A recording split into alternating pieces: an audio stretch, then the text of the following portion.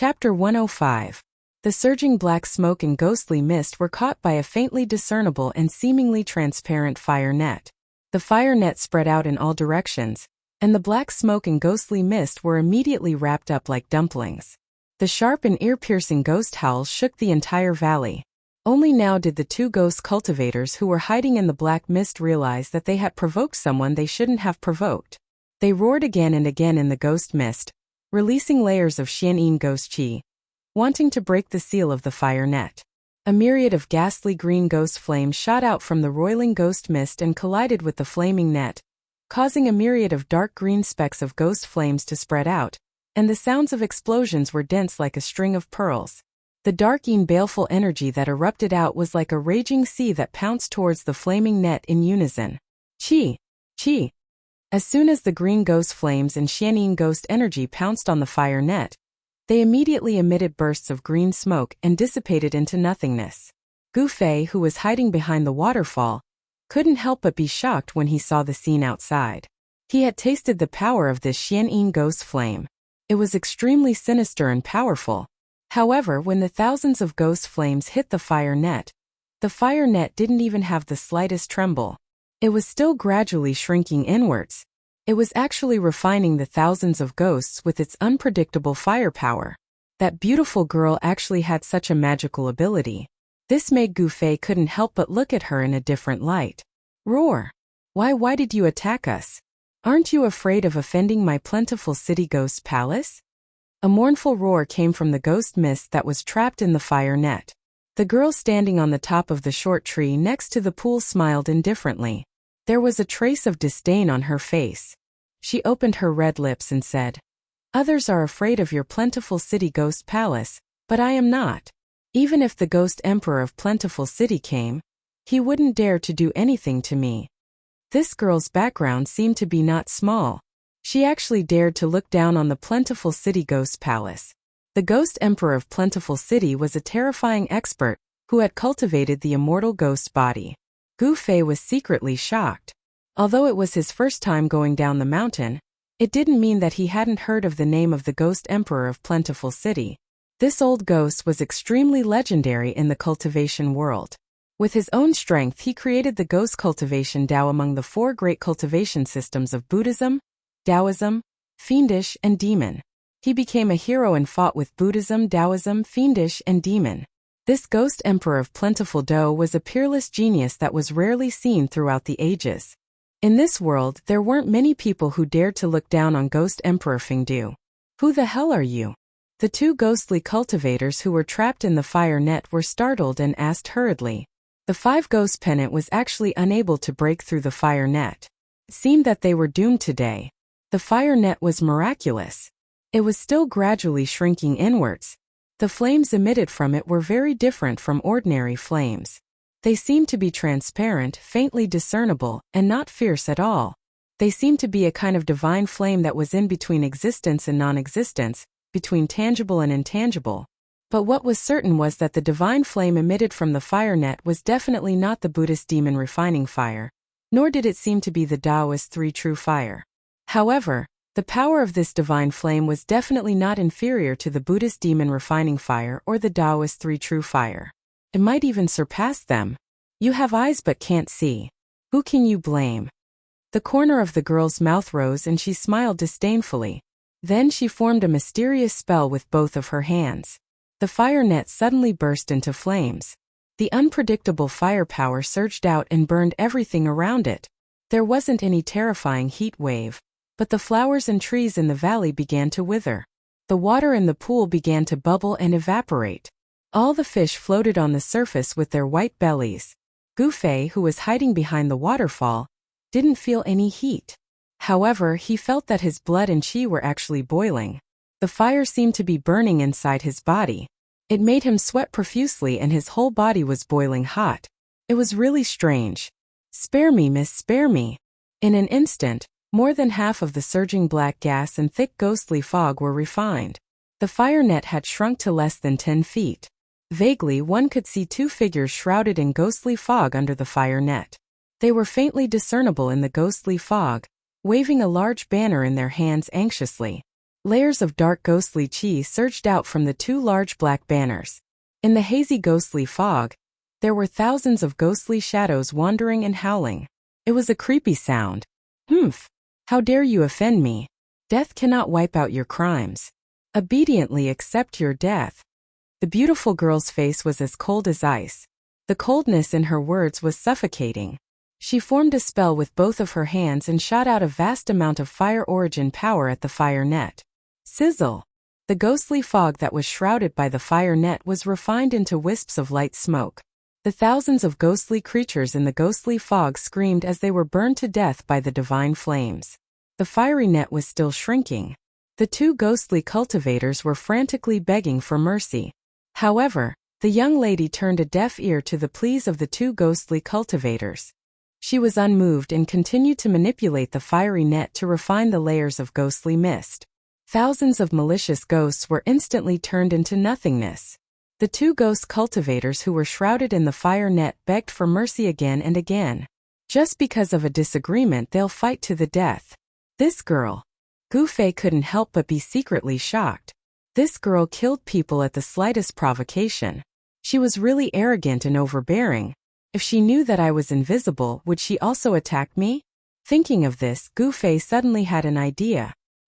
He quickly restrained his breath and stood quietly in the shallow cave behind the waterfall. He didn't even dare to breathe loudly.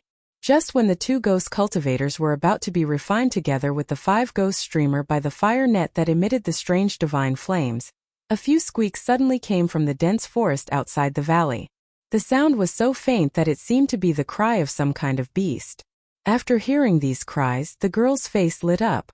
Count yourself lucky. The girl pointed at the fire net impatiently. Whoosh!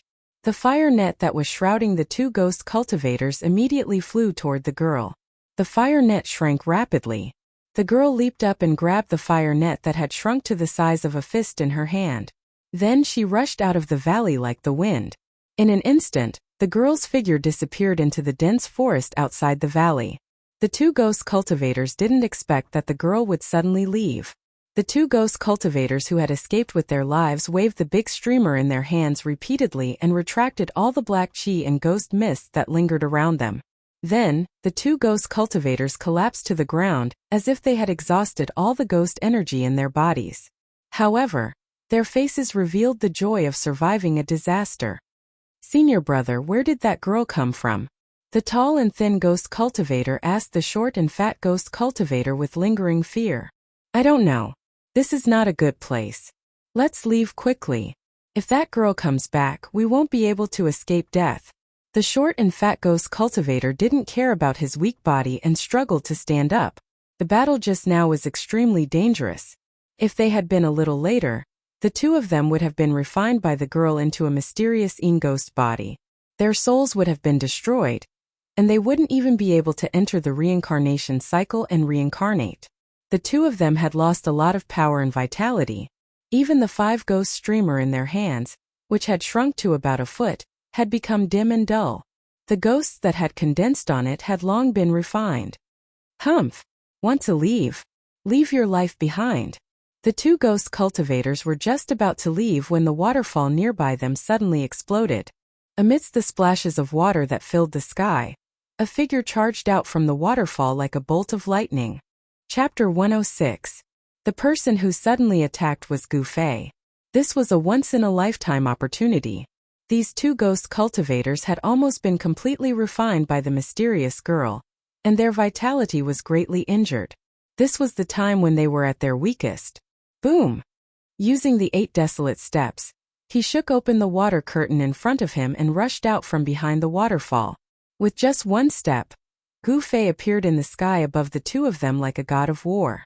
Without any hesitation, Gu Fei directly struck the two of them with his most powerful attack. The golden light swept down like a surging golden wave, and the terrifying Yuan Qi caused heaven and earth to tremble. No! The two ghost cultivators were scared out of their wits by this sudden turn of events. They only had time to let out an extremely mournful howl before their ghostly bodies were blasted apart by the terrifying power that surged down and turned into 2 puffs of black smoke. The mysterious ghost chi was extremely and extremely cold. The two balls of black gas that exploded instantly turned the surroundings into a world of ice and snow. Even the deep pool was suddenly condensed with a thick layer of ice. Within the two balls of black gas, there were two green lights that looked like ghost fire. They rolled and surged up into the sky trying to escape. A centipede died but did not fall down. Even though Gu Fei had shattered their ghostly bodies and could not condense them, the soul fires of the divine ghost flames that the two ghostly cultivators had condensed from their 3 souls and 7 spirits did not dissipate just like that. The 2 spots of green light that looked like ghost flames were the spirits that the ghost cultivator had condensed from his 3 souls and 7 spirits. Only by dispersing the spirits could he kill the ghost cultivator and make him vanish into thin air. Want to leave? Unless the sun comes out from the west. Gu Fei sneered. His body emitted a piercingly cold golden light, leaving a series of afterimages in the air. He directly pounced into the mysterious ghost chi and covered the 2 balls of ghost fire with his hands. In the next moment, the 2 balls of ghost fire and the ghost cultivator's god were grasped in Gu Fei's hands. When Gu Fei held the 2 soul fires and the ghostly flames of the god, he suddenly felt a terrifying chill pass through his hands. His hands, which were filled with the power of the fire element, actually felt a little numb. Such powerful Xian ghost chi. Gu Fei was secretly shocked. Both of his hands felt like he was grabbing a mass of 10,000-year-old ice and snow essence. If Gu Fei had covered both of his hands with spiritual energy of fire beforehand, his hands would have been frozen by now. Gu Fei floated down from the sky and landed on the rocky ground beside the deep pool. Pung! Without any hesitation, Gu Fei exerted strength in his right hand and clenched it. He immediately crushed the soul fire in his hand. The spirit flame directly destroyed the ghost cultivator's soul, and he would never be able to reincarnate. It wasn't that Gu Fei was vicious and merciless. It was just that the world of cultivation was this cruel. As long as one was an enemy, one had to kill them all. Because if you didn't kill them, they would kill you instead. This was a very shallow logic. When dealing with enemies, there was absolutely no room for mercy. Benevolence was not something that was suitable for cultivators. Survival of the fittest was the law of survival in the cultivation world. No! Don't kill me! When Gu Fei was about to crush the spirit flame in his left hand, the spirit flame in his hand let out a heart-wrenching roar. This was not a word. The ghost cultivator, who had already turned into a soul fire, the spirit flame could not speak. This was a kind of soul fluctuation. It was not a language, but it appeared in Gu Fei's mind more clearly than a language. The soul fluctuation acted directly on the soul. This was the most direct communication between souls. Oh? Don't kill you? Give me a reason. At this time, Gu Fei's body was still surrounded by thick Xian ghost chi. Waves of cold air constantly surged towards him, but not a trace of cold air could penetrate his protective upstanding chi and attack his body. The dazzling aura kept the ink-black profound ghost chi at bay. The soul fire flickered rapidly. The ghost cultivator was anxious. If there was nothing that could move Gu Fei, then he would follow in the footsteps of the previous ghost cultivator and end up with his soul dissipating. Go on your way. Gu Fei hesitated for a moment. His 5 fingers on his left hand immediately emitted thin, thread-like flames that entwined around the soul ghost fire. His 5 fingers slowly closed. Don't. I know a secret. I want to use this secret to exchange for a way out. The spirit flame transmitted such a message. Secret? What's the secret? Gu Fei asked curiously as he stopped his fingers from closing. A big secret. The soul fire emitted a rapid soul fluctuation. It could be seen that in this life and death situation, this ghost cultivator was ready to risk everything. The fluctuations of the soul could not be deceived. Those with great magical powers could even directly search a person's soul and read their spiritual imprint. Thus, they could know everything that the person had experienced. Cut the crap. Gu Fei was a little impatient. Yes. The people of the 3 great Dao sects will join forces and enter the southern wasteland once every 260 years. This time, our plentiful city ghost palace received news that there is a strange place in the southern wasteland that opens every 260 years. The people of the 3 great Dao sects enter the southern wasteland to go to that strange place. Hearing this, Gu Fei's face suddenly became a little ugly. He pondered for a moment and then asked, "Could it be that you are here for the people of the three great Tao sects? It's not just our plentiful city ghost palace. The people of the Buddhist, demon and demon forces have also sent their outstanding successors to the southern wasteland to make things difficult for the three great Tao sects. This ghost cultivator wanted to exchange for a chance of survival, so he told everything he knew without holding anything back. The Buddhist, demon and ghost forces have all come. It seems that this trip to the ruined sky realm will not be simple." Gu Fei couldn't help but frown. Even in the three great Taoist sects, the ruined sky realm was highly confidential. Ordinary disciples had no idea what kind of place the ruined sky realm was, and outsiders had no idea where it was. How did the four great forces know that the ruined sky realm was in the southern wasteland? It seemed that there was a problem with the three great Tao sects. Could it be? Gu Fei couldn't help but think of Zhao Xuanji, who had forced him into a desperate situation twice and almost lost his life to the Li Fire flying sword. From the words of the senior sword immortal who broke the five ghosts formation and rescued Lu Yunhe from the Guangqing immortal sect, it seemed that Zhao Xuanji was a traitor of the Guangqing immortal sect. Could it be that Zhao Xuanji was behind all of this? Thinking of everything that had happened after he left the mountain, Gu Fei vaguely guessed something. The southern wasteland, this savage land, was destined to not be peaceful. "Brother, can you let me go now?" A soul fluctuation entered Gu Fei's mind, causing him to wake up from his thoughts. Gu Fei looked at the green ghost flame in his hand and smiled. "Let you go? Isn't that releasing a tiger back into the mountains? I won't do such a stupid thing." Chapter 107. Under the moonlight in the deep valley beside the waterfall pool, a cloud of black qi and ghost mist suddenly emitted a piercingly cold golden light. The black qi immediately dissipated like snow under the sun. Gu Fei dispersed the black qi and ghost mist around him and was about to leave when he suddenly saw two things on the ground from the corner of his eye. So he walked forward. On the ground, there were two black bags that were the size of a palm and seemed to be woven from some kind of hair. "What's that? Could it be?" Gu Fei hurriedly picked up the two bags and opened them. "Sure enough, it's mine." Gu Fei threw the two black bags that faintly emitted a wave of yin qi into the magic treasure pouch. Then, he looked around and found that two black banners that were about a foot long had fallen into the weeds beside the pool. Presumably, they were the ghost banners refined by the two ghost cultivators. Gu Fei had also suffered under the ghost banners that could control thousands of ghosts and release the mysterious Yin ghost fire. He knew that these two small banners were really powerful magic treasures in the ghost Tao. Although I don't need these ghosts, I can't let others benefit from them. Gu Fei thought as he picked up the two ghost banners from the weeds and threw them into the magic treasure pouch. At this time, a vast energy fluctuation suddenly came from outside the valley. Gu Fei hurriedly rushed out of the valley and climbed to the top of a mountain beside the valley. In the southeast corner, a vast and mighty fire net that was faintly discernible in transparent divine flame spread out rapidly. Soon it covered half of the sky.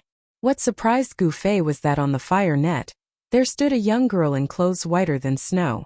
Under the light of the faint fire, the young girl seemed to be dyed with a layer of faint golden luster. She was like a fairy that had descended from the ninth heaven. As her clothes fluttered, it seemed that she would fly away with the wind at any time. She stepped on the fire net and covered all directions. As she descended, the trees around her were all turned into flying ashes. What he saw in front of him caused Gu Fei to be extremely shocked. Vaguely, he heard a few indistinct cries coming from the dense forest that was covered by the fire net. She's capturing that three-eyed divine mink? Gu Fei was apprehensive. For the sake of capturing a small beast, she actually destroyed an entire mountain forest. This woman's methods were truly formidable. She didn't have any misgivings. The forest that was enveloped by the fire net was being destroyed. Countless beasts were fleeing, but regardless of whether they were extremely powerful beasts or weak and docile animals, all of them could not escape death. Suddenly, the young girl seemed to sense something and turned her head to look in Gu Fei's direction. Gu Fei was startled and hurriedly turned to leave. The young girl only saw a blurry figure flash by. She was operating the fire net with all her strength to capture that mystical little critter. Even if there were people spying on her from the side, she wouldn't pay any attention to them. No one dared to interfere with her matters. This was the absolute confidence born from her formidable strength. Gu Fei had seen the domineering behavior of the young girl. She wanted to take someone's life without saying a word. This kind of person was absolutely not someone he wanted to provoke. Moreover, in order to kill those two ghost cultivators, he had used all his strength. His injuries that had just stabilized seemed to be showing signs of flaring up again. After identifying the direction and listening to the sound of the flowing water, Gu Fei followed the river and passed through the dense forest for dozens of miles. Then, he stopped at the bottom of a cliff by the river. On the cliff, there were many caves that looked like honeycombs eroded by the wind and rain. Gu Fei used a huge rock to seal himself in one of the caves. Then he took out the sparkling and translucent beast crystal from his magical treasure pouch and held it in his hands.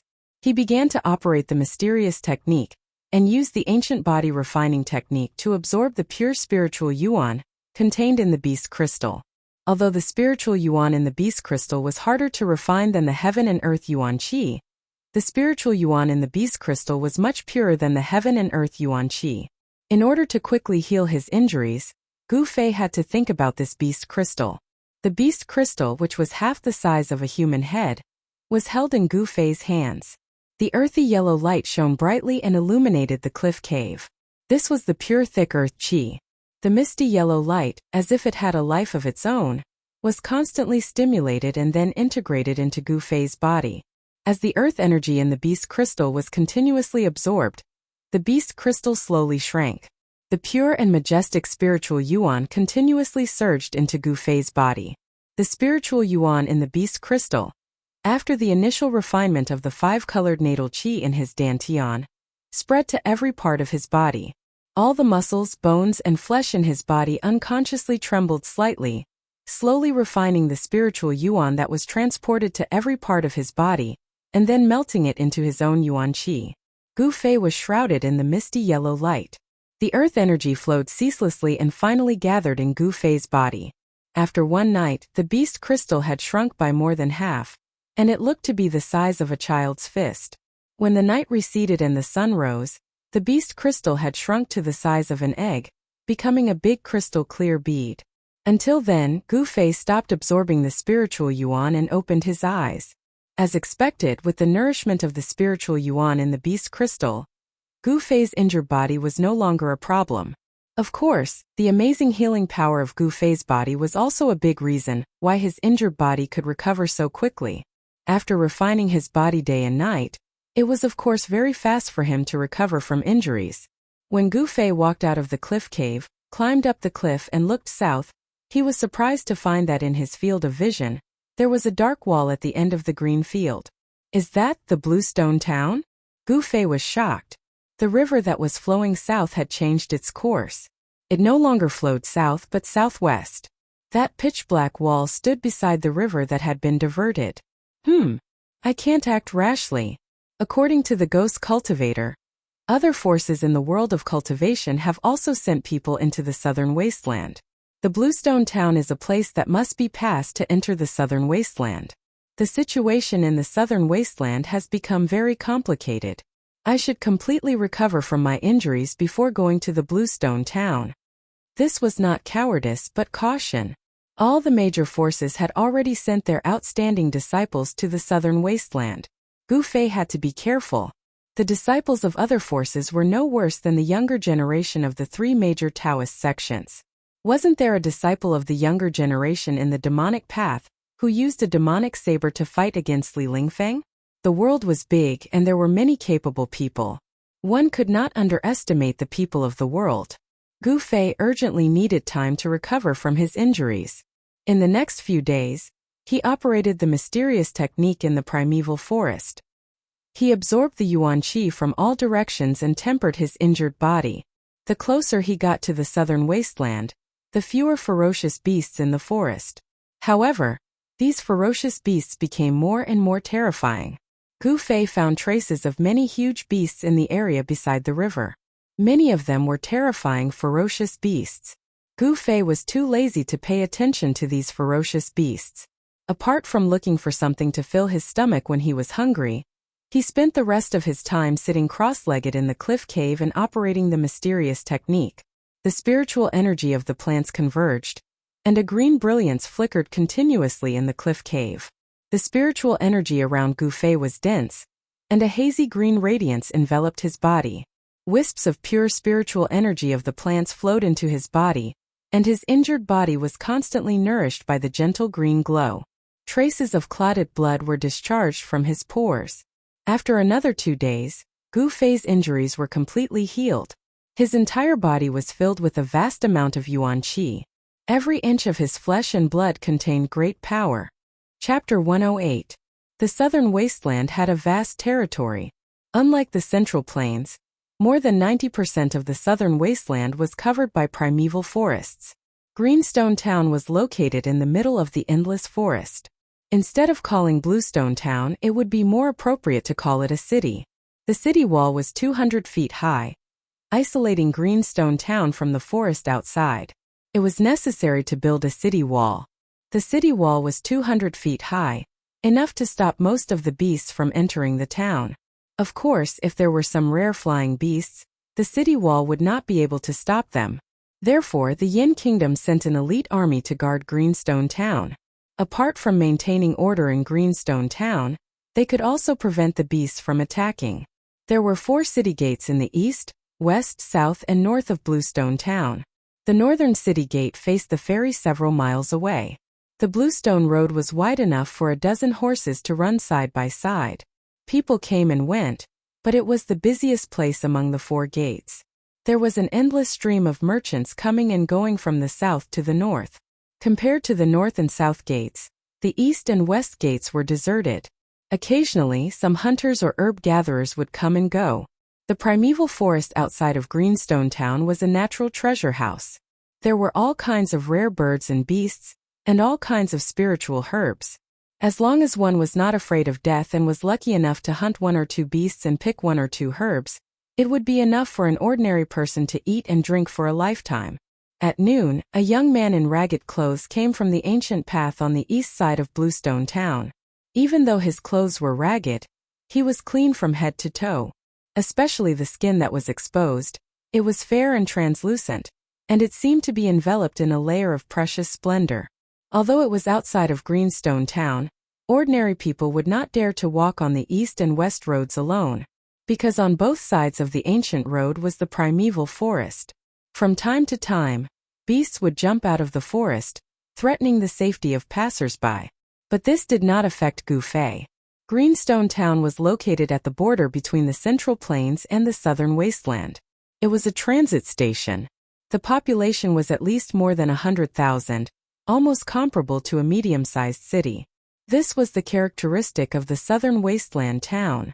Because the area was too vast, the primeval forest was dense, and the beasts were rampant. Therefore, there were usually many people living together.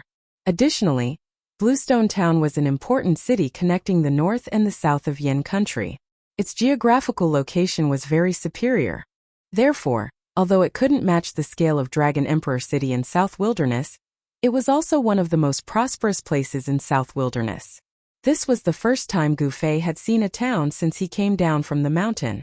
Looking at the people coming and going on the streets, he felt that everything was so novel. A weapon made from millennium cold iron. Even if you don't want to sell it, come and take a look. Golden scaled python skin, unicorn horn, bargain sale. Buying beast crystals. Delicious 100-year-old tortoise soup, so nutritious. People were coming and going on the streets. Both sides of the street were lined with shops, and the empty spaces were filled with stalls. The sound of people shouting could be heard continuously. Gu Fei curiously walked through the streets, looking at the various forms of life. He felt that everything was new to him. He had never seen anything like this before. Rising Sun Restaurant? Unconsciously, Gu Fei came to the door of a restaurant. Raising his head and looking at the 4 shining words above the door, Gu Fei naturally strode inside. He knew what a restaurant was. It was a place where people dined in the secular world. He was a bit hungry now. Stop! When Gu Fei was about to step into the restaurant, he heard a shout from inside. After that, he saw a young servant in cyan walking out quickly. You beggar, where are we? Get out of here! The young servant in cyan stopped Gu Fei. Not only did he not let him in, he even pointed at Gu Fei's nose and scolded him with a disgusted look. What did you say? Gu Fei's eyes widened in anger. 2 rays of sharp light shot out from his eyes. He was actually treated as a beggar. How could this be? You, what are you trying to do? The young servant in cyan was immediately intimidated by Gu Fei's imposing manner. He couldn't help but take 2 steps back with a panicked look on his face. Who are you calling a beggar? Gu Fei took a step forward and stretched out his right hand. He grabbed the clothes in front of the young servant's chest and lifted him up. The commotion at the door immediately attracted the attention of the people in the restaurant. A middle-aged man who looked like a shopkeeper quickly walked out from behind the counter. This is a restaurant under the name of the Rising Sun Trading Company. Who are you? How dare you make trouble here? The middle-aged man who looked like a shopkeeper said in a stern voice. At this moment, a few men dressed in yellow tights rushed out of the restaurant and surrounded Gu Fei. Humph! The tattered clothes on Gu Fei's body fluttered even though there was no wind. His long hair danced in the wind, and an enormous imposing manner spread out from his body. At the same time, in a private room on the 2nd floor of the restaurant, a black-clothed young man who was raising his wine cup suddenly stopped in midair. His expression became very ugly, causing a purple-clothed young man who was sitting opposite him to feel very astonished. Brother Beitang, what's wrong? The young man in embroidered clothes hurriedly asked. Humph! I didn't expect that I would actually meet an enemy of mine here. The black-clothed young man heavily placed the wine cup on the table in front of him and said fiercely. A murderous glint flickered in his eyes. The purple-clothed young man couldn't help but frown when he felt the obscure murderous aura emitted from the black-clothed young man. Outside the restaurant, at this moment, a powerful ripple of energy surged out from inside the restaurant. A figure silently appeared at the entrance of the sand restaurant. Young lord. Step back. Yes. The middle-aged man who looked like a shopkeeper did not hesitate or say anything else. He hurriedly retreated with the few yellow-clothed guards. His attitude was extremely respectful. Gu Fei felt pressured.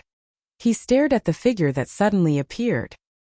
His instincts told him that this person was an expert that could not be underestimated. It was a young man in his 20s. He was tall and slender. He was dressed in white and had an elegant demeanor. However, his appearance was not very outstanding and could even be said to be slightly ordinary. However, this person's eyes were extremely sharp. As they flickered with light, his gaze was like a blade or a sharp sword. His ordinary appearance, when paired with a pair of eyes like that, he seemed to stand out from the masses. Without a doubt, this person's cultivation was extremely powerful. Gu Fei was rather shocked. He did not think that he would meet such an expert in a restaurant. This person was only a few years older than him, but his cultivation made Gu Fei feel that it was unfathomable. He put down the green-clothed manservant who was still in the air, and the manservant immediately scrambled to escape. The servant already knew that he probably offended someone that he should not have offended today. I have failed in disciplining my servants and have offended you. I hope that you will not lower yourself to the same level as those servants. I have prepared some water and wine as an apology. I wonder if you will do me the honor? The young man had a faint smile on his face as he spoke in a manner that was neither servile nor overbearing. That's great. Gu Fei smiled and strode into the Rising Sun restaurant. Chapter 109. The small commotion only attracted the attention of a small portion of the people in the Rising Sun restaurant. The young master of the Rising Sun led Gu Fei straight to the 2nd floor. Gu Fei found that even on the 1st floor, there seemed to be many Xiuzha exchanging toasts and talking loudly. There were many Xiuzha in this important town of the south that traveled north and south. When Gu Fei ascended to the 2nd floor, he immediately felt a few extremely obscure divine senses sweeping towards him. This was definitely something that only an expert could do. Gu Fei was slightly surprised that there were so many hidden experts in this small restaurant. The few divine senses flashed past and disappeared. It was difficult to identify the source of the divine senses. Gu Fei couldn't help but frown. The feeling of being spied on was very bad. As for the young master of the Rising Sun, it seemed as if he didn't notice anything wrong. He led Gu Fei to a private room. This was a private room by the window. It could clearly see the endless stream of pedestrians on the street. I am Chu Tian of the Rising Sun Trading Company. I apologize to you again. My subordinate was reckless. Brother, please don't be offended. After the two of them sat down, the young master of the Rising Sun cupped his hands and apologized to Gu Fei again. Don't mention it. I am Gu Fei. I am just an ascetic cultivator. Gu Fei said indifferently and revealed his identity. An ascetic cultivator? When Chu Tian heard this, he couldn't help but feel secretly happy. This kind of practitioner who didn't belong to any sect was the easiest to rope in. He could already see that Gu Fei was extraordinary. The young master of the Rising Sun, Chu Tian, immediately wanted to rope in Gu Fei. Haha, it is really a great thing to be able to befriend Brother Gu. I wonder where Brother Gu is cultivating now? And where are you heading to? Chu Tian asked. Gu Fei took a sip of the fragrant tea, then said, People like us, the 4 seas are our home, we go wherever we go. Now, I want to go to the southern wasteland to see for myself. Now Gu Fei was more cautious. The current situation in the southern wilderness was complicated, and there were many people who were against the 3 great Taoist sects. If people knew that he was a disciple of the Taishan sect, he was afraid that it would cause unnecessary trouble. There were still over 20 days before the opening of the ruins' heavenly realm. Gu Fei didn't want to cause any trouble on the way to Dragon Emperor City in South Wilderness. To the southern desolate land? Chu Tian said happily. Our Rising Sun Trading Company is also going to the southern desolate land. Aren't we going the same way? Brother Chu is also going to the southern wasteland? I see that the people of the Haotian merchant group are also heading to the southern wilderness. Why are there so many people rushing to the southern wilderness? Gu Fei asked. Haotian caravan? Brother Gu also knows about the Clear Sky merchant group? Chu Tian's expression became a little strange. What's so strange about that? Gu Fei said calmly. Even a cultivator like Brother Gu, who is dedicated to cultivation, also knows about the Haotian merchant group. Our Rising Sun Trading Company is far inferior to them. Chu Tian sighed, but he looked a little gloomy. At this moment, the door of the private room was pushed open. Gorgeous maids in palace attire walked in, carrying stacks of delicacies in their hands. This kind of enjoyment and treatment could only be experienced by the customers in the private room. Brother Gu is not a businessman, so of course you don't know the reason. This season of the year is the most abundant season in the southern wasteland. Not only our Yan Kingdom, but also the other 3 empires, many merchants come to the southern wasteland to purchase goods. The Haotian Merchant Group is a competitor of our Rising Sun Trading Company. I see. No wonder Chu Tian's expression became a little ugly when he heard about the Haotian Merchant Group. It turns out that the 2 sects are enemies. After the maids placed the dishes on the table, they left. The last maid closed the door of the private room. Only Gu Fei and Chu Tian were left in the private room. Brother Gu, please. Although Bluestone Town is not as prosperous as the Central Plains, there are many rare birds and beasts. The delicious dishes cooked with them are hard to find elsewhere. As he spoke, Chu Tian stood up and filled the wine cup in front of Gu Fei. The wine in the cup was dark green and fragrant. Its color was like amber and it was thick. It was a rare wine. Gu Fei did not comment. He only smiled and drank the wine in one gulp. This young master of the Rising Sun, Chu Tian, wants to win me over. But he has made a mistake. If I was really a cultivator without a sect, I might be moved by his sincerity. I have to admit that Chu Tian is indeed bold, broad-minded, and has some tricks up his sleeve. Compared to Ling Luoyan, Chu Tian was more like a businessman. However, after drinking the wine, Gu Fei's expression changed immediately. Roar! Bastard, you deserve to die. He stood up abruptly and attacked Chu Tian with his palm. A dazzling light surged forward, and the big table in front of him was instantly shattered into sawdust. Brother Gu. Such a sudden and unexpected event caused Chu Tian to be greatly shocked as well, and he hurriedly retreated while his hands moved about, causing a myriad of sawdust to form a barrier before him. Bang! The ferocious force pushed Chu Tian into the wall behind him. The entire restaurant seemed to shake, and the wall behind Chu Tian suddenly cracked like a spider's web. At this moment, Gu Fei's face turned black, and his body trembled as if he had been poisoned. It was obvious that the wine that Gu Fei drank was poisoned. Gu Fei was inexplicably shocked and angry. After pushing Chu Tian back with his palm, he staggered a few steps, and his body was on the verge of collapse. He never would have thought that Chu Tian would be so sinister. Rousing the yuan qi in his body, Gu Fei forced all the wine out of his body through his pores. However, what seeped out of his body was not wine, but traces of pitch-black and smelly liquid. The pitch-black liquid dripped from his body. Sizzle! White smoke rose from the ground, showing how strong and overbearing the poison was. Even the floor was corroded. Gu Fei took a deep breath, and the muscles, bones, and internal organs in his body immediately let out a muffled explosion. His muscles, bones, and organs all released all the yuan qi in his body without reservation, suppressing the spread of the poison. Seeing Gu Fei in such a state, Chu Tian was also dumbfounded. Pung! At this moment, the door to the private room was suddenly smashed, and two people walked in from outside. It's you. When Gu Fei saw the young man in black, his eyes immediately turned red, and the muscles on his face could not help but twitch. The two people who came in were two young men, one dressed in black, the other in white. Both were handsome and elegant, and their eyes were like cold stars. They looked at Gu Fei and Chu Tian with a faint smile. The young man in black was the mysterious young expert who thought that Gu Fei was from the Haotian trading group and tried to kill Gu Fei in the dense forest by the river. Chapter 110. Gu Fei's eyes, which had turned blood red due to his anger, swept a glance at the three people in the private room. Then, without thinking, he smashed through the window and leaped out with a pung. His blood-red eyes revealed an incomparably fierce light.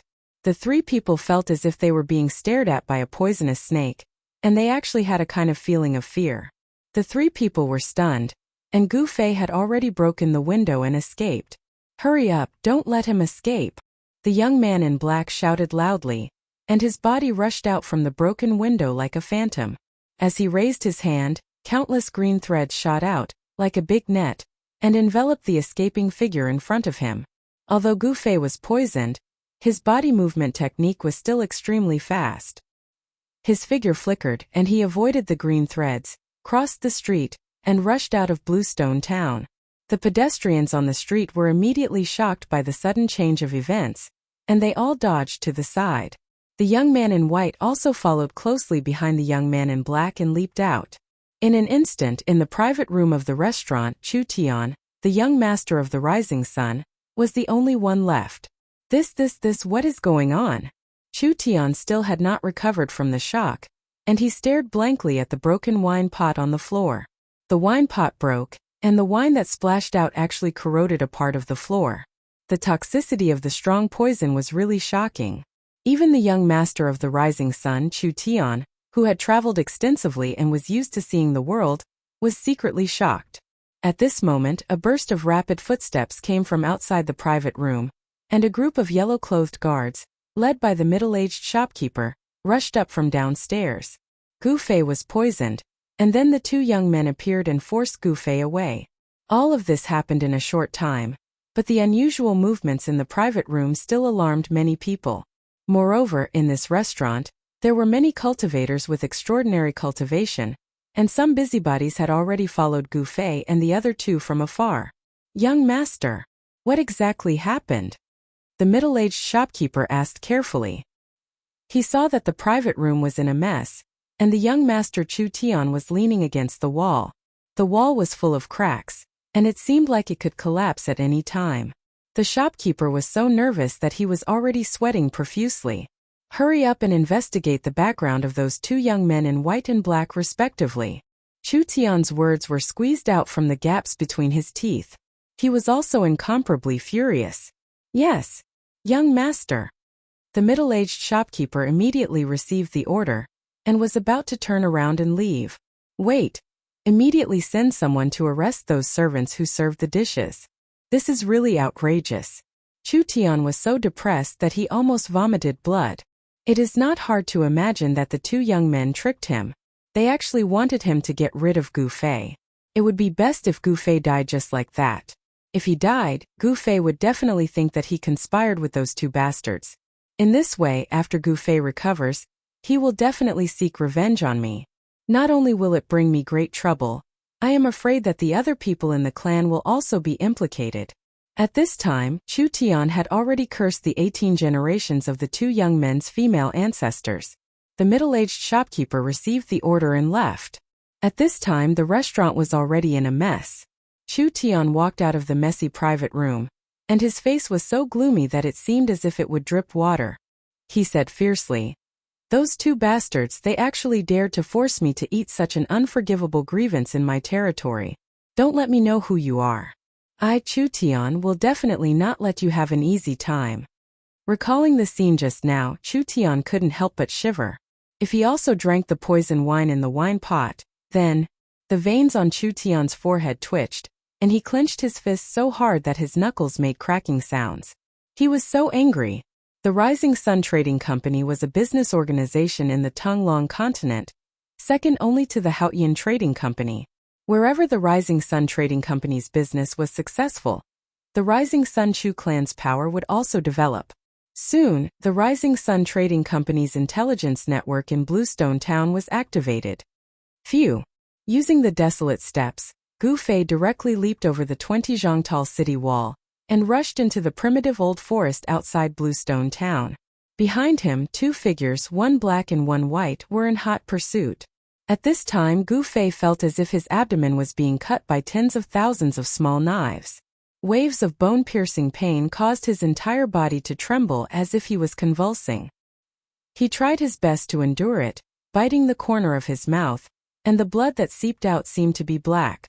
Although the wine in his abdomen had been forced out of his body in the first instant, a large portion of the poison still remained in his body. This kind of poison didn't seem simple, and it was very difficult to completely expel it. The poison still spread from his abdomen to his entire body. The black aura on Gu Fei's face became thicker and thicker, and his mind seemed to be a little unclear. The situation was very bad. If he didn't immediately find a place to circulate his qi to expel the poison, his life would be in danger. Actually, it was fortunate that Gu Fei practiced martial arts, and his body was tempered to an incomparably tough state. His muscles, bones, blood, and flesh all contained a vast amount of essence, which could temporarily suppress the spread of the poison. If it was an ordinary practitioner, the poison would have already spread throughout his entire body, and he would have died. Gu Fei, obediently accept your death, and we might leave your corpse intact. The black-clothed young man's cold voice came from behind. He had already known Gu Fei's identity from the white-clothed young man. Gu Fei must die. Otherwise it would be very troublesome for them, and it might even bring about a calamity that would destroy their clans. Swoosh! A white figure flashed in front of him, and one of them had already rushed ahead and intercepted Gu Fei. Gu Fei was suffering from a strange poison, and he needed to suppress the poison in his body with his mysterious qi, so his movements weren't as swift as before. In the end, those two people still caught up to him. Now he could only fight with his life on the line. Only by facing death would he have a chance of survival. Pung! Gu Fei wielded his palm like a saber, and a bright aura shot out from the edge of his palm. The saber light exploded, and directly chopped towards the person in front of him. Under the saber qi, the trees in front of him were constantly shattered. Humph! A trace of disdain flashed in the eyes of the person in front of him. He also wielded his palm like a saber, and similarly chopped out a saber light. Swoosh! With a sound it tore through the void, and instantly collided with Gu Fei's saber light. Boom! As if two thunderbolts violently collided, a burst of dazzling light burst out, and a terrifying saber qi swept out. The surrounding trees suddenly collapsed, turning into sawdust that flew out in all directions. Gu Fei's hair danced wildly, and his eyes were like cold lightning. With his injured body, his strength was greatly reduced, and he couldn't compete with the person in front of him. He was directly forced by that person's saber to cough up blood and retreat. Behind him, there was a large net made up of green energy threads that were as sharp as blades. It had already sealed off all his escape routes and was closing in on him from behind. Wherever the energy net passed, the grass and trees were all cut into thousands of pieces. Gu Fei soared into the sky and took a step in the air. Both of his hands brandished a dazzling saber light, and cut open the energy net that was coming towards him. and rushed out of the heavy encirclement. Chapter 111. The scorching noon sun hung high in the sky, scorching the earth. However, the endless primitive forest outside of Bluestone Town did not feel hot at all. Towering trees with lush branches and hundreds of young-old vines climbed and twined, casting a large shade in the forest. Boom! Boom! Boom! In a forest dozens of li away from Bluestone Town, trees were constantly falling, and branches and leaves were flying everywhere. The birds nearby were frightened and flew away in a panic. The beasts in the forest were scrambling to escape. There was a chase going on here. Two figures, one in black and one in white, were emitting waves of terrifying energy. They were unleashing powerful attacks towards a fleeing figure in the forest ahead of them. The pursuers were handsome, but their faces were murderous. They were two young experts. The one being chased was a greenish-purple youth in ragged clothes who looked like a beggar. The black-clothed youth stretched out his right hand, and countless green threads rushed out of his palm and rushed forward. The green threads were like rain, like sharp blades that cut through the void. Nothing could stop them, and they cut everything in front of them. Regardless of whether it was a large tree or a path of flowers and grass, they were all cut into thousands of pieces by the green threads. The youth's footwork was marvelous, and he barely dodged the green threads the moment they attacked him. However, some of the green threads still swept across his back. A few bloody marks appeared on the youth's back. His skin was split open, and his body of bronze and iron was also injured at this time. It showed that the black-clothed youth's magical power was extraordinary. What a pity! The black-clothed youth could not help but curse a few times when he saw that his attack had failed again. The white-clothed youth placed his hand on the hilt of the saber at his waist, ready to launch a fatal attack at the fleeing person at any time. The saber at the white-clothed youth's waist was not an ordinary item. The scabbard was engraved with mysterious talismans, and there was a faint brilliance flowing on the talismans. Even so, an extremely obscure murderous saber chi still passed through the scabbard that was sealed by the talismans. This saber was not an ordinary divine weapon, but more like a saber that had been refined by a cultivator. Moreover, it was obvious that not an ordinary cultivator could refine such a murderous saber. The talisman on the scabbard seemed to be suppressing the spirit of the divine saber. Without a doubt, if this godly blade were to be unsheathed, it would shake the heavens and the earth. Perhaps even the heavens and the earth would lose their color because of this godly blade. This was definitely a great killing weapon. The white-clothed youth's hand was covered in sweat as he held the saber. His eyes were fixed on the figure moving through the dense forest in front of him. He didn't draw his saber because he couldn't find an opportunity to kill in one strike. He had his own difficulties. Even with his ability, he could only use this divine blade 3 times a day. In other words, he could only use it 3 times. After 3 strikes, if the enemy did not die, then he would be the one to die. Because at this moment, his cultivation had been completely exhausted by those 3 slashes. At this moment, his life and death were in the hands of the enemy. You two despicable and shameless bastards, as long as I don't die today, you can just wait to die. Gu Fei was enraged as he desperately ran through the dense forest. The strange poison in his body was acting up, and for a moment, he felt as if thousands of ants were biting his muscles, bones, and flesh. That feeling made him go crazy. But the next moment, he felt as if thousands of small knives were stabbing his body. The pain was so painful that his vision turned black and he almost fainted.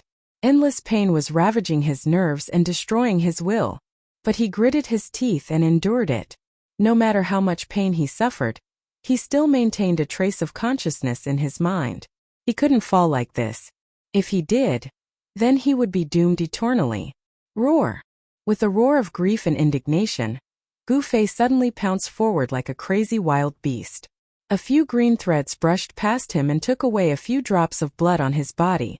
The power of the mysterious black-robed man's divine ability was not small. With a wave of his hand, he could shoot out green energy threads that were as sharp as blades. After Gu Fei was poisoned, he could no longer use the essence of the divine weapon that had been smelted into his body. His body that had been tempered hundreds and thousands of times was swept by the green threads. It was as if he was cut by a divine weapon. Faint traces of blood appeared on his skin. Although the flesh and bones weren't really injured, it did indeed injure Gu Fei. However, the biggest threat didn't come from the black-robed young man, but from within Gu Fei's body, as well as from the white-robed young man who hadn't drawn his saber. An extremely dangerous aura enveloped Gu Fei. The source of this aura was the white-robed young man. This was a pressure that made even Gu Fei's heart palpitate. It was as if there was a divine saber floating above his head, ready to chop down at any time. The person was like the saber, and the saber was like the person. This person's entire body emitted a tyrannical saber chi. He was actually a rare saber refiner in this world. The white-robed young man's aura was connected to the divine saber at his waist. Before the saber was unsheathed, it had already caused Gu Fei to be alarmed. Swoosh swoosh.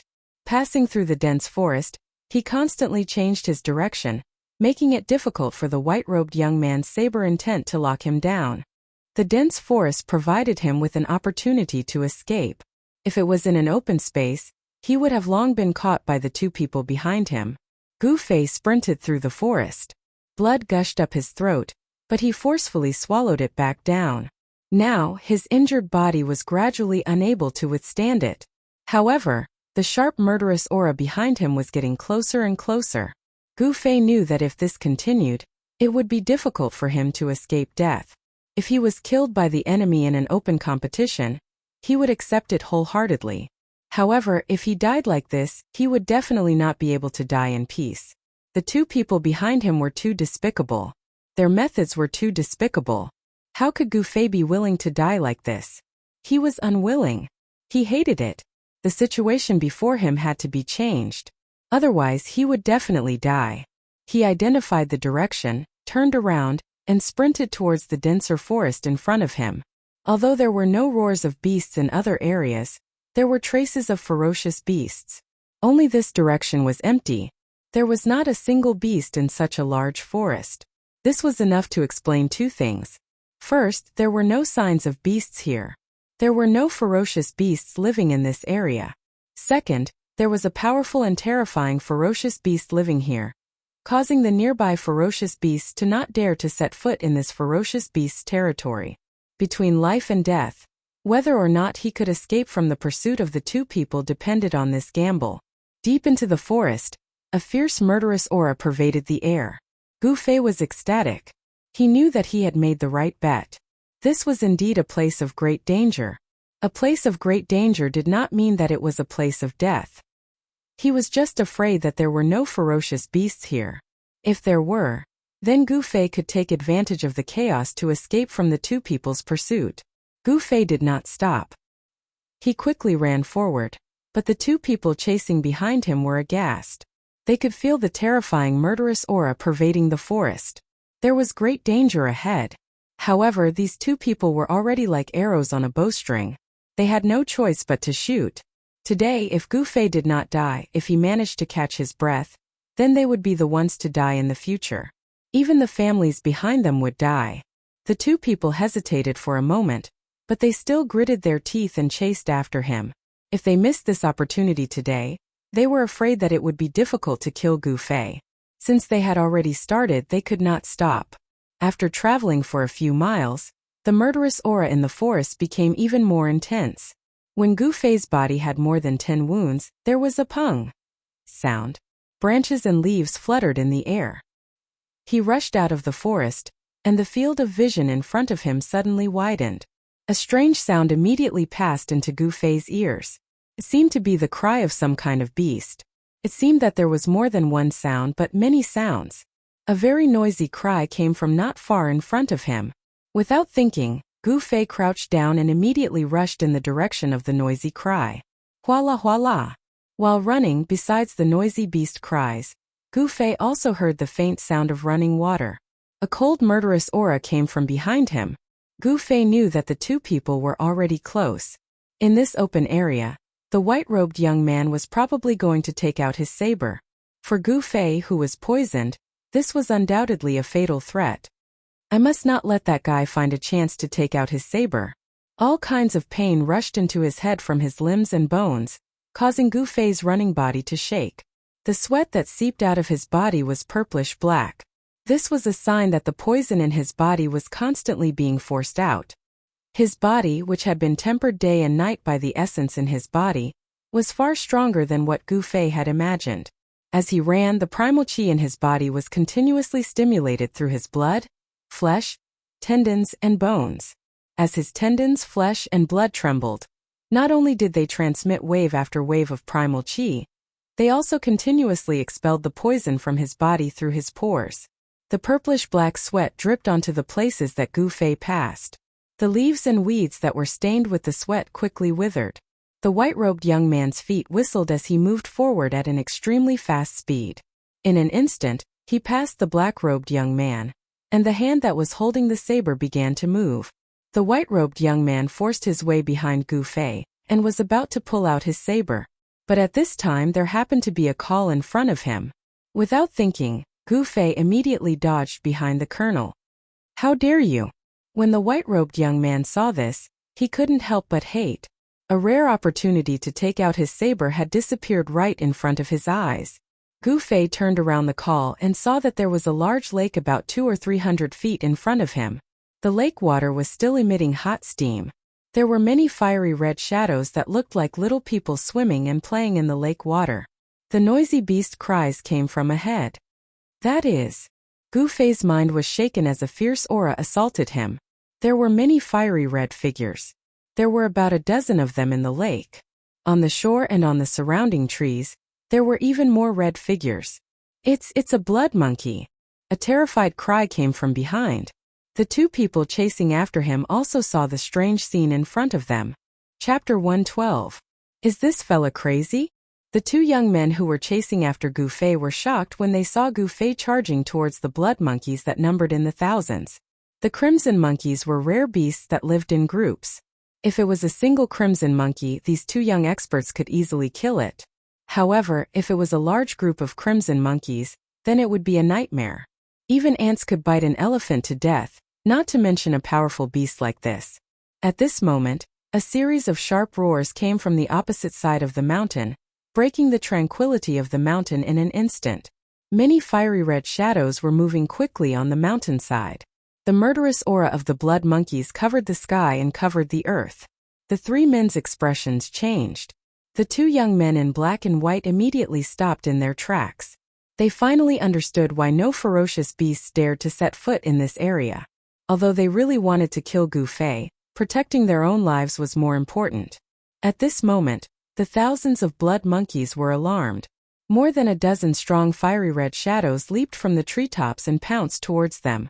The blood monkeys were like flashes of fire in the forest. The blood monkeys were moving at high speed. They were not tall and looked like 7 or 8 years old children.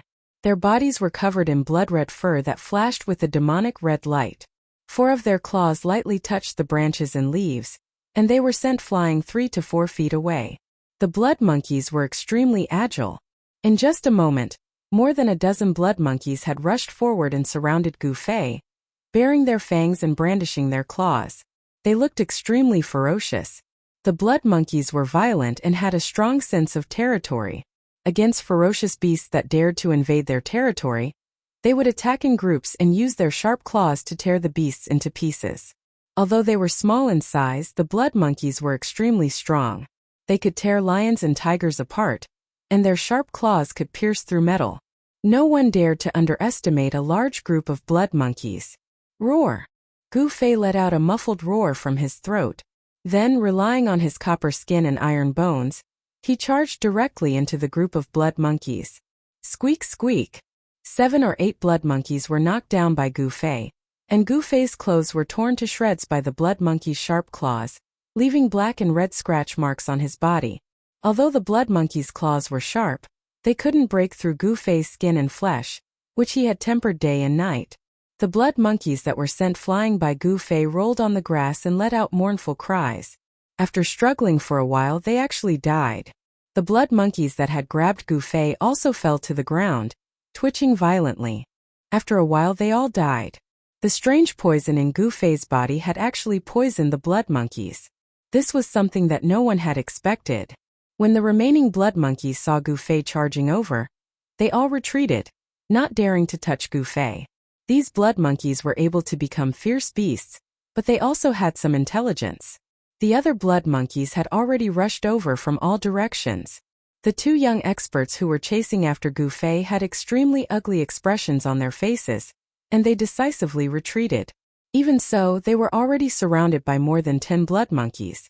The black-clothed young man decisively waved his hands, and green energy threads shot out from his fingers towards the blood monkeys that were leading the way. Chi chi chi. The blood monkeys that were entangled by the green energy threads were all shredded into pieces, and bursts of blood mist burst out. However, once these blood monkeys saw blood, they became even more frenzied, and they pounced on the two without any regard for the consequences. Rip! One of the white-clothed youth's sleeves was torn off. Evil creature! The white-clothed young man roared and swept his right leg horizontally. Bang! He directly swept away the blood monkey that had torn off his sleeve. However, just as one blood monkey was sent flying, another one pounced on him. This kind of strange blood monkey was extremely agile, and had a pair of sharp claws that could pierce through stone and gold. It was a very strong attack power, and it was not a good thing to fight against a large group of blood monkeys. Escape. The black-clothed young man and the white-clothed young man were not ordinary people, and they acted decisively. Knowing that it was impossible, they immediately retreated. The black-clothed young man killed 7 or 8 blood monkeys, and the white-clothed young man rushed out of the encirclement of the blood monkeys. Without any hesitation, they spread their legs and ran. Suddenly, an extremely sharp beast's roar came from the mountainside. A blood shadow flashed, and a huge blood shadow leaped 4 to 5 zhang and chased after the black-clothed young man and the white-clothed young man. Behind the huge blood shadow was a large group of blood monkeys. There were at least 200 to 300 of them, and they leaped and dashed towards the two of them. They were like countless flickering flames, extremely conspicuous. Oh no, that's the Monkey King. Seeing this, the two of them were immediately scared out of their wits. Without looking back, they turned around the call and rushed into the dense forest. Among the large group of blood monkeys, there must be an especially special Monkey King. The Monkey King that was chasing after the two young experts was more than 3 zhang tall, and it was much more robust than the other blood monkeys. In front of the Monkey King, ordinary blood monkeys were like little children. Its blood-red fur shone with a bloody demonic light under the sunlight, and its 4 limbs were filled with a strong sense of power. Its pair of eyes emitted 2 rays of ominous light. Even though they were more than 20 zhang apart, Gu Fei could still feel the coldness in its eyes. Whoosh! The huge Monkey King's blood-red figure streaked across the sky and dashed into the dense forest, leading a group of blood monkeys into the forest. Not long after, a peerless saber aura that caused even the heaven and earth to lose their color burst out from the dense ancient forest. Following that, 9 saber auras soared out from the forest like blooming lotuses and slashed in 9 different directions. Obviously, the Blood Monkey King and its group of blood monkeys had caught up to the two of them, forcing the white-clothed young man to use his fiendish divine saber. Trying to escape the pursuit of the blood monkeys in the forest was simply like a dream. The white-clothed young man finally unsheathed his saber, and he had no choice but to do so. The terrifying saber aura slashed out hundreds of zhang away, causing the forest to collapse under the vast saber aura. Countless blood shadows exploded under the saber aura, bursting out with a fishy and demonic stench. 9 slashes from the saber caused the heaven and earth to tremble. The fiendish divine saber chi was like mercury spilling onto the ground, penetrating every nook and cranny. With the Blood Monkey King at the center, the ground within 100 zhang was turned into a sandy ground as 9 saber marks spread out into the distance. With a single slash, the fiendish divine saber chi was able to kill or injure the blood monkeys.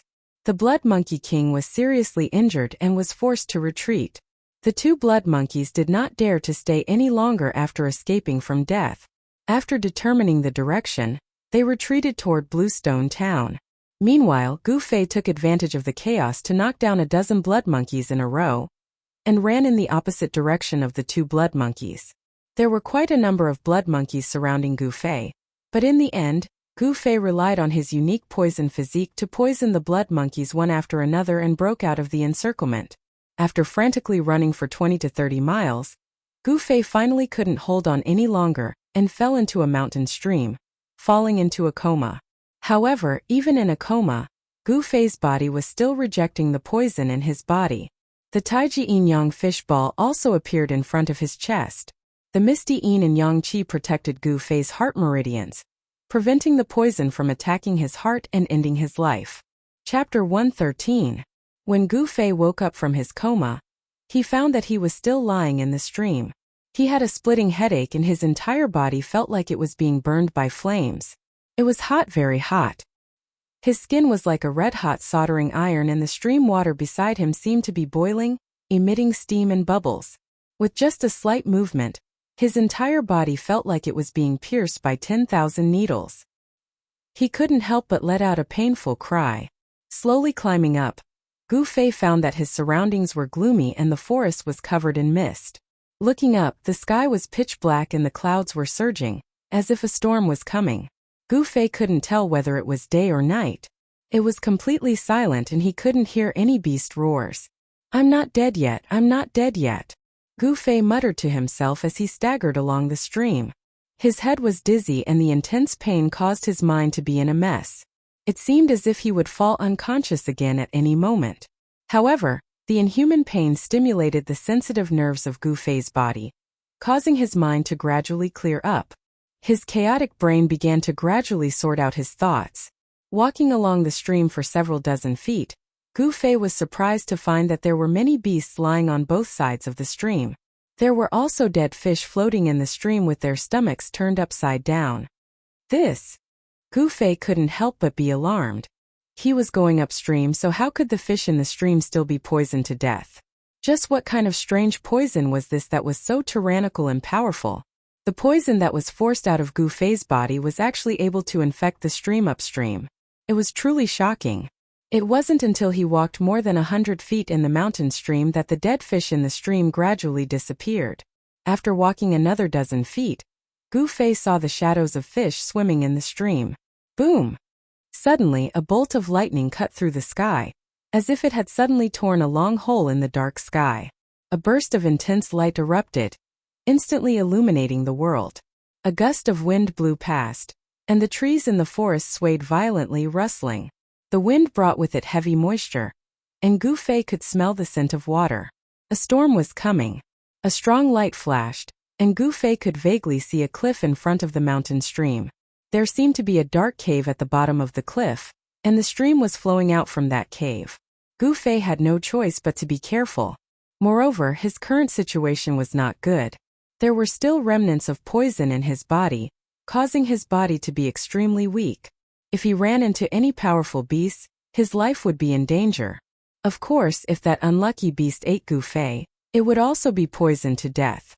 After being washed by the stream, most of the toxins in Gu Fei's body had been expelled, but some of the toxins that had invaded his internal organs were not so easy to expel out of his body.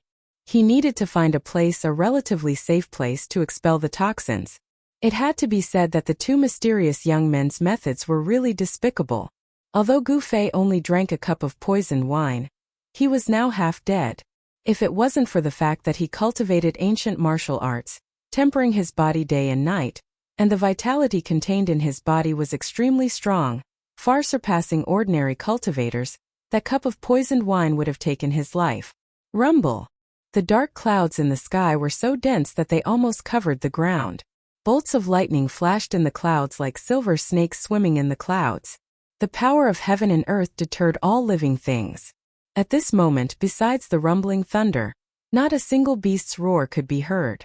All the beasts in the forest seemed to be hiding. Gu Fei endured the discomfort of his body and carefully walked ashore from the mountain stream. Then, he walked forward through the trees and weeds beside the mountain stream. Sure enough, there was a pitch-black hole in front of him. When the storm was about to come and the sky was dark, the hole at the bottom of the cliff was like a gaping mouth that could swallow any living creature that passed by at any time. Gu Fei felt a burst of pressure. Should he go in or not? Gu Fei pondered. Rumble! Another shocking lightning flashed across the sky, and the sound of thunder shook the world.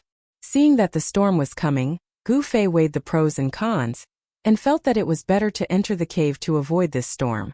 Carefully, his footsteps were light like a leopard cat, and without any movement, he came to the side of the cave. Gu Fei bent down to pick up a stone, threw it into the cave, and then quickly hid to the side. Plop! The sound of water came from the cave. Gu Fei carefully listened to the sound in the cave, and did not move. He was not in a hurry, and it could even be said that he was very patient. After a while there was no more sound coming from the cave, but Gu Fei still did not move. He knew that when some berserk beasts were hunting, they would hide very well and would not easily attack. Although the intelligence of berserk beasts was far less than that of humans, hunting was their nature. In this aspect, humans were far inferior to berserk beasts. They were the most outstanding killers in the jungle. Sha sha.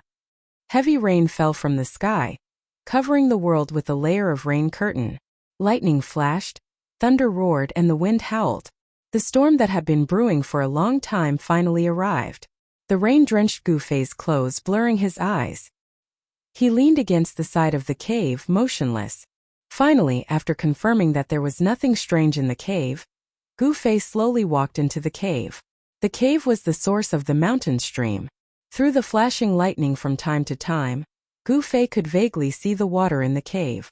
After the lightning passed, the cave became so dark that he could not even see his fingers. He did not know where this cave extended to. Gu Fei did not dare to go too deep. Instead, he found a clean place near the cave entrance, leaned against the cave wall, and sat down cross-legged. He cut open his palms and then operated the mysterious technique, slowly shaking his internal organs, muscles, and bones. Wave after wave of yuan qi began to gather in his dantian. The colorful light began to circulate, and then spread out from his dantian, spreading to his limbs and bones. The yuan qi in his body washed through his internal organs like a wave, forcing out the poison that had invaded his internal organs, through the cut skin of his palms. Gradually, with the circulation of yuan qi in Gu Fei's body, the surrounding spiritual energy also began to slowly gather towards him, seeping into his body, causing the heat all over his body to begin to ease. As time passed, traces of poisonous blood began to seep out from Gu Fei's palms. It was purplish-black blood, and besides the stench, the poisonous blood also carried a faint fragrance, like the fragrance of some kind of flower. While Gu Fei was in the cave operating the mysterious technique to expel the poison, in a courtyard in Bluestone Town, a room next to a lotus pond emitted a bright light. A black-clothed man wearing a straw raincoat and a bamboo hat braved the heavy rain and hurriedly walked in from outside the courtyard. He bypassed the lotus pond and went straight to the room that was still lit. When he came to the door, the man took off the bamboo hat and coat, put it aside, and then was about to knock on the door. "Come in." At this time a calm voice came from inside the room. "Yes, young master." The man respectfully and carefully opened the door, and then flashed into the room. The furnishings in the room were very simple. There was a bed, a table, 2 tea tables, and several chairs. The 2 walls of the room and the table were burning with red candles. A young man was holding a book, reading under the candlelight. "Young master, this is information about those 2 people." The person who came in was a middle-aged man with yellow skin. This person's eyes were full of spirit, and his footsteps were silent. It was obvious that he was a smart and capable person. The young master put down the book in his hand, took a stack of papers from the middle-aged man, and then began to read. After only reading a few, the young man's face changed. Chapter 114. A storm enveloped heaven and earth. The lightning in the sky danced like silver snakes, and thunder shook the sky. The power of heaven and earth was irresistible. In the depths of the forest, the cave where Gu Fei was in had become a water curtain cave. The rainwater rushing down from the cliff almost covered the cave entrance. On a rock beside the cave entrance, Gu Fei sat cross-legged with his back against the cave wall.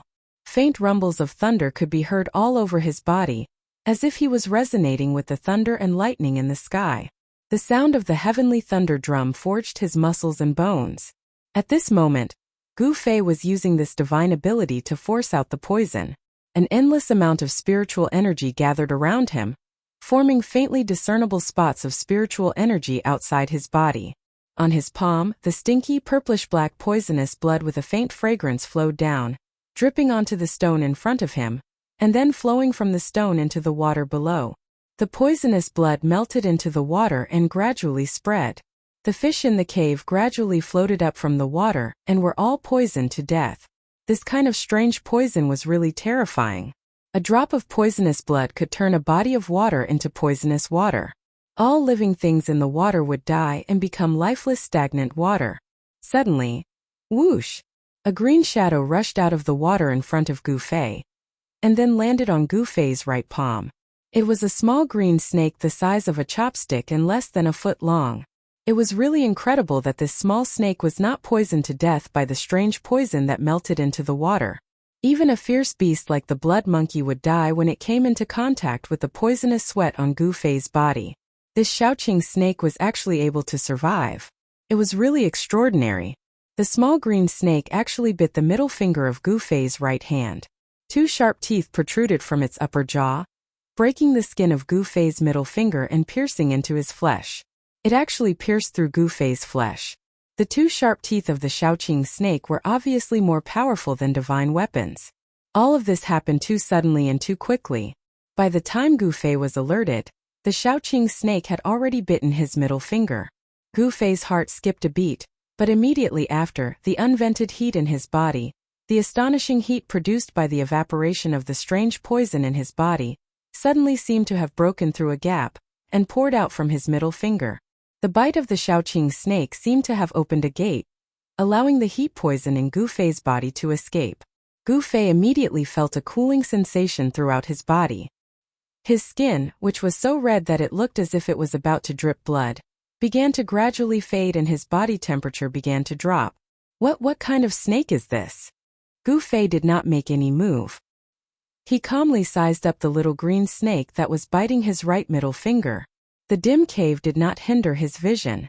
With Gu Fei's current cultivation, as long as there was a little light, he could clearly see everything around him. He saw that the little snake was covered with small green scales, and there was a faint green luster flowing on the scales. The entire slender snake body seemed to be carved out of jasper crystal clear. However, what surprised Gu Fei the most was that there were two small protrusions on the small head of the Shaoqing snake. The protrusions were not scales, and the color was not green, but a faint silver, which was not obvious. Could it be that it has grown horns? Gu Fei was extremely surprised. If it really had grown horns, then this Shaoqing snake was not an ordinary snake.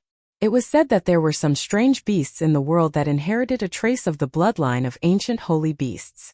If the trace of bloodline in their body could be stimulated, and if it was enlarged infinitely, the power of ancient holy beasts could be reproduced. Could it be that this Shaoqing snake was actually a holy snake with a trace of the bloodline of a real dragon? If that was the case, the potential of this Shaoqing snake was simply unlimited. Returning to its ancestry with the body of a snake, the holy snake with the bloodline of a real dragon. Even after thousands of generations, the bloodline of a real dragon was extremely thin, but there was still a chance of returning to its ancestry. Of course, the process of returning to its ancestry was definitely full of dangers, and it was bound to go through thousands of hardships. It was a magnificent feat that was 1 in a million. Although Gu Fei guessed so, it was only his wishful thinking in the end. No one knew whether this Shaoqing snake had the bloodline of a real dragon or not. However, even so, this Shaoqing snake also showed an extraordinary side. It was actually sucking the remaining poison in Gu Fei's body. Fine purple-black poisonous qi as thin as hair converged towards the two sharp teeth of Shaoqing snake which pierced into Gu Fei's middle finger along Gu Fei's middle finger. Less than an hour later, as if the Shaoqing snake had been full of the poisonous blood, it slithered off Gu Fei's palm and coiled up on a stone beside Gu Fei, remaining still. This bizarre little snake seemed to be refining the poisonous blood as a wisp of vague spiritual source seemed to be flowing over its cyan body. Gu Fei was shocked to find that a small part of the remaining poison in his body had been sucked away by the Shaoqing snake. The bloody color over its body had faded away as it gradually recovered its strength. It seems that it will take me a few days to completely remove the remaining poison in my body. Dragon Emperor City, Ruin Heavenly Realm. I'd better not waste time. Gu Fei couldn't help but worry about it. He didn't know whether Dan Shenzi had already arrived at Dragon Emperor City with Li Lingfeng, Ziyu, and the others, or whether they would wait for him. No matter what, he had to go to Dragon Emperor City. Gu Fei faintly felt that the trip to Ruin Heavenly Realm might be an opportunity for him to break through his destiny. He would not give up until he was in despair. Among the 9 meridians of Taishan sect, Green Spirit Peak had been declining for hundreds of years. Not only were they ridiculed by their peers, but even few people in the top 3 Taoist sects mentioned Green Spirit Peak. It seemed that people in the cultivation world had forgotten about the existence of Green Spirit Peak in Taishan sect. Gu Fei had a heavy burden on his shoulders. Whether he liked it or not, as the only successor of Green Spirit Peak, the heavy burden of revitalizing Green Spirit Peak naturally fell on his shoulders. He couldn't avoid it even if he wanted to. The storm raged for several hours before it gradually weakened. When the clouds and rain dispersed, endless starlight sprinkled down from the sky. At this time it was already night time. Dripping sounds could be heard everywhere, and the air was filled with water vapor. Gu Fei's body seemed to be rippling with a layer of the world's yuan qi, which was the power of water of the 5 elements. The essence of heaven and earth that Gu Fei absorbed mainly consisted of wood essence, earth essence, and water essence, while the fire essence and metal essence were much thinner. The 5 elements inside and outside resonated with each other. Using the 5 elements inside his body to guide the 5 elements of heaven and earth into his body, Gu Fei's body seemed to be injected with endless vitality. His injured body that had been ravaged by the strange poison gradually recovered its vigor. Gu Fei had already recovered some of his cultivation strength. If he didn't encounter any powerful fierce beasts, he could easily protect himself in this endless primeval woods. Gu Fei continued to agitate the essence in his body, gathering the spiritual yuan of heaven and earth to refine his injured body. He slowly forced the remaining poison out of his body like silk. It was not until the sun rose in the east that he woke up. The moment he opened his eyes, the Shaoqing snake on the rock sensed that something was wrong. It raised its head vigilantly and flicked its tongue. Gu Fei smiled indifferently. He didn't have any hostility towards the Shaoqing snake.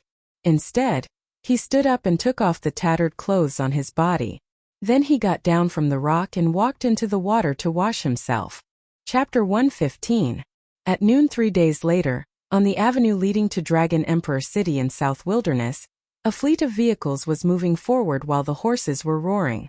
There were many boxes or bags of goods on the big carriages being pulled by 4 horses side by side. After counting carefully, there were 20 to 30 such big carriages. The carriages were guarded by over 100 mercenaries who were holding weapons in their hands with dumbfounded looks. On both sides of the avenue were dense primitive woods. Some fierce beasts might jump out of the woods at any time. Therefore, these mercenaries dared not be careless. There was a carriage in the middle of the fleet. Its window was covered with a cloth curtain. Nobody could see clearly who was sitting inside. That person inside was also very mysterious. Even when the fleet stopped for a rest and lunch, that person didn't get out of the carriage. What made those mercenaries confused was that this boss Sheng, a salt merchant from Central Plains, treated the person inside the carriage very respectfully. He always came back from the front of the fleet to greet the person inside the carriage. The leader of this group of mercenaries was a man with a full beard and a short stature. He was lean and strong, and wherever his skin could be seen, his muscles were like coiling dragons full of power. This bearded man was clearing the way in front of the fleet with Boss Sheng, a salt merchant from Central Plains. With a pitch-black huge axe on his shoulder, the bearded man was humming a folk song, which made him look majestic. Hehe, Boss Sheng, what's the background of that person in the carriage behind us? The bearded man smirked as he asked a slightly fat middle-aged man in brocade clothes who was riding a tall horse on his side. I can't tell you, Boss Sheng said mysteriously with a smile. Boss Sheng, we're old friends. Your goods have been escorted by this old who and a bunch of brothers over these years. As we're familiar with each other, please tell me something. The bearded mercenary leader old whose curiosity was aroused by Boss Sheng. This bearded man was the head of a mercenary organization among numerous mercenaries who were active between Bluestone Town and Dragon Emperor City. There were many such mercenary organizations in Bluestone Town. This bearded man was a bit famous in the circle of mercenaries. Merchants traveling from south to north, unless they were strong and had a large number of specially trained guards, they would have to hire mercenaries to protect their goods. However, the price of hiring a group of mercenaries was not low. This trade route in the southern wasteland was not peaceful at all. No merchant dared to walk in the southern wasteland without hiring mercenaries. Without the protection of mercenaries, Not only would their goods be robbed by bandits, even their lives would be threatened. In the southern wasteland, killing people and robbing them was a common occurrence. Spending some money to hire dozens of mercenaries to protect the safety of the goods and people was still very worthwhile. Hee. This person is my benefactor, he saved my life. Boss Zheng laughed. When the bearded man heard this, he couldn't help but ask, "What happened? Could it be that Brother Zheng encountered those robbers who killed and robbed people?" "Yes. We didn't encounter bandits, but a herd of beasts, and it was a large group of bloodthirsty wolves," said Boss Zheng. "Bloodthirsty wolf pack?" The bearded man couldn't help but suck in a breath of cold air. The bearded man had traveled between Bluestone Town and Dragon Emperor City for many times. Of course, he knew the power of fierce wolves. They were a group of ferocious beasts that ate humans without spitting out their bones. "Did that man save you from the wolf pack?" The bearded man asked in disbelief as he widely opened his eyes. Boss Zheng nodded and couldn't help but think of an evening 2 days ago. At that time, when his convoy was less than 50 miles away from Bluestone Town, they encountered a pack of bloodthirsty wolves that suddenly rushed out of the dense woods. Over 100 fierce wolves as large as calves were enough to tear them apart and devour them. Even their bones might not be left. When they were in a hopeless situation, a man appeared. This man showed his great battle strength and easily killed the bloodthirsty wolf king among the wolves, scaring them away. Therefore, Boss Zheng went forward to express his gratitude. After a short talk, Boss Zheng knew that this youth was also heading for Dragon Emperor City. Therefore, he enthusiastically invited this youth in white clothes to go with them so that they could take care of each other on the way. Of course, this Central Plains salt merchant, Boss Zheng, also had his own selfish motives. This young man could kill the wolf king among the wolves as easily as taking something out of his pocket. With this young man in the convoy, he did not have to be so worried. After thinking about it for a short while, the youth agreed. However, he put forward a condition to Boss Zheng. He didn't want to see anyone else except Boss Zheng. Translator. WQL Editor. Alim, there was a courier station 60 miles away from Bluestone Town. Boss Zheng and Big Beard arranged to meet there. From the courier station to Dragon Emperor City, Boss Zheng's fleet would be escorted by Big Beard and over 100 mercenaries. In the mercenary industry, they ate on the edge of a knife and lived a life where there would be no tomorrow. However, the treatment was generous. Even if they were to die a heroic death, their families would receive a large pension, and they would not have to worry about food or clothing for the rest of their lives. Therefore, although this industry was full of dangers, many people joined mercenary teams. I see. After hearing Boss Zheng's explanation, the bearded man didn't ask him about that person in the carriage anymore. After all, the bearded man knew some taboos in the mercenary industry. He would never ask about things that he shouldn't know. Even if he knew, he would pretend to be deaf and dumb. Curiosity was not a good habit. It was often fatal. While the bearded man and Boss Zheng were talking in the front, they didn't know that their words had been heard by the youth in the carriage behind them.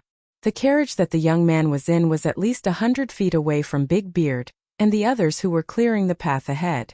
However, with the young man's cultivation base, any movement within 100 feet would not be able to escape his eyes and ears. Even if an embroidery needle fell to the ground, he would be able to hear it clearly. Humph! This guy surnamed Zheng is smart. He didn't expose my look. A youth was sitting in the carriage with legs crossed. A small cyan snake was coiling on his right hand. 2 tiny teeth holes could be vaguely seen on the middle finger of the youth's right hand. The carriage seemed to be filled with a faint fragrance of plants. The youth's eyes were like cold stars, his face was like a knife, and his black hair casually draped over his shoulders. Who else could it be but Gu Fei? You little guy, you actually swallowed a beast crystal. That's really surprising, Gu Fei said with a faint smile as he gently played with the Shaoqing snake on his hand.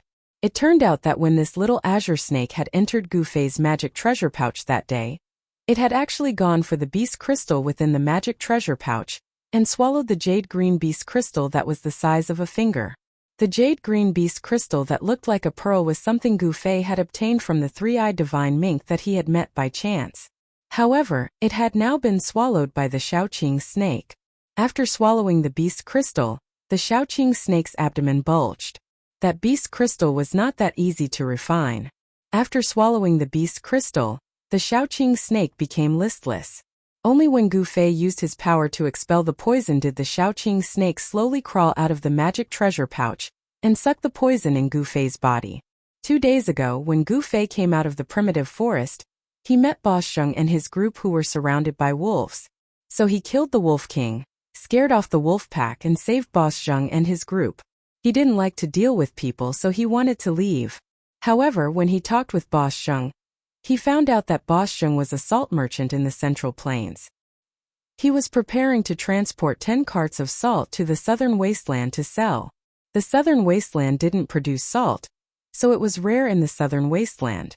Boss Zheng transported the salt to the southern wasteland in exchange for its rare products, and then transported it back to the Central Plains to earn the difference in price. Back and forth, Boss Zheng could net tens of thousands of gold with each trip. However, his strength was limited. He couldn't sell salt to the southern wasteland on a large scale. For big organizations like Haoyan Business Group and Rising Sun Trading Company, they could make more than tens of thousands of gold coins by traveling between the Central Plains and the southern wasteland. Boss Zheng's tens of thousands of gold coins couldn't even match the fraction of those organizations. This was the advantage of big business groups and big trading companies. With great wealth and power, they could always do big business. They could dispatch hundreds or even thousands of people. Additionally, they had their own guards. They didn't need to hire mercenaries at all. Boss Zheng invited them. Therefore, Gu Fei agreed to go to the Dragon Emperor City in the southern wasteland with Boss Zheng and his group. In a couple of days, the remaining poison in my body would be completely removed. Wait for me, those 3 guys. I will definitely take revenge for them. When Gu Fei thought about how he was almost poisoned by Chu Tian and those 2 mysterious young men and lost his life, he found it difficult to restrain the rage in his chest. These 3 people had already been on his must-kill list. Of course, he didn't know that Chu Tian was just used as a spear by others. Beiteng Ao and Dongfang Long secretly tampered with the liquor that Gu Fei drank. Chu Tian didn't know this. Moreover, Chu Tian didn't know these 2 people either. However, even if Chu Tian knew that it was done by these 2 people, he didn't dare to denounce them. After all, the forces behind these 2 people were not small. The abdomen of that Shaoqing snake was still bulging. That beast crystal had not been completely refined. After sucking the poisonous blood, the green snake lazily crawled back into the magic treasure pouch on Gu Fei's waist. This little guy didn't seem to be shy with strangers and wasn't afraid of Gu Fei. This Shaoqing snake stayed with Gu Fei for the time being because there were 2 items in Gu Fei's magic treasure pouch that attracted this little guy. An egg-sized yellow beast crystal and a pitch-black bead. The bead was more advanced than the beast crystal. It was a beast core. Only demonic beasts could form beast cores inside their bodies. That bead was the inner beast core of that immature black water serpent that Gu Fei got from the mysterious cave at the bottom of the icy green pool. At this time, the speed of the caravan suddenly slowed down, and a clamor came from the front. Gu Fei peered through the curtain and saw a large group of people with flags fluttering in the wind a few dozen meters ahead. Rising Sun Trading Company, Chu? Gu Fei vaguely saw the following words on the flags. At the sight of these words, Gu Fei's pupils instantly contracted. Chapter 116. The scale of the Rising Sun Trading Company's caravan was very large. There were about 300 to 400 yellow-robed guards wearing soft armor and purple headbands on their foreheads, riding on tall horses. Furthermore, the horses that the yellow-robed guards rode on were not ordinary horses. They were black-armored war steeds, and they were all 1 in 1,000 excellent steeds. Only a great force like the Rising Sun Trading Company could possess black-armored war horses, which were comparable to the heavy cavalry of the 3 empires. Of course, the yellow-robed guards of the Rising Sun Trading Company did not dare to wear armor, boots, and helmets in public. This was because doing so would be a great taboo of the 3 empires. The empires could turn a blind eye to the training of guards in private. However, if they trained soldiers in private, it would be a different matter. They could be accused of conspiring at any time, and be punished with the extermination of their entire clan. Even so, these 300 to 400 yellow-robed guards of the Rising Sun Trading Company could rely on the black-armored war horses to break up and defeat thousands of bandits in an instant, even if they encountered them. This was not an exaggeration. TSK. Look at their equipment. That's what you call excellent equipment. Big Beard, who was carrying a huge axe, licked his lips when he saw the black armored war horses under the yellow-robed guards. The envy in his eyes was revealed without any concealment.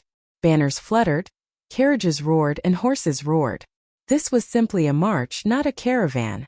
The Rising Sun Trading Company's ostentatious display was big enough to deter the few bandit forces that had designs on them. Hee Brother Beard, if you are envious, you can join the Rising Sun Trading Company.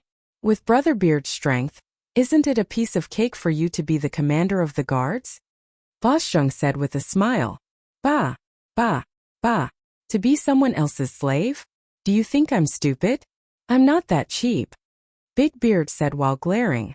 This Big Beard was obviously a person who would rather be a beggar than a slave. Big Beard and the others slowed down the speed of the caravan and followed the Rising Sun Trading Company from a distance. The smoke and dust in front of them blew over from time to time, but they did not mind it. Instead, they chatted and laughed in a relaxed manner. It seemed that following behind them and eating their dust was also a pleasure. Even the big bearded man hung the big axe on the saddle, tore open the leather armor on his chest, and chatted with Boss Zheng. They talked about everything under the sun, and spittle flew everywhere. This was because the Rising Sun Caravan's people were clearing the path in front of them. If anything happened, the people in front of them would shoulder the burden. Therefore, Big Beard and the others naturally did not need to be so nervous.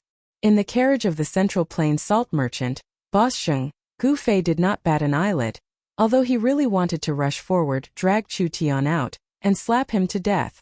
However, now was not the time. He had to endure it. His strength had not fully recovered, and the remaining poison in his body had not been completely purged. He could not unleash the full power of his martial arts. I'll let you live for 2 more days. Gu Fei forcefully suppressed the anger in his chest. He had no choice but to do this. He had to kill Chu Tian in his peak state because Chu Tian was not simple. If he failed to kill him in one strike and allowed him to escape, it would be a source of trouble in the future. Needless to say, South Wilderness was really vast. After walking on the avenue leading to Dragon Emperor City for 2 days, Zhang Tai could vaguely see a huge city at the end of the endless primeval woods like a wild beast in the prehistoric wilderness. That was Dragon Emperor City in South Wilderness. Nobody knew when Dragon Emperor City was built, not even the old fogies on the continent. Perhaps Dragon Emperor City had existed for a long time. As a result, people's memory about Dragon Emperor City had been eroded by the merciless time. It was said that Dragon Emperor City had existed in South Wilderness since far ancient times. However, this rumor couldn't be verified. Even the oldest classics on the continent didn't record when this huge city appeared. The setting sun was as red as blood, which dyed all the clouds in the skyline into fiery red, forming brilliant fiery clouds. On the avenue, the fleet of carriages stretched for miles. Noisy people and horses neighed. In front of the fleet was the most powerful and well-equipped Rising Sun caravan with fluttering flags. 300 to 400 yellow-robed guards were riding black-armored battle horses and guarding the carts of goods in an awe-inspiring manner. After the Rising Sun caravan were 7 to 8 small caravans that had gathered on the road over the past 2 days. In this way, the fleet of carriages stretched for miles on the avenue. Actually, these small caravans behind the Rising Sun caravan had the same idea as Boss Zheng, the salt merchant from the Central Plains. They were all using the Rising Sun caravan's power to intimidate others. By staying close to the Rising Sun caravan, they could avoid robbers by relying on the power of the Rising Sun caravan.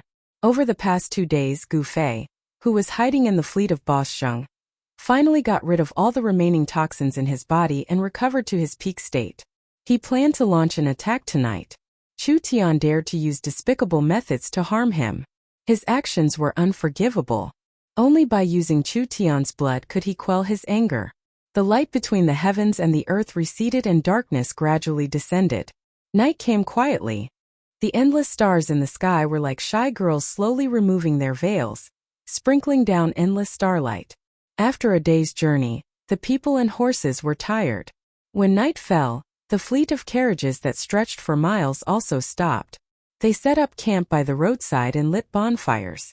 Some people directly walked into the forest by the roadside and hunted a few wild animals, or untied their rations from the carriages and swallowed them with coarse wine. Outside it was fine as long as they could fill their stomachs. There was not much to be concerned about. While no one was paying attention, Gu Fei slipped out of the carriage and entered the dense forest by the roadside. He passed through the dense forest. His movements were like a phantom, like a ghost, avoiding the people's eyes and ears as he quickly moved forward. In the campsite of the Rising Sun Caravan, a large purple tent was set up. The tent was brightly lit, and there were 2 guards standing at the entrance. Inside the tent, 2 people were leisurely playing chess. One of the 2 people playing chess was a young man in luxurious clothes, and the other was a middle-aged scholar in green clothes, holding a feather fan and silk scarf. How many people have been bewitched by you 19 times? I lost again. Mr. Ning's chess skills can be said to be unparalleled in the present age. I admire you. The young man in luxurious clothes stared at the chessboard and pondered for a long time before finally saying these words. The scholar in front of the young man gently waved his feather fan. 3 strands of black beard hung down to his chest, his face was as white as jade, and his phoenix eyes and long eyebrows made him look strange and elegant. When he smiled, he gave people a feeling that he was extraordinary. The middle-aged scholar, Mr. Ning, was about to speak. Suddenly, his expression changed and he waved the feather fan in his hand toward the chessboard on the table. The chessboard immediately flew up, and the black and white chess pieces on it fell to the ground. The chessboard went around the young man and blocked his back. The engraved lines on the chessboard seemed to come to life, rushing out and crisscrossing each other, like a net being laid out. Chapter 117. Under the curtain of night, the campsite of the Rising Sun Caravan was very peaceful.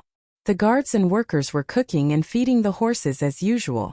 However, when a white figure appeared, the tranquility of the campsite was instantly broken. A white figure dashed out from the primitive jungle beside the main road like lightning. Before the guards could react, the white figure had already appeared beside the big tent in the center of the campsite. He directly broke open the tent and stepped into the tent. Boom! The campsite of the Rising Sun Caravan was instantly in an uproar. The yellow-robed guards who had woken up turned pale with fright. They picked up their weapons and rushed towards the tent in the center from all directions. However, at this moment there was a scene in the tent. A cold-looking young man with long hair fluttering in the wind and a murderous aura was punching towards the young man in embroidered clothes who was sitting beside the table in the tent. The pneuma was vast and mighty, and the misty 5-colored aura surged forward like a surging river. Pung! The dust on the ground seemed to have been lashed by a whip, rushing up and spreading in all directions. All of this happened too suddenly. When the young man broke open the tent and entered, the young man in embroidered clothes was startled by the enemy's attack. He turned pale with fright and stood up from the chair. However, the response of the middle-aged scholar opposite the young man was extremely fast. When the young man broke open the tent, the feather fan in his hand swept across the chessboard in front of him. The chessboard immediately burst out with misty light, bypassing the young man in embroidered clothes and moving forward to block the young man in embroidered clothes. The 19 vertical and horizontal lines on the chessboard seemed to have come to life. They rushed out from the chessboard and interweaved into a net. The net quickly spread out and caught the young man's incoming fist energy. Seeing this, the young man could not help but be startled. He seemed to have not expected that there was such an expert by Chu Tian's side. However, the young man's fist momentum did not change. His fist was like a meteorite falling from the sky, but also like a meteor streaking across the sky. The green-robed scholar, Mr. Ning, could not help but be moved at this moment. The newcomer was incomparably powerful and the strength he displayed was frightening. An expert, definitely a rare expert. The energy net instantly collided with the young man's fist, making a sound like cloth being torn apart. The big net that was trapping him was immediately shattered by the punch. The fist, which was surrounded by 5-colored divine light, broke through the energy net. Bang! It directly hit the chessboard. Buzz! The chessboard shook violently from the punch, and it was sent flying back towards the young man in embroidered clothes who had a shocked expression on his face. Ha! Mr. Ning let out a loud shout. He formed a seal with his hand and pointed at the chessboard that was flying backwards. The chessboard immediately spun and stopped in midair. Gu Fei, is that you? At this moment, the young man in embroidered clothes cried out in alarm, and his mind shook violently. He retreated a few steps and even knocked over the table in front of him. Humph! Chu Tian, today is the day you die. The white-clothed youth who had suddenly charged in was Gu Fei, who had taken advantage of the darkness of the night to seek revenge. Gu Fei, listen to me. This is all a misunderstanding. At this time, Chu Tian had also lost his calm. Gu Fei's unparalleled strength and killing intent made him tremble in fear, and he lost his previous calm. Hee. Misunderstanding? How can there be so many misunderstandings in this world? Gu Fei looked around and said, "Where are those two guys? Call them out." At this time there was a clamor of people outside. Shouts rose and fell, and heavy footsteps quickly moved towards this place. Dozens of yellow-robed guards had already rushed in from the big hole behind Gu Fei with swords and sabers in their hands. Kill! A man who seemed to be the leader of the guards pointed at Gu Fei with a long sword in his hand. Kill! The dozens of yellow-robed guards immediately brandished the weapons in their hands and rushed towards Gu Fei like wolves and tigers. Don't! Chu Tian hurriedly shouted, but it was already too late. Courting death. Gu Fei instantly turned around and rushed into the crowd like a tiger rushing into a flock of sheep. Bang bang bang. The heads of 5 guards were directly smashed into their chests, and the chests of 7 guards caved in, and they flew out with their chests sticking to their backs. The leader of the guards had the worst ending. His weapon was directly smashed by Gu Fei's punch, and the broken pieces of the weapon were like thousands of sharp flying knives shooting back. Puff puff puff puff. The leader's body was full of holes. Even though he was wearing a soft armor inside, it was still pierced, like a water bag being pierced through, and blood spurted out from the leader's body. The inside of the tent suddenly became a slaughterhouse. Dozens of guards were instantly killed by Gu Fei in a flash, and the pungent smell of blood filled the tent. The middle-aged scholar with a feather fan and Chu Tian, the young master of the rising sun, both changed their expressions. Gu Fei's power immediately deterred the group of guards who were about to rush in. An ominous glint flashed in Gu Fei's eyes, like a peerless ferocious beast. He coldly glanced at the people outside, and the group of guards outside the tent immediately became restless. They looked at each other, and for a moment, no one dared to enter the tent again. Gu Fei, I really didn't poison you. It was those 2 bastards Dongfang Long and Beiteng Ao who did it. After all, Chu Tian was used to big scenes. Although he was shocked, he quickly calmed down. In fact, Chu Tian relied on Mr. Ning beside him to have such courage. This middle-aged scholar, Mr. Ning, was actually a strange person. Moreover, we only met for the first time that day. I have no reason to harm you, Chu Tian quickly said again. He could see that Gu Fei was a decisive person, and this kind of person was not to be trifled with. When Gu Fei heard this, he couldn't help but be startled. Chu Tian's words seemed to be reasonable, and it was impossible for Chu Tian to make a move on a stranger without any reason. Dongfang Long, Beiteng Ao? Dongfang. Could it be? When Gu Fei thought of this, his eyes shone brightly, and a heart-palpitating evil qi surged out from his body, and everyone immediately felt an indescribable pressure. Gu Fei's action made the hearts of the 2 people opposite him jump. Mr. Ning even suspended the chessboard in front of him, and looked at Gu Fei with a serious expression. If Gu Fei made any strange movements, he would mercilessly attack. This chessboard had actually been refined into a treasure by Mr. Ning, and the power displayed just now was just the tip of the iceberg. At this moment, a white strange bird flew in from outside the tent and landed on Chu Tian's shoulder. This strange bird was only the size of a fist, and its feathers were as white as snow. It had a pair of sharp golden claws, and there was a strand of bright red feathers on its head. If one didn't look closely, one would think that it had a red flesh crown. There was a cylinder tied to the strange bird's leg.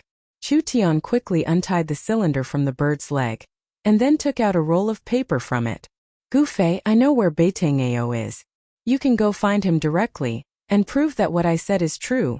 Chu Tian opened the roll of paper, and said to Gu Fei after reading it anxiously. He is there? Gu Fei asked. He had already vaguely guessed that this matter was not that simple, and it might be a disaster. Dongfang family. Gu Fei felt a burst of irritation. They are confronting the Haotying caravan 30 li ahead. Chu Tian said quickly. Whoosh! A strong gust of wind suddenly blew within the tent. Gu Fei's figure had already disappeared from the tent. A white figure quickly rushed out of the Rising Sun Caravan's campsite. Chapter 118. Gu Fei left in the blink of an eye. The battle didn't break out. Chu Tian instantly relaxed his tense nerves, making him feel exhausted. Only then did he realize that his clothes had long been soaked in cold sweat. Gu Fei gave him a terrifying feeling. He was like a deity or a demon. Gu Fei was decisive in killing. In a split second, he had killed over a dozen guards with the force of a thunderbolt. Looking at the mess in front of him and the pungent smell of blood rushing into his nose, Chu Tian's face was still extremely pale. He couldn't calm down for a long time. He didn't doubt Gu Fei's determination to kill him at all. If Mr. Ning was not present, he might have died here with a grievance. If he was really killed by Gu Fei, then he, Chu Tian, would have died in vain. The guards that were killed by Gu Fei were in an incomparably miserable state. All of them had their bones and tendons broken, their flesh turned into mud, and their bodies were no longer in human shape. These well-trained guards were nothing more than ants before Gu Fei. Who is this person? Why did you offend such a powerful figure? Mr. Ning waved his sleeve and put the chessboard in front of him into his sleeve. He's called Gu Fei, and he's an ascetic cultivator. However, his identity shouldn't be simple. That Dongfang Long and Beitang Ao seemed to be extremely afraid of him, and they didn't hesitate to use despicable methods to kill him. Chu Tian didn't conceal anything and told Mr. Ning about the sequence of events. Dongfang clan of Eastern Qi and Beitang clan of Southern Yan. When did these two cultivation clans get together? Strange. Who could make them afraid? Mr. Ning slightly waved his feather fan. After listening to Chu Tian's story, he couldn't help but frown. At this moment, on the ancient road leading to Dragon Emperor City, there was a camp about 15 kilometers ahead of the camp of the Rising Sun Caravan. This camp was larger and had more people than the camp of the Rising Sun Caravan. However, at this time, the camp was brightly lit, and the sound of people clamoring could be heard. A group of black-clothed people were confronting hundreds of cyan-clothed guards in front of the camp. They were led by a tall and straight young man in black and a middle-aged man in black with a pale face and no facial hair. Although the young man was handsome and his eyes were like cold stars, there didn't seem to be anything special about him. However, the black-clothed middle-aged man gave people a very strange feeling, especially his eyes, which were incomparably deep and emitted a dense chill. Cut the crap. Hurry up and hand over that thing or else. The black-clothed young man looked maliciously at the white-clothed young man, who was standing in front of hundreds of guards. The corners of his mouth curled into an evil smile. This young man was the mysterious person who had tried to assassinate Gu Fei twice. Beitang Ao, if you know what's good for you, then quickly retreat. Offending our Ling clan won't do your Beitang clan any good. Beside the handsome white-clothed young master stood an old servant in a cyan gown. It was this old servant who spoke those words. Li Zhong, your surname is not Ling. If you're willing to hand over that thing, I might consider sparing your life. At this moment, the black-clothed middle-aged man suddenly stepped forward and impatiently said to the old servant. The black-clothed middle-aged man was filled with a dangerous qi. An extremely obscure strength was surging inside his body. He was like a ferocious beast lurking in the dense woods, ready to launch a fatal strike at any passing prey. Undoubtedly, the middle-aged man's prey were the members of Haotian Ling clan. That handsome young master was Ling Luoyan, who was disguised as a man, while that old servant in a cyan gown was Grandad Zhong. Dragon Emperor City was over 100 miles away from the ancient road. However, Ling Luoyan and the others could never imagine that their caravan could encounter members of Beitang clan outside Dragon Emperor City. Seeing Beitang Ao's unbridled gaze roaming around her body, Ling Luoyan's face turned ashen. She gripped the long sword at her waist, wishing she could rush forward and dig out Beitang Ao's eyeballs to feed to the wild dogs. This person was really too hateful. As the beloved daughter of the head of Ling clan, nobody had ever dared to look at Ling Luoyan in such a blatant manner. She was extremely disgusted by Beitang Ao's gaze. I don't know what you're talking about. I don't have what you want. Grandad Zhong's aged words contained a kind of decisiveness. He looked straight at the black-clothed middle-aged man and emitted a majestic aura as he confronted the powerful enemy in front of him. Although he was old, his battle spirit was not. As a martial artist, Grandad Zhong displayed a kind of fearless spirit. Although the enemy was powerful, he would never hesitate in a battle. You don't know? I think you're just pretending to be crazy. The black-clothed youth, Beitang stared at Grandad Zhong and said coldly, "Since you don't want to hand it over yourself, then I have to take it myself." The middle-aged man said with a cold expression as he stepped forward and wanted to attack Grandad Zhong. Clang! Hundreds of green-clothed guards immediately unsheathed their weapons and pointed them forward. The green-clothed guards of the Haotian merchant group were well-trained. Their movements were neat and uniform, and a fierce aura immediately spread out. Obviously, these guards were real martial artists who had seen blood and killed people on the battlefield. The killing intent of hundreds of people gathered together. Even a young expert like Beitang could not help but be moved. So what if you have more people? In my eyes, you're just a group of ants. The middle-aged man looked at the hundreds of green-clothed guards in front of him and said indifferently. At the same time, a majestic and heavy energy fluctuation spread out from the middle-aged man's body. He was not being arrogant, nor was he speaking nonsense. This middle-aged man definitely had the strength to sweep away hundreds of green-clothed guards. Grandad Zhong's face was ashen. He knew that he was probably doomed tonight. This middle-aged man was definitely a rare expert in the Beitang clan, and he was not his opponent. The Beitang clan was one of the top cultivation clans in the Yin Kingdom. It had a long history, and no one knew what kind of foundation this clan had. They only knew that this clan was definitely not simple. To be able to not be buried in history and continue to be passed down, such a cultivation clan must have something extraordinary. Uncle, why do you need to kill these people personally? It's better for me to get rid of these ants. Beitang said disdainfully. He did not put the people of the Haotian merchant group in his eyes at all. All right. Quickly bring the things over. I don't want to have any more problems. The middle-aged man nodded and retreated. This place was not far from the Dragon Emperor city. It would not be good if they attracted the attention of other experts. Humph! Die! Beitang strode forward and stretched out his right hand. Pung! A green light burst out from his palm. A large amount of green silk threads immediately shot out from his palm. Like countless tentacles, they entangled towards Grandad Zhong. Those were not real silk threads but energy threads condensed from energy. This was a kind of magical ability that Beitang had mastered. It was an extremely powerful magical ability. The green energy threads could cut through anything. Xiao Cui, Xiao Yu. Protect the young master and retreat. Grandad Zhong shouted in a deep voice. Then he took a step forward and shook the long sword in his hand. OM! A dragon-like sword cry resounded as a dazzling sword light suddenly appeared. The dazzling sword light, like a silver dragon, soared up to meet the entangling green energy strands. Unparalleled sword chi constantly shot out and destroyed the thousands of green strands. Then Grandad Zhong soared into the sky, turned around in the air, and waved the long sword in his hand. The tip of the sword turned into many cold stars and fell down from the sky, shrouding Beitang under the endless starlight, blocking all of his escape routes. Grandad Zhong's sword move was very marvelous. Heh! Beitang face revealed a trace of evil smile. Reversal of heaven and earth.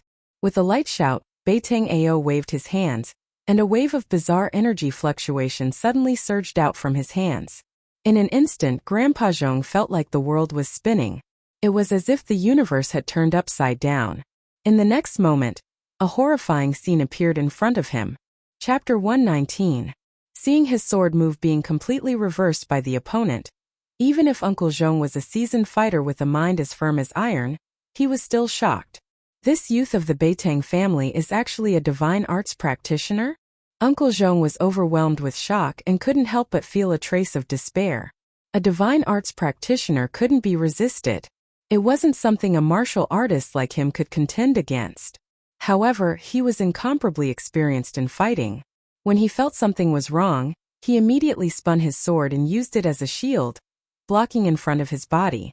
The sword chi crisscrossed, and with a sizzling sound, it actually sealed the space in front of him. The starlight sword chi that shot back instantly collided with the sword shield. Ding ding ding. A burst of crisp sounds of collisions that were as dense as rain erupted. Specks of bright sparks like gorgeous fireworks exploding, sprinkling down a starry radiance. At the critical moment, Uncle Zhong tried his best to block the endless starlight sword chi, but in the end he was also knocked back by the unparalleled sword chi and lost his footing. However, it also resolved the danger of being injured by his own sword move. The two of them exchanged blows for a short moment, but it made the spectators' hearts palpitate, especially the unfathomable divine art that Beitang Ao displayed, which could actually reverse the opponent's attack, was truly terrifying. Uncle Zhong was secretly shocked. Bean-sized beads of sweat flowed down from his forehead. This youth in front of him, with this divine art, was already in an invincible position. Protect the young master and retreat. Uncle Zhong made a prompt decision and shouted at the group of guards. Ling Luoyan was a woman disguised as a man, so Uncle Zhong didn't call her young miss but young master. Yes.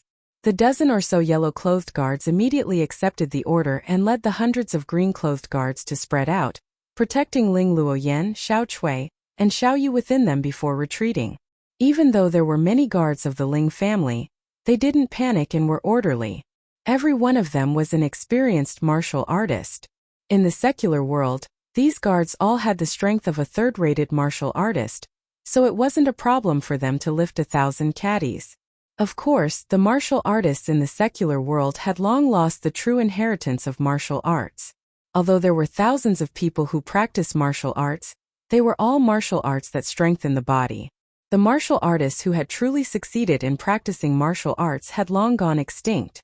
If the hundreds of third-rate warriors of the Ling family were to be released, they would be comparable to an army of thousands of men and horses. Their strength was not to be underestimated. However, in the eyes of those in the cultivation world, third-rated martial artists in the secular world were just a bunch of ants. They could kill as many as they came. You want to leave? The middle-aged man who was watching from the side waved his hand, and the dozens of black-clothed men behind him immediately rushed out like phantoms. Swoosh, swoosh, swoosh. All of them forced their way towards the several hundred green-clothed guards. If it was at any other time, then it would simply be the stupidest thing to do, like smashing an egg against a rock, and it was no different than a mad act of suicide. But today it was different. All of these black-clothed figures surged with a horrifying baleful aura, and they emanated a vast, ghastly, and terrifying aura. They were simply like over 10 madmen. The chi released by the dozens of black-clothed people faintly overwhelmed the chi released by the hundreds of green-clothed guards, which was really incredible. Beiting Yi, do you really want to kill all of us? Grandpa Zhong said in a muffled voice as he put his sword horizontally in front of him and gazed at the middle-aged man in black with his sharp eyes. I will say it again, hand that thing out. Otherwise, don't blame me for being merciless. Beiting Yi said sternly. I will say it again, I have no idea what you're talking about. Although Grandpa Zhong knew the situation was critical, he still didn't want to hand that thing out, because he knew that the owner of this thing was in Dragon Emperor City. That person's background was greater than that of Beitang clan. If that person couldn't see this thing, Haotian Business Group would face a great disaster. Aor, do it. Beiting Yi ordered Beitang Ao as he squinted his deep eyes into a line. Yes, big uncle. Beitang Ao revealed a cruel smile as he strode forward. Numerous cyan strands appeared on his body, making him look like a huge cyan cocoon that was releasing tens of thousands of strands. Go! Beitang Ao roared as tens of thousands of strands of energy instantly soared into the sky and interweaved into a huge net, which covered the hundreds of people of Haotian Business Group in front of them. These hundreds of cyan guards were the backbone of Haotian Business Group. As long as they were killed, the rest were just common workers. It didn't matter whether they were killed or not. At the same time, the cyan strands shot towards Grandpa Zhong. After Grandpa Zhong tried his best to resist them for several times, his long sword was entangled by the cyan strands. Bang! The long sword was instantly minced by the cyan strands, turning into thousands of pieces that fell on the ground. Wah! With a miserable shriek, blood burst out of the cyan light as an arm flew off. That arm was holding a sword hilt. A thin figure staggered backward. You old man, go to hell! Countless cyan strands of energy rushed forward. When hundreds of people were about to be killed, Beitang Ao's reckless words were like a bolt from the blue in the ears of the others. With such a remarkable ability, even a powerful army might not be able to defeat this terrifying youth. Beitang-ao. Just when everyone was in despair, suddenly, an earth-shattering roar came from the back of the camp. The rolling sound waves were like galloping horses. Hundreds of people's ears immediately buzzed, and the world became silent for a moment. Who is it? Everyone was shocked, especially Beitang-yi, whose face suddenly became incomparably solemn. As for Beitang-ao, his face even paled. Outrageous, that Maleficent star actually didn't die. This is troublesome. Let's kill these people in front of us first. Beitang-ao's mind was shaken. The countless strands interweaved into a huge net and shrouded the hundreds of Cyan guards. It's him. Ling Luoyan, who was protected by hundreds of Cyan guards, was completely dumbfounded when she heard this voice. Everything in the outside world seemed to have nothing to do with her. The person she cared about appeared in her moment of crisis. On the ancient path, a white shadow rushed from behind like the wind and lightning. The speed of the person was so fast that he left a series of afterimages in the void as he passed. In an instant he came close to them. A mountain-like fluctuation of yuan qi surged over. Even the people of the Beitang clan turned pale. The dozens of black-clothed men were forced to retreat, and their figures were unstable. Damn it! When the person saw the scene in front of him, he was instantly furious. He directly pushed his palm forward. An endless golden light swept forward like a golden wave. Beitang-ao's Cyan large net was about to descend on the heads of the hundreds of Cyan guards, but the countless strands were all shattered and dissipated under the golden light. Beitang-ao felt as if he was struck by lightning. His body shook violently, and he continuously retreated a few steps. His face suddenly flushed red, and the blood in his chest and abdomen were rolling up and down rapidly. When his divine ability was broken, he suffered a not small impact. The palm power that was like a surging golden wave cancelled out the thousands of strands. Who? A gust of wind rose, and the white figure had already arrived in front of Beitang-ao in an instant. He directly punched out. There was no dazzling light, no terrifying yuan qi fluctuation, it was just an ordinary punch. However, this seemingly ordinary punch caused ripples to appear in the space in front of the fist. This was pure power that caused the space to shake. Chapter 120. His fist was like a landslide. Its momentum was extremely fierce. Beitang-ao only felt pain from the strong wind blowing against his face. Before the fist arrived, the wind had already risen. Furthermore, all of the power was gathered on the fist, not even a little bit leaked out. Beitang-ao had an unfathomable divine ability, but he had a kind of feeling of powerlessness. It was a pure martial skill, not a Dao technique or divine ability. The most frightening thing was that there was no power leaking out. In other words, there was no power for Beitang-ao to shift, block, or reverse. Beitang-ao was so depressed that he almost vomited blood. He was truly aggrieved. He had no choice but to retreat. However, he was shocked to find that if he didn't retreat, Gu Fei's fist suddenly accelerated and appeared in front of his chest in an instant. Under the pull of qi, Gu Fei followed him like a shadow, not leaving any leeway for Beitang-ao to retreat. The strong wind set off by the fist had already pressed a fist mark on the clothes on Beitang-ao's chest. It was as if a 10,000 gene boulder was pressing on his chest, making him unable to breathe. My life is over. Although he rapidly retreated, he still couldn't get rid of the fist that was smashing towards his chest. Beitang-ao was immediately scared out of his wits. He was so nervous that his heart seemed to have stopped beating. In an instant he felt the aura of death. Seeing that he couldn't avoid it and was about to be hit by Gu Fei's fist, Beitang-ao suddenly felt the back of his neck tighten. After that, his body was pulled back by a powerful force. At the same time, a bright golden palm stretched out from his side and welcomed Gu Fei's fist. Boom! With a loud sound, the fist and the palm collided in an instant. A gust of wind suddenly appeared out of nowhere, and a glaring light burst out.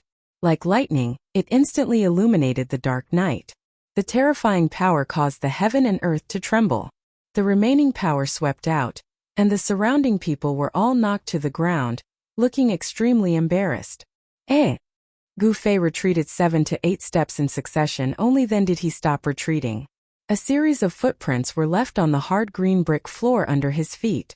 He was very surprised, Someone actually rescued this hateful Beitang Ao from under his fist. At this moment, Beitang Ao felt as if he was riding on a cloud. His collar was pulled by someone, and he quickly retreated. But the vast and mighty power released by the collision between Gu Fei and the person who saved him caused him to suffer a great impact. Not only is this Gu Fei not dead, but he seems to have become even more powerful. He is simply a monster. The corner of Beitang Ao's mouth was overflowing with blood, and his whole body felt as if it was falling apart. The impact of the energy that swept out made him feel as if he was being torn apart. Look after him. That man raised his hand and threw Beitang Ao behind him. A black-clothed man immediately stepped forward and caught Beitang Ao. The person who saved Beitang Ao was Beitang Ao's big uncle, Beitang Yi. Among the people of Beitang family present, only Beitang Yi, who had the highest cultivation, could rescue Beitang Ao from Gu Fei's fist at the critical moment. Who are you? Why did you use such a ruthless move on my nephew? Beitang Yi coldly stared at Gu Fei. From his narrowed eyes, a blade-like sharp gaze would burst out from time to time. This white-clothed youngster in front of him was not old, but his cultivation was incomparably profound. Furthermore, he was able to ignore Beitang Ao's unfathomable divine ability. He was not simple at all. He was not in a hurry to make his move. Beitang Yi did not dare to lower his guard. He was thinking what kind of person and what kind of power could teach such a powerful young expert. Big uncle. He is the person I told you about. Beitang Ao, who was supported by a black-clothed man, said loudly to Beitang Yi with an ashen face. Didn't you say that he should be dead? Beitang Yi suddenly turned around and swept a glance at Beitang Ao. His gaze was as sharp as a blade, making Beitang Ao not dare to look straight at him. Beitang Ao's complexion instantly became deathly pale.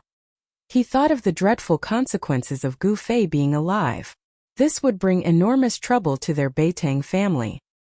He had never thought that a person who had been poisoned by the so-called incurable strange poison could still be alive. The people from the Haotian trading group were confused. They did not know what the uncle and nephew were talking about. However, Gu Fei was very clear and understood. Come to think of it, the people from the Beitang family had obviously found out about his identity through some means. However, no matter what, he and the Beitang family were bound to become enemies. At this moment, the hundreds of green-clothed guards from the Haotian trading group had already protected Ling Luoyan and the others and retreated dozens of feet away. As for that Uncle Zhong, his right arm had been cut off from the shoulder. The two maids, Xiao Chui and Xiao Yu, were currently helping Uncle Zhong to bandage his severed arm.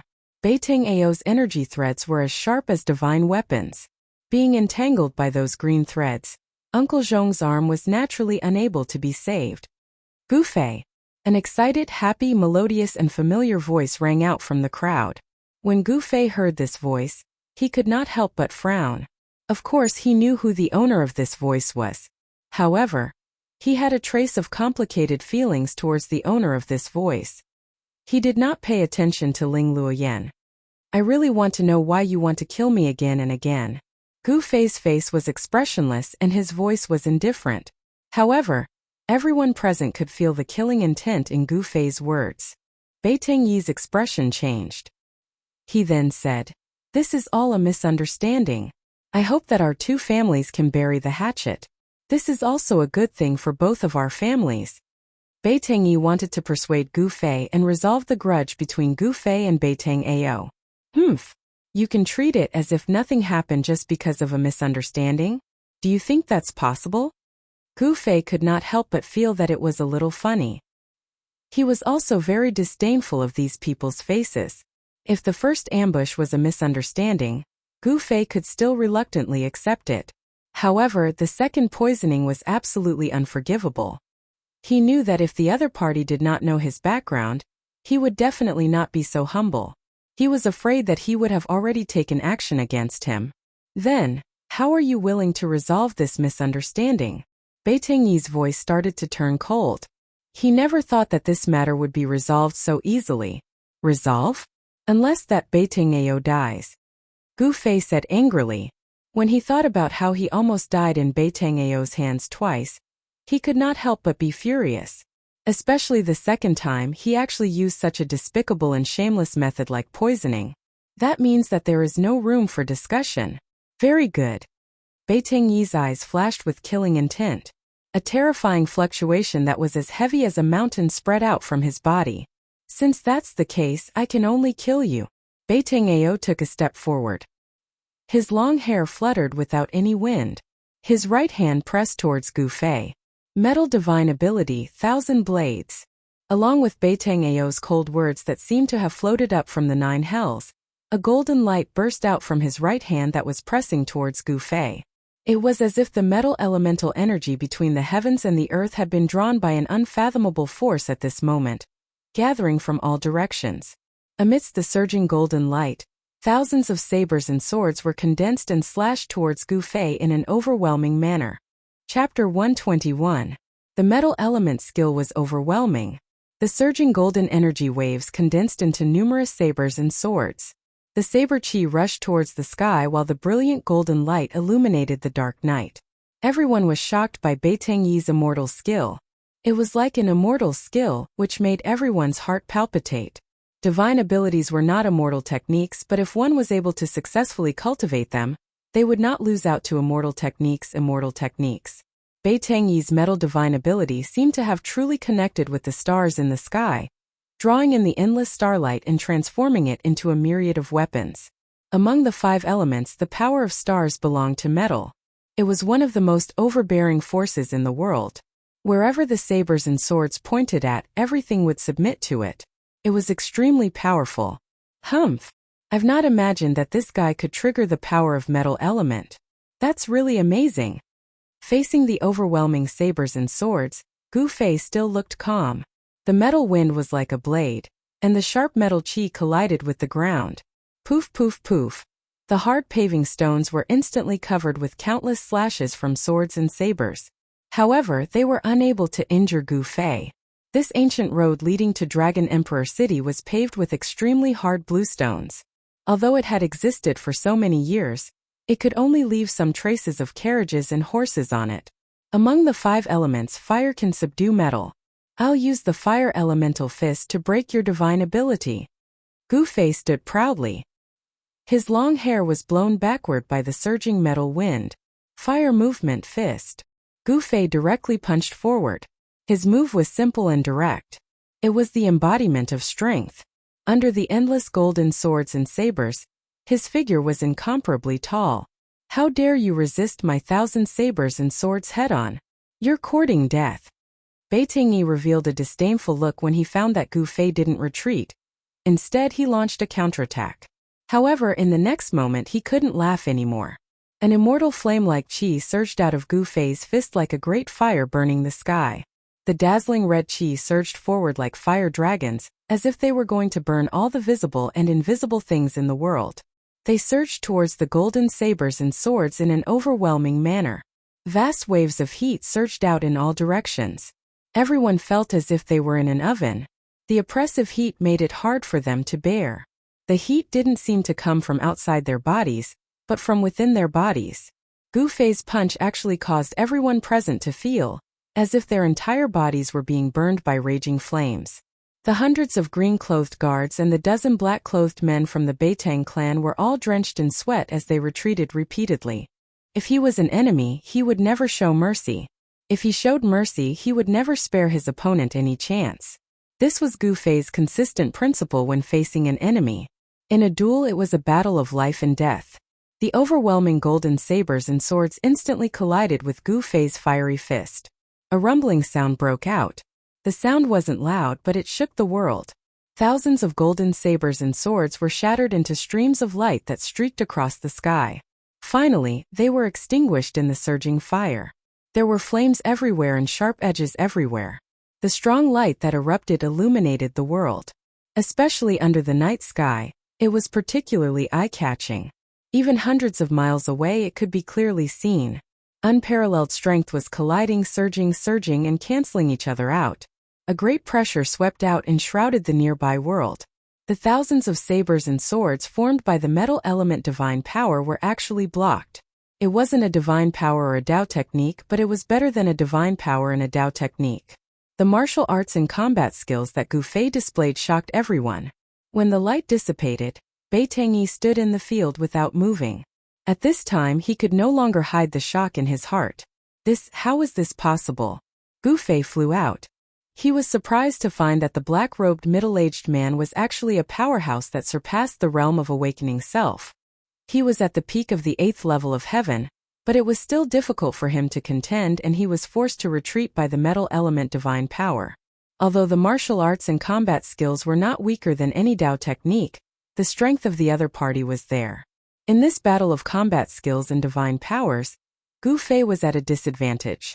A vast amount of Yuan Qi rushed out of Gu Fei's body, enveloping his whole body in a bright aura. He tried his best to stop his retreat. At this time behind him was already a dense forest. You are actually unimaginable. Bei Tangyi looked at Gu Fei with a look of disbelief. He seemed to have thought of something, and his expression changed several times.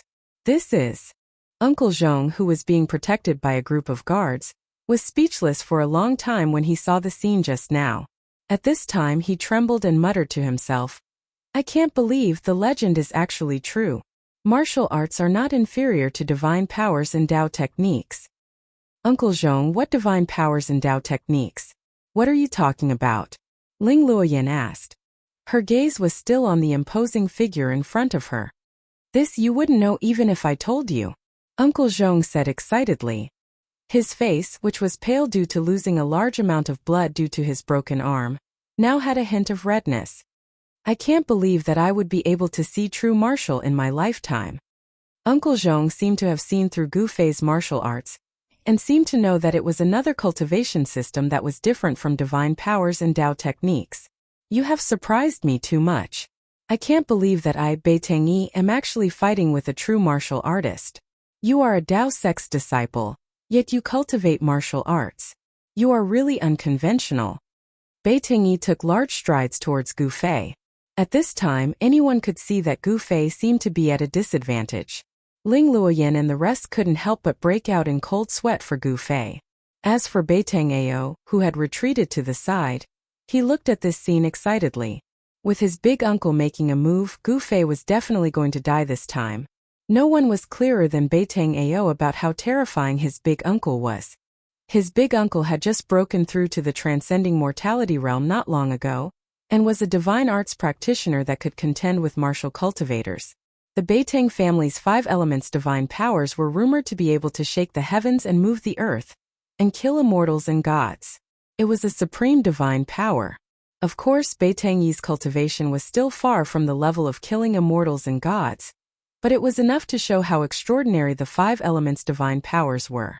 Words are useless, let's see who's the real deal. Gu Fei's expression was incomparably grave. The aura on his body was pulsating like a divine flame, and the muscles and bones in his body started to let out faint sounds of thunder. All the energy in his body was gradually being stimulated. Gu Fei felt a dangerous aura from Bei Tangyi's body, which made him feel slightly uneasy. Bei Tangyi's cultivation had probably broken through to the transcending mortality realm. Chapter 122. The thick earth qi surged violently and couldn't be resisted. Dusky dust covered half of the sky. That wasn't real dust. It was the great power displayed by the earth element divine art. What a powerful earth element divine art! Gu Fei was secretly astonished. This didn't mean that he was afraid of Bei Tangyi. On the contrary, Bei Tangyi's strength had stimulated Gu Fei's arrogance. Martial arts practitioners were natural warriors. They pressed forward with indomitable will and were fearless. Even if they knew blood would be spilled 5 steps away, they would still fight. They would rather die standing than live kneeling. Gu Fei's martial heart was extremely pure and untainted by any worldly concerns. His actions were all from the bottom of his heart. It was because Gu Fei had no distracting thoughts in his heart that he could advance bravely and cultivate his martial path to such a stage. He didn't retreat or give way. Facing the thick earth qi that was swallowing him, he instead took a step forward proudly. He was still incomparably powerful as he punched out fearlessly, fighting force with force. So what if he was a divine arts practitioner of transcending mortality realm? He would continue to fight without hesitation. He wanted to borrow Bei Tangyi's hand to temper himself, to search for that sliver of opportunity to break through in his cultivation in the face of adversity. Gu Fei wasn't stupid to fight with a strong practitioner of the older generation like Bai Tangyi, who was on transcending mortality realm. He was forcing himself into a dead end, and then forcing himself to break through the barrier of cultivation. What Gu Fei executed was Wood Element Fist, using wood to subdue earth. Among the 5 elements, the wood element innately restrained the earth element. You have the divine arts of the 5 elements, I have the battle techniques of the 5 elements. Furthermore, Gu Fei still had something to rely on. It would be very difficult for Bai Tangyi to kill him. That indomitable punch seemed to have borrowed the endless power of the wood element in heaven and earth, and communicated with the boundless primitive forest. The essence of the plants gathered and formed a green ocean in front of Gu Fei. The resplendent green light illuminated the entire sky and earth. Wood element fist versus earth element divine art. The 2 terrifying forces instantly collided together. Rumble. This was an intense collision that shook one's soul. Everyone paled and retreated further away in fear. They were afraid that they would be caught in the crossfire. Even if it was just the aftershock of their clash, it wasn't something they could withstand. Gu Fei, don't lose. Under the protection of a group of guards, Ling Luoyan retreated far away. She kept looking back at the scene, praying in her heart. However, Ling Luoyan's prayers didn't seem to have any effect. The heavy wood elemental fist force simply couldn't disperse the dust that filled the sky.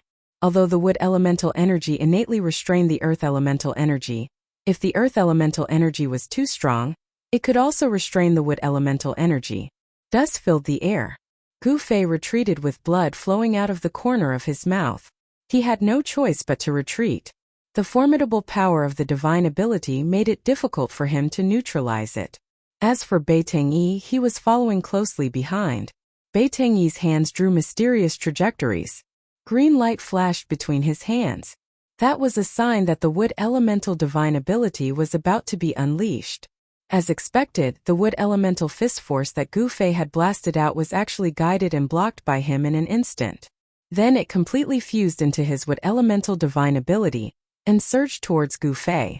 Bai Tangyi cleverly made use of Gu Fei's wood elemental fist force. In addition to his own divine ability, he formed a majestic and unstoppable wood elemental divine ability. Amidst the dazzling green light, endless dark green shadows of trees were condensing. They stacked on top of each other endlessly. This was a terrifying scene. It was as if an endless forest had appeared in the light and was charging towards Gu Fei. The might of the wood elemental divine ability was truly terrifying. Pung! Gu Fei's fists emitted 2 balls of golden light that were as dazzling as the sun as they collided with the endless dark green shadows of trees that were charging towards him. The violent collision caused his sleeves to instantly turn into rags that filled the sky. He vomited blood once again as he retreated, as if he couldn't withstand the attack. The 5 elemental combat skill was no match for the 5 elemental divine ability. This seemed to be a foregone conclusion. Gu Fei directly crashed into the dense forest beside the ancient path. Soon after, the surging wood elemental divine ability instantly destroyed a large part of the forest. Broken wood and broken branches filled the sky. Haha! So what if you are a true martial artist?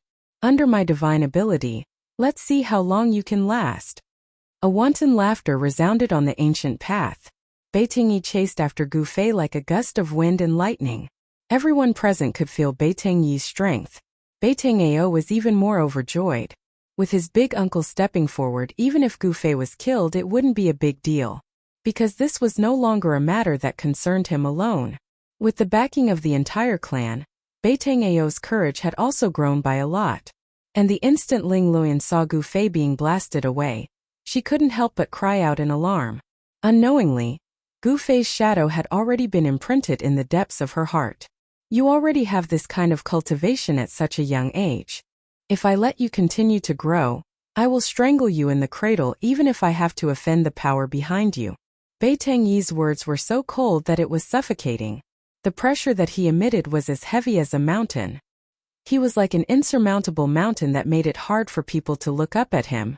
In an instant, he caught up to Gu Fei, who was retreating, and executed the divine ability of the water elemental divine ability. Boom!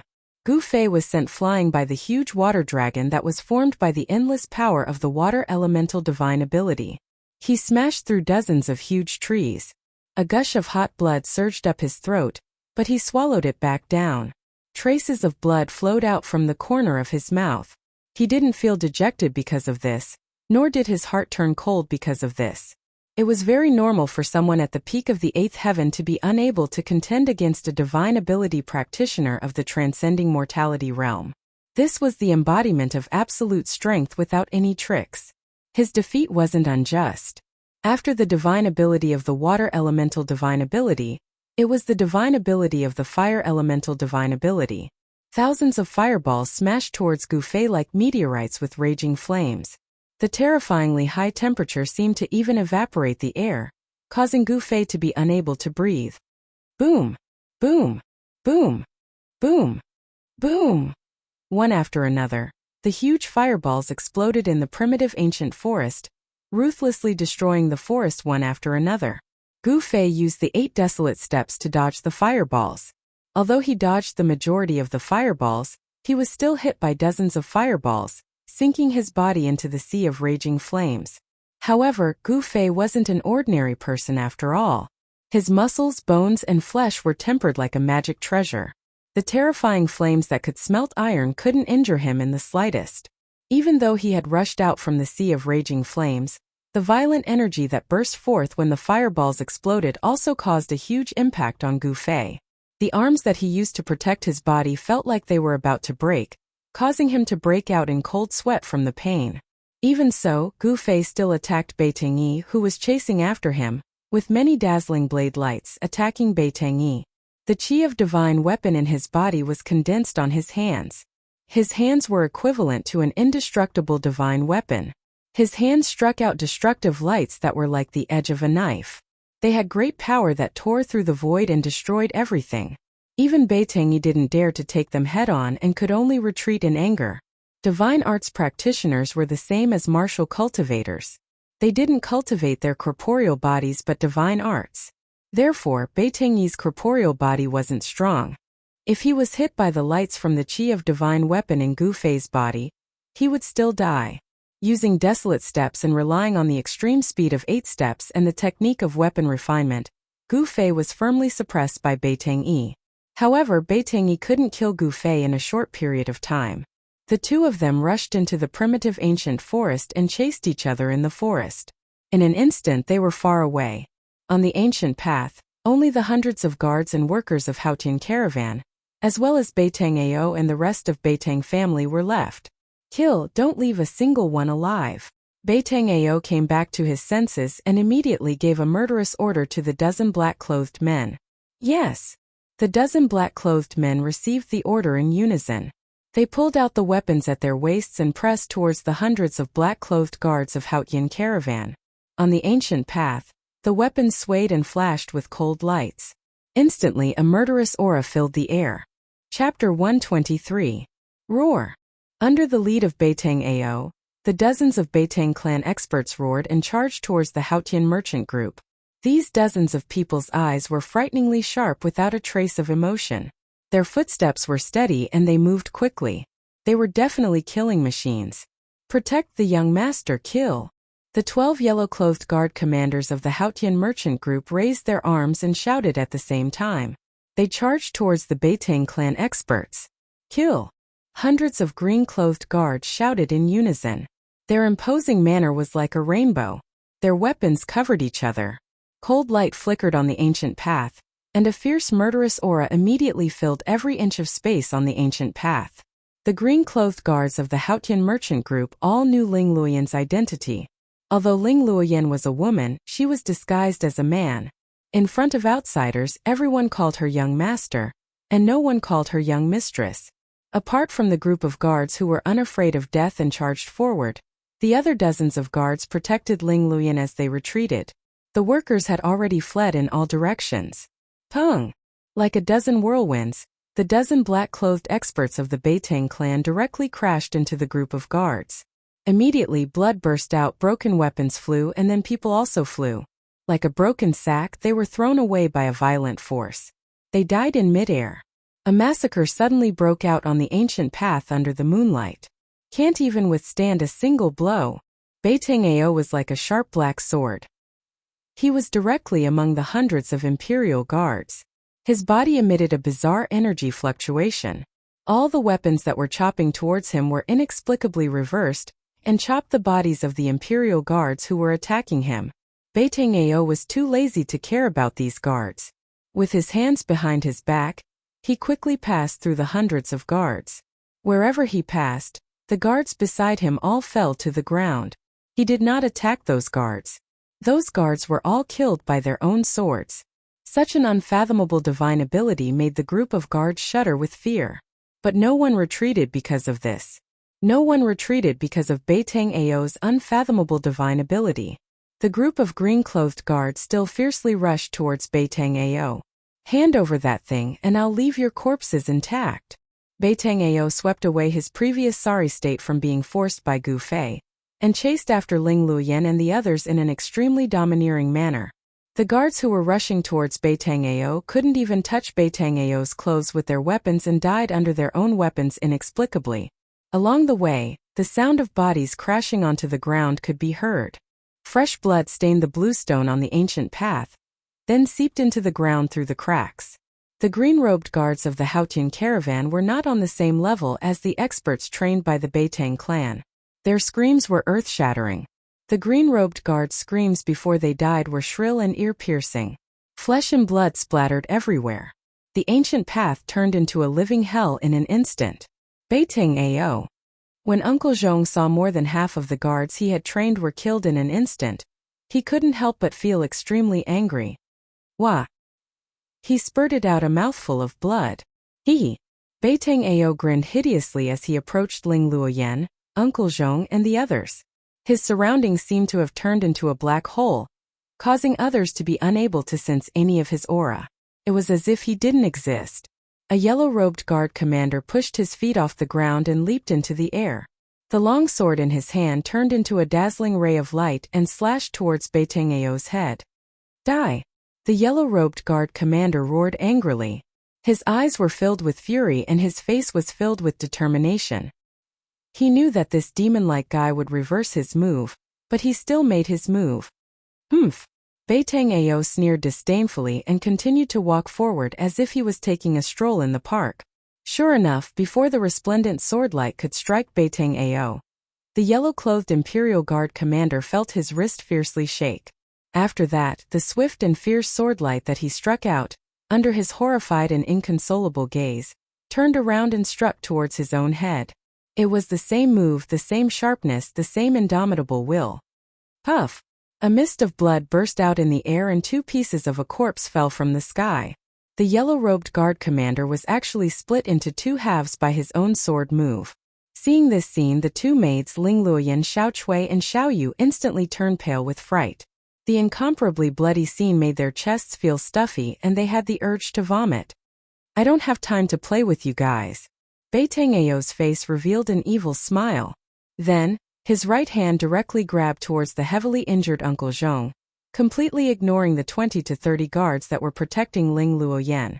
The dozens of green-robed guards that were protecting Ling Luoyan, Uncle Zhong, and the others as they retreated were now left with only 20 to 30 people.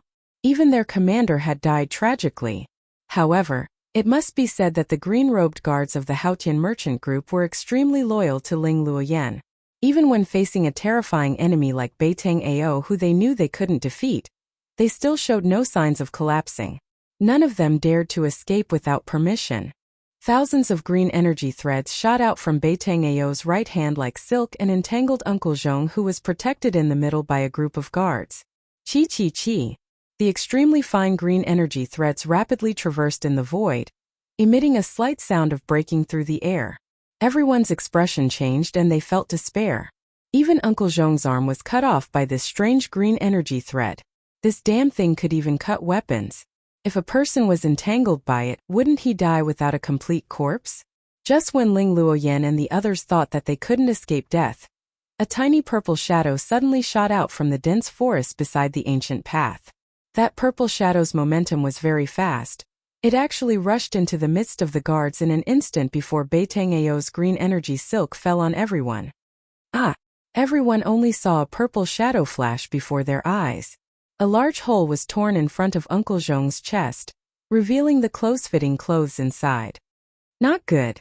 A thought flashed in Uncle Zhong's mind. He spread open the 5 fingers of his left hand and immediately grabbed towards the purple shadow in front of his chest. Although he had lost an arm, his reaction was fast and extremely fast.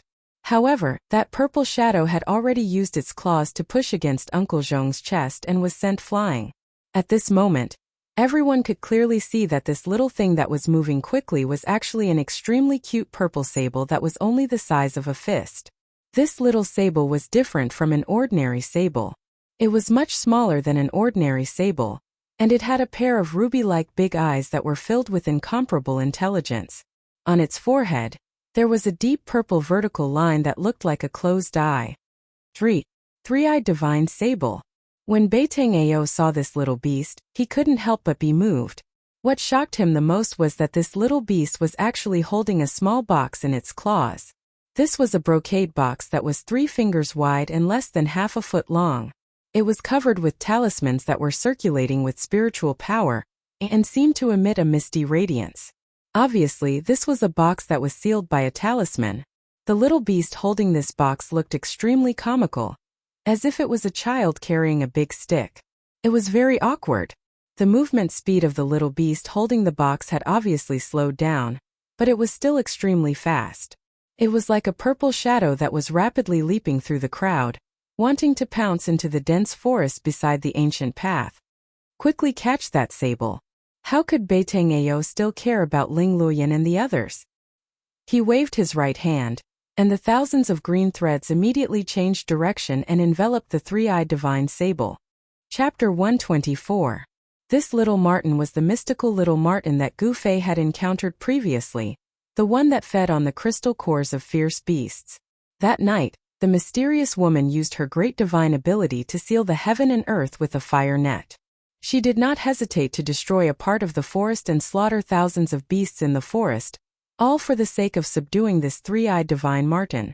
However, what was unimaginable was that this little beast actually appeared here and snatched away the mysterious box that Uncle Zhong kept close to him.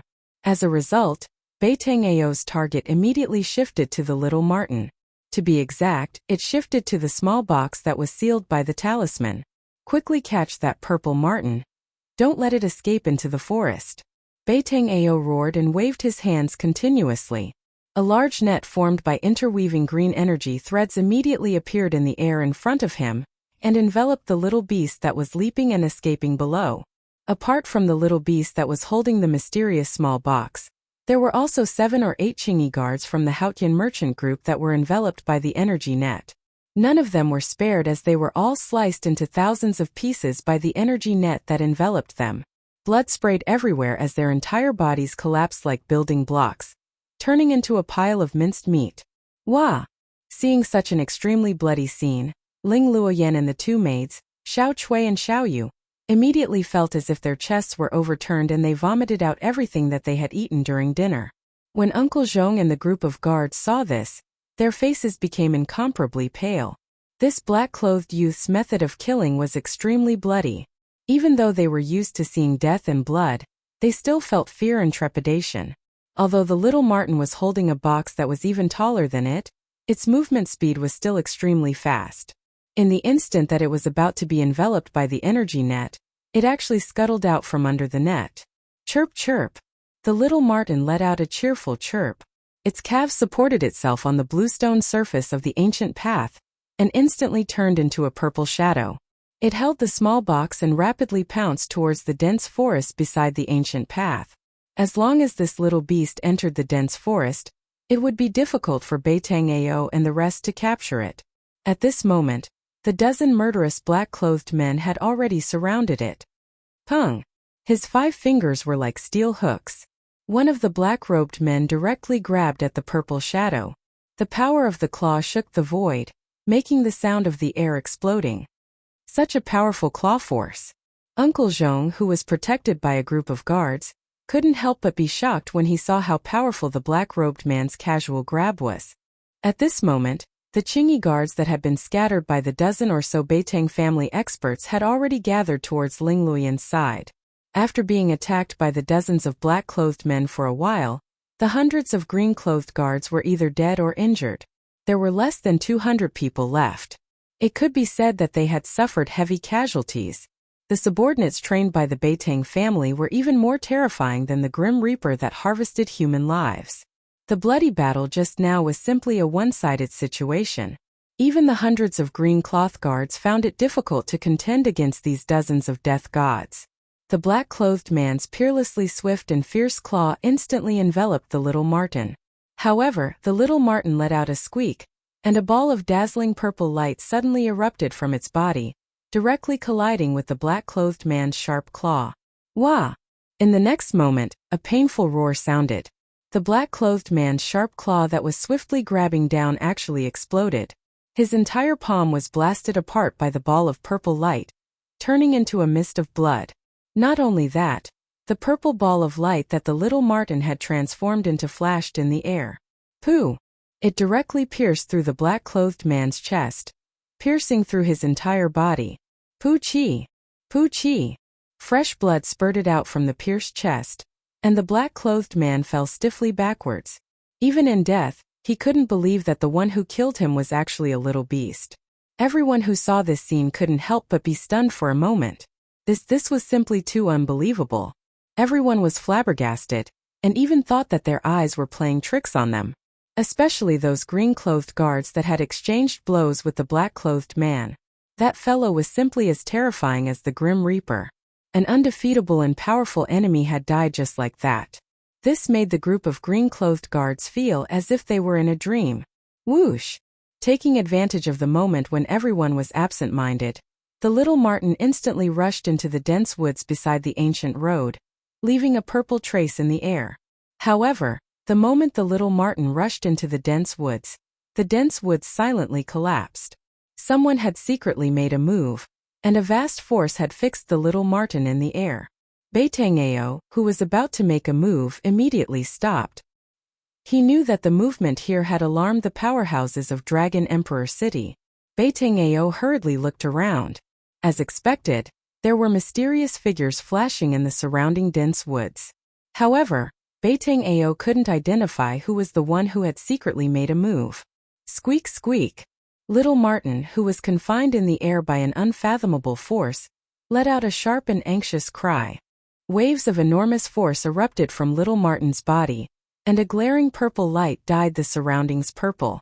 However, no matter how the little Marten struggled, it couldn't break the unpredictable force. The little Marten and the small box that it was holding were about to be taken away by someone's great ability. Right at this moment, a huge fire broke out on a hillside several miles away. A part of the woods was instantly burned into ashes by the terrifying flames. A figure wrapped in black chi rushed out of the flames in an embarrassed manner. Then it directly turned into a ball of demonic chi and soared into the sky, trying to escape. At this moment, the force that confined the little Marten disappeared. The little Marten immediately uttered a squeak and rapidly darted towards the flames. How dare you touch the belongings of our demon race? You deserve to die. A slender figure walked out of the flames. Her clothes were whiter than snow. Under the illumination of the flames, it was as if her entire body was dyed with a layer of fiery red brilliance. She was like a fairy of fire.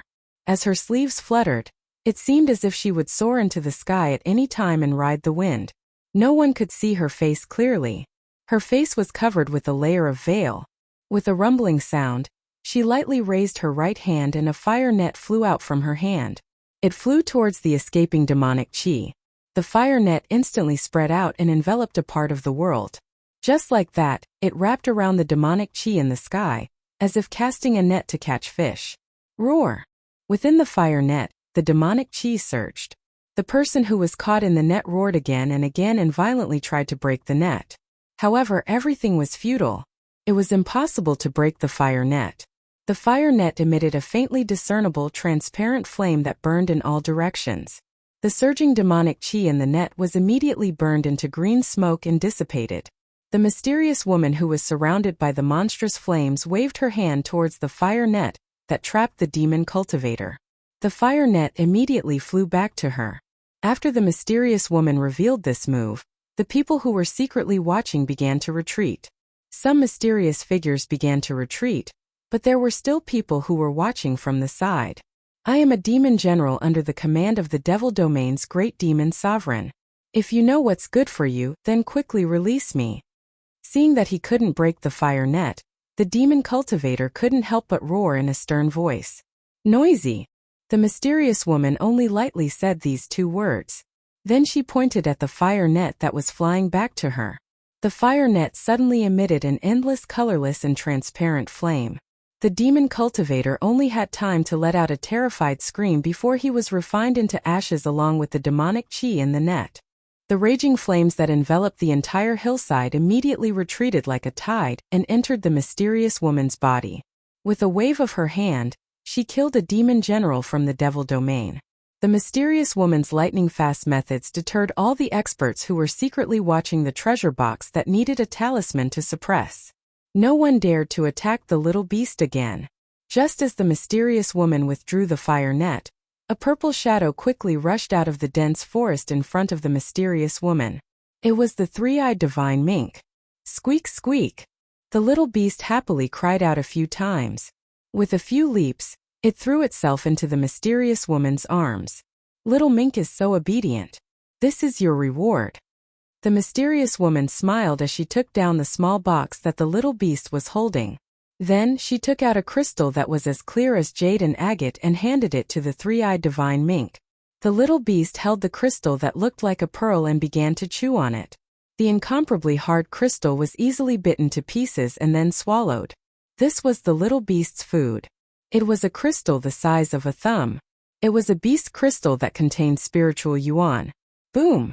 Just as the mysterious woman was about to leave, a loud explosion that shook the heaven and earth suddenly burst out from a valley in front of them. Boundless vital chi suddenly burst out, and immediately disturbed the vital chi of heaven and earth. After that, astonishing golden rainbows shot out from the valley. Those golden rainbows seemed to be connected to the boundless power of the stars in the sky. They emitted a wave of energy that made people's heart palpitate. The mysterious woman immediately stopped her footsteps. She stared at the valley and muttered to herself, I didn't expect there to be such a powerful martial arts practitioner in this world. His opponent seems to be a divine arts practitioner. Whoosh! The mysterious woman's figure disappeared in an instant. No one was able to see how she disappeared. The demon race has appeared again. After the mysterious woman disappeared, these words faintly came out from the darkness. Let's go.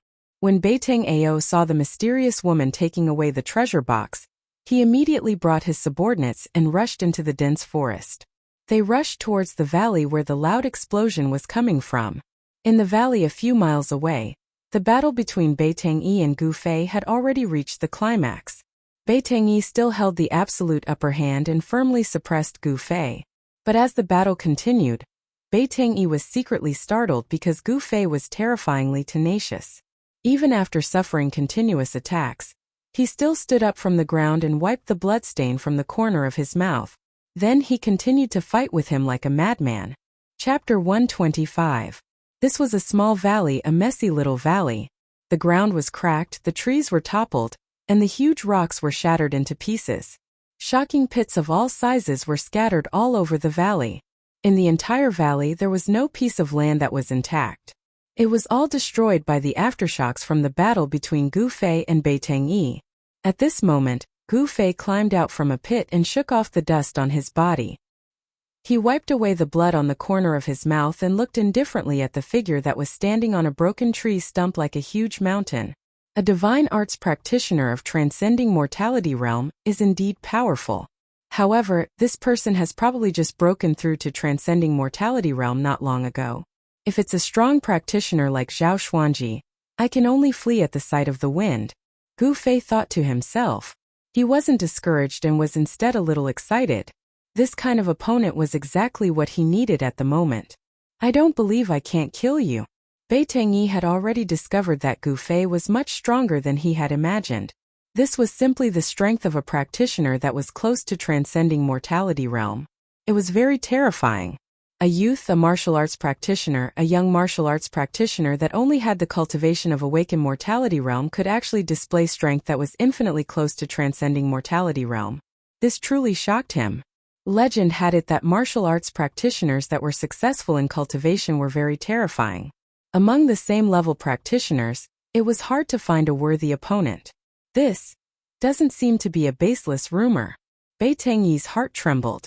Bai Tengyi had long since wanted to kill Gu Fei, but at this moment, his killing intent had already risen to the limit. Gu Fei had to die. Otherwise, if he was allowed to grow, he would become a great enemy of Bai Tang family. What other ultimate moves do you have? Show them to me. Gu Fei's battle intent was like a rainbow. His eyes flickered with anticipation. He really wanted to know how strong a practitioner that had just entered transcending mortality realm was. Humph! Bai Tengyi snorted coldly and took a step forward. In an instant, he had traversed dozens of yards and arrived above Gu Fei. Rotation of 5 elements. Obliterate heaven and earth. Along with Bai Tengyi's loud shout, a mountain-like energy fluctuation immediately erupted from his body. At the same time, his body surged with colorful rays of light. The rainbow-like multicolored divine radiance seemed to have spirituality. It spread out. Bai Tengyi's figure disappeared within the resplendent multicolored divine radiance. A huge whirlpool was formed. Boundless power of the 5 elements gathered together, shaking heaven and earth. Everything in the area shook violently, and the broken trees and boulders on the ground all flew into the air. Roar! Gu Fei let out an angry roar and immediately lowered his waist into a horse stance. His feet seemed to have grown roots on the ground, and no matter how the world shook, he still stood firmly on the ground. The vortex formed by the power of the 5 elements finally condensed into a huge 5-colored millstone. This gigantic millstone emitted terrifying fluctuations that caused one's heart to palpitate. As it spun, it obliterated everything. At the same time, a great suction force began to appear, sucking in everything that was enveloped by the millstone before completely obliterating it. Gu Fei's expression was incomparably dignified. He tried his best to resist this suction force. His entire body emitted a blazing aura, and the thick earth energy surged out from his feet, tightly binding him to the ground. Gu Fei seemed to have merged with the earth under his feet. The great suction force of the 5 elements reincarnation cycle could not pull him into the 5 elements millstone that was grinding down below for a moment. This guy is starting to go all out. Gu Fei felt a great danger descending upon him. Bai Tengyi didn't hold back at all. He actually fused the 5 elements into a 5 elements great millstone that could destroy everything. He wanted to obliterate Gu Fei. It was easy to imagine how strong Bai Tengyi's killing intent was. If I still can't kill him like this, then I would be a transcending mortality cultivator in vain. At this moment, the clothes on Bai Tengyi's body, which had transformed into the great millstone of 5 elements of extinction, had already been torn to shreds. Blue veins were popping up on his body. He had exerted all his strength, but because he had overloaded his 7 apertures by activating the 5 elements as one divine ability, traces of blood were seeping out. Even if he could successfully kill Gu Fei, his vitality would be greatly damaged. All the experts who were secretly watching this battle were shocked by the profundity of the Bai Tang clan's 5 elements. The power of the 5 elements rotated and obliterated the heaven and earth. If this divine ability was cultivated to the extreme, what kind of scene would it be? The Bai Tang clan was indeed a cultivation clan with an incomparably rich heritage. Some people couldn't help but be vigilant towards the Bai Tang clan of Yan country. The 5 elements formed into the Samsara millstone emitted a terrifying aura that could destroy the heaven and earth. This made Gu Fei feel the aura of death. Transcending mortality cultivators were indeed outstanding. Even if he had just entered the transcending mortality realm, this Bai Tengyi was already very scary. If an ordinary 8th celestial layer cultivator met him, they would only be able to wait for death. However, Gu Fei was not an ordinary 8th celestial layer cultivator. He was a heaven-defying body cultivator. It was his nature to constantly challenge his limits. The stronger he met, the stronger he would become. Only then would he be able to break the shackles of his own cultivation. Divine weapon's essence for me to use. Without thinking, Gu Fei guided the divine weapon's essence into his hands. Buzz! A sword cry soared to the sky. It was like a crane's cry to the 9 heavens, a dragon's roar. An unparalleled sword energy soared to the sky, causing the heaven and earth to lose their color. This guy. Roar! Beiteng-yi, who was inside the five elements samsara millstone, was shocked when he saw this. He desperately drove the five colors millstone to grind down. However, it was not easy to use such a great divine ability that could shake the heaven and earth. Blood flowed from Beiteng-yi's 7 orifices. His face was as ferocious as an evil spirit. However, it was difficult for him to drive the five elements samsara millstone to grind down Gu Fei. However, the speed of the five elements samsara millstone's grinding speed had increased by a lot. At this time, the slowly rotating five colors millstone was less than 5 zhang away from Gu Fei. The mighty destructive power caused the heaven and earth to shake. Cracks began to appear on the ground. If you can unite the five elements, so can I. Gu Fei went all out. He had no choice but to go all out. The five elements samsara millstone could only be used with the cultivation of the transcending mortality realm. However, he didn't care so much. The Xian Qi in his body rapidly circulated. Yuan Qi surged in his flesh and bones like a river. The five elements Yuan Qi in his body were all stimulated by him and gathered towards the essence of the divine weapon in his hands. He was overdrafting the strength of his body. The consequences of doing so were terrifying. His body would probably suffer irrecoverable injuries. The vast five elements Yuan Qi fused with the purple essence of the divine weapon. 100 zhang long sword light sword from Gu Fei's hands. The extremely sharp sword Qi seemed to be able to pierce through the void. Within a dozen li, any sword cultivator that had cultivated their sword to become spiritual felt the sword Qi in their body tremble at this moment. It resonated with the shocking sword Qi that erupted from Gu Fei. Break for me. Gu Fei's long hair fluttered in the wind. His eyes emitted a dazzling divine light. He held the sword with both hands like an invincible god of war. He waved the 100 zhang long five colors sword Qi and fiercely slashed at the five colors millstone in the sky. Qi, a light sound like a piece of cloth being suddenly torn apart, emitted an ear-piercing sound. Wherever the sword light passed by, space split. The destructive power of the five elements that descended from the sky was immediately split in half by the sword Qi that was like a waterfall. Chapter 126. Beiteng-yi and Gu Fei both attacked with all their strength, no longer holding anything back. One was a strong practitioner of the older generation who had just entered transcending mortality realm, while the other was a young martial arts practitioner who was at the peak of awakening mortality realm. No one thought that Gu Fei could win. Jumping levels to challenge a cultivator of a higher realm than oneself wasn't something that didn't happen in the cultivation world. However, challenging a strong practitioner that was a realm higher than oneself was something that had never happened before. No one would be so stupid to challenge an opponent that they couldn't defeat. This was no different from a suicidal action. Five elements divine arts were said to be able to destroy heaven and earth. When executed by a divine arts practitioner of transcending mortality realm like Beiteng-yi, it was naturally impossible to destroy heaven and earth. However, with the cultivation of transcending mortality realm, he had the upper hand. Boundless power of the five elements gathered together, and the huge millstone of five elements gave off a terrifying aura as it crushed down on Gu Fei. That imposing manner was also extremely terrifying. In front of Beiteng-yi's ultimate move, Gu Fei had no choice but to risk it all.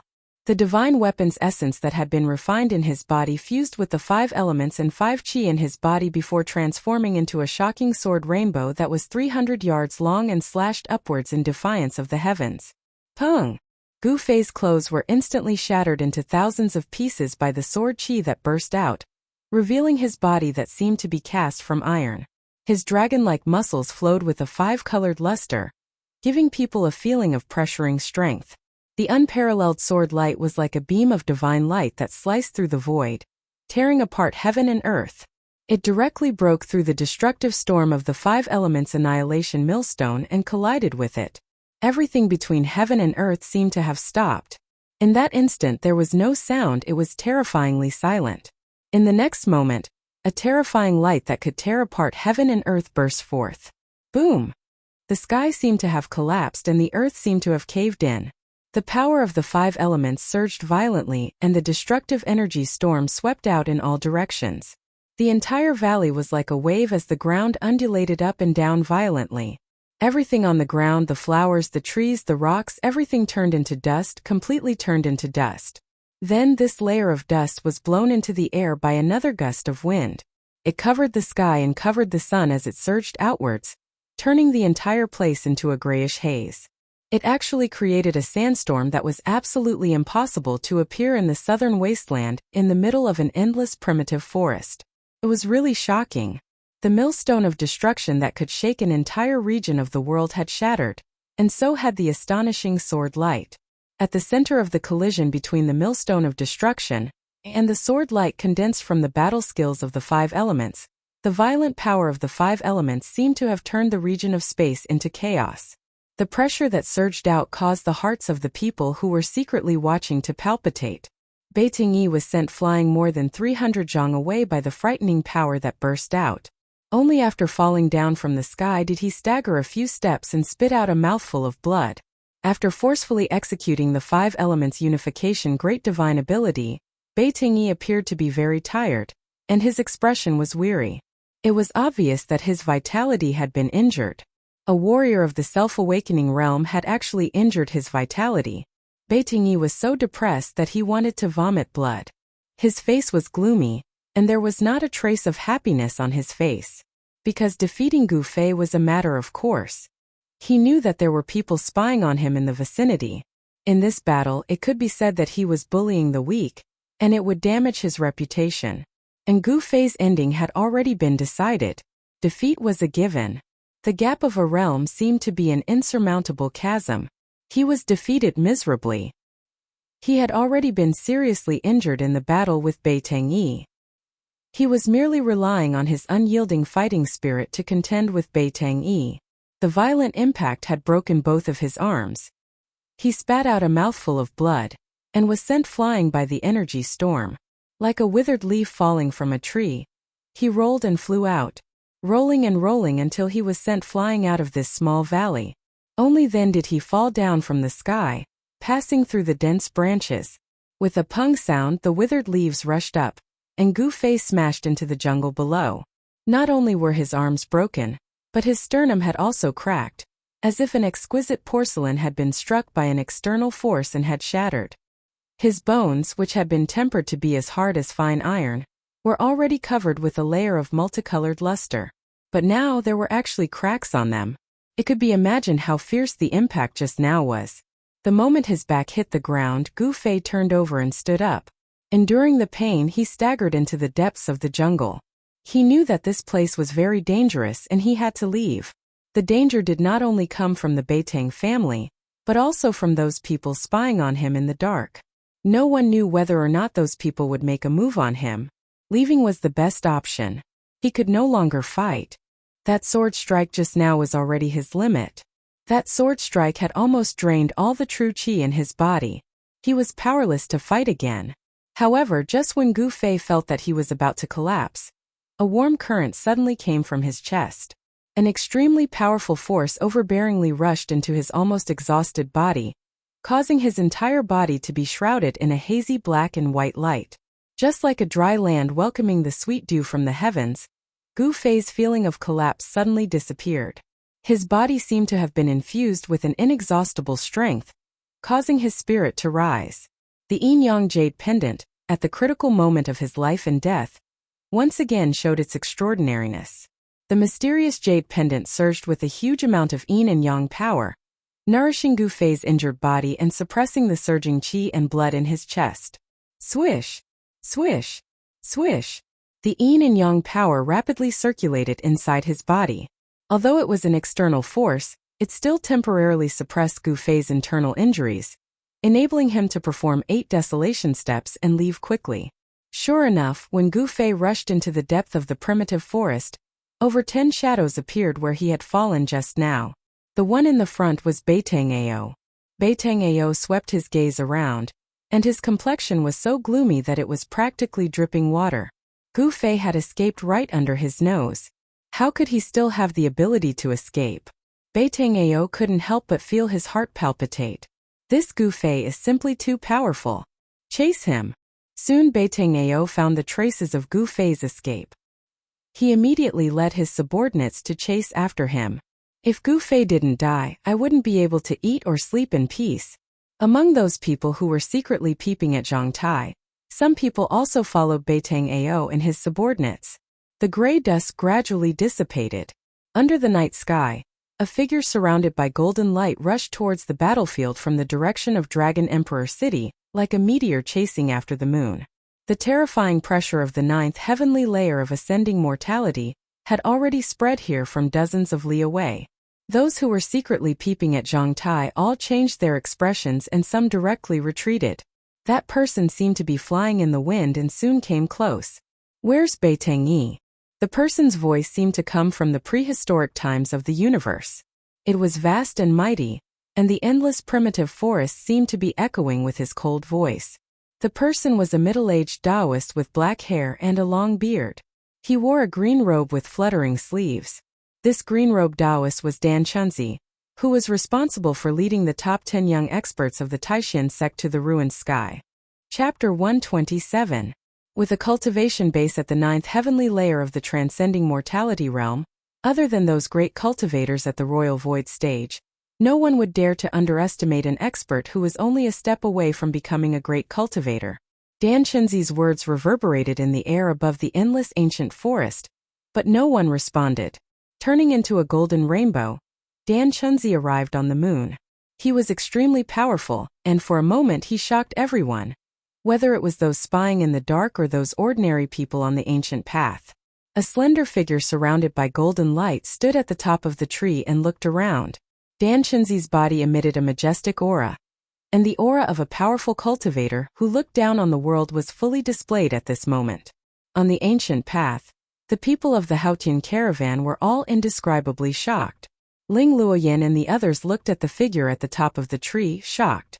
This kind of immortal-like figure was absolutely rare. Dan Chunzi did not pay attention to Ling Luoyan and the others, but instead looked in several directions deep in the forest. He sensed that there were powerful cultivators hiding nearby. However, those people were not Beitang Yi who he was looking for. He was originally in Dragon Emperor City, but suddenly received the news and immediately rushed over, but he seemed to be a step too late. The battle had already ended. How could Beitang Yi dare to face an expert like Dan Chunzi? The moment he sensed Dan Chunzi's aura, he immediately chose to retreat. Compared to Dan Chunzi, Beitang Yi, a cultivator who had just entered the transcending mortality realm, could not be compared at all. Their cultivation bases were like heaven and earth. For cultivators who had entered the transcending mortality realm, it was very difficult to advance to each realm. Correspondingly, with each realm, their cultivation base would take a big step forward, and their strength would multiply. This was not a breakthrough in a large realm. The transcending mortality realm was divided into 9 heavens. As long as one took these 9 big steps, they would be qualified to challenge the cultivation barrier of a large realm. Dan Chunzi was one of the few cultivators in the Taishan sect who was qualified to challenge the controlling void realm. As long as he could successfully take that step, he, Dan Chunzi, would be a great cultivator of the controlling void realm. Whoosh! Dan Chunzi's figure instantly disappeared from the top of a big tree beside the ancient path, and then directly appeared on a collapsed cliff beside a small valley several miles away. Someone is fighting here. Dan Chunzi carefully sensed the chaotic yuan qi fluctuations in the void, which were still very messy. It really is Gu Fei's aura. Dan Chunzi used his 9th heavenly layer ascended mortality realm spiritual sense to capture the extremely weak aura that Gu Fei left behind in the valley. Dan Chunzi immediately perked up and a smile appeared on his grave face. Very good. He really didn't die to Zhao Xuanji's sword. Dan Chunzi's unruffled state of mind began to ripple. Gu Fei was a disciple of the younger generation in the 9 meridians of Taishan. Dan Chunzi would not have given such a disciple a second glance under normal circumstances. However, Gu Fei was not an ordinary disciple. Of the 9 meridians of Taishan, Gu Fei was the only successor of the Ling Chui Peak. If Gu Fei died, then the orthodoxy of the Ling Chui Peak would cease to exist. The sect leader, Taoist Xintian, would absolutely not allow such a thing to happen. Therefore, Gu Fei had long been in Taoist Xuantian's sights and attention. That was why Dan Chunzi was so happy when he found out that Gu Fei was not dead. After all, if Gu Fei was killed in front of his eyes, he would not be able to bear the responsibility. People of the Beitang clan, listen to me. If anything happens to Gu Fei, Dan Chunzi will definitely kill the Beitang clan. Dan Chunzi said loudly. His voice spread far and wide, echoing in the ancient forest. But other than Dan Chunzi's own voice, there was a terrible silence. No one responded. Dan Chunzi was a cultivator of the Taishan sect. His arrival was already known to the higher-ups of the various forces in the southern wasteland. No one was willing to offend the Taishan sect, one of the three great Taoist sects. The three great Taoist sects were like birds of a feather. Although in the southern wasteland, there were forces that could rival any of the three great Taoist sects in the whole world, there were not many forces that could compete with the three great Taoist sects. Dan Chunzi glanced around, and then with a schwa sound, his body directly disappeared from the cliff. He turned into a golden shadow and quickly disappeared under the night sky. Gu Fei quickly moved through the dense forest. He was very careful, trying not to leave any traces in the places he passed. He knew that the people of the Beitang clan would not let him go so easily. But even so, Beitang Ao and his dozen or so men in black still followed the traces and followed him from behind. These people were all dressed in black and like ghosts, they moved through the dense forest that was so dark that one could not even see their fingers in front of them. These people were obviously very familiar with tracking enemies in the ancient forest. It was very obvious that this group of people had received training in this aspect. In the middle of the night, walking in the ancient forest that was filled with danger, moreover, their movements were nimble and graceful, and they almost didn't make any sound. Including that Beitang Ao, there are a total of 15 people chasing after me. On the crown of a big tree, Gu Fei temporarily stopped. He carefully identified and very quickly, he confirmed the number of people chasing after him. His arm was broken, and he couldn't use both of his hands for the time being, which made it somewhat inconvenient for him to move. However, he still had a pair of legs, and with the yin and yang power transmitted by the mysterious jade pendant into his body, for the time being, Gu Fei still had some strength to protect himself. Gu Fei was confident that even if he was seriously injured, he would still be able to kill these reckless people who chased after him.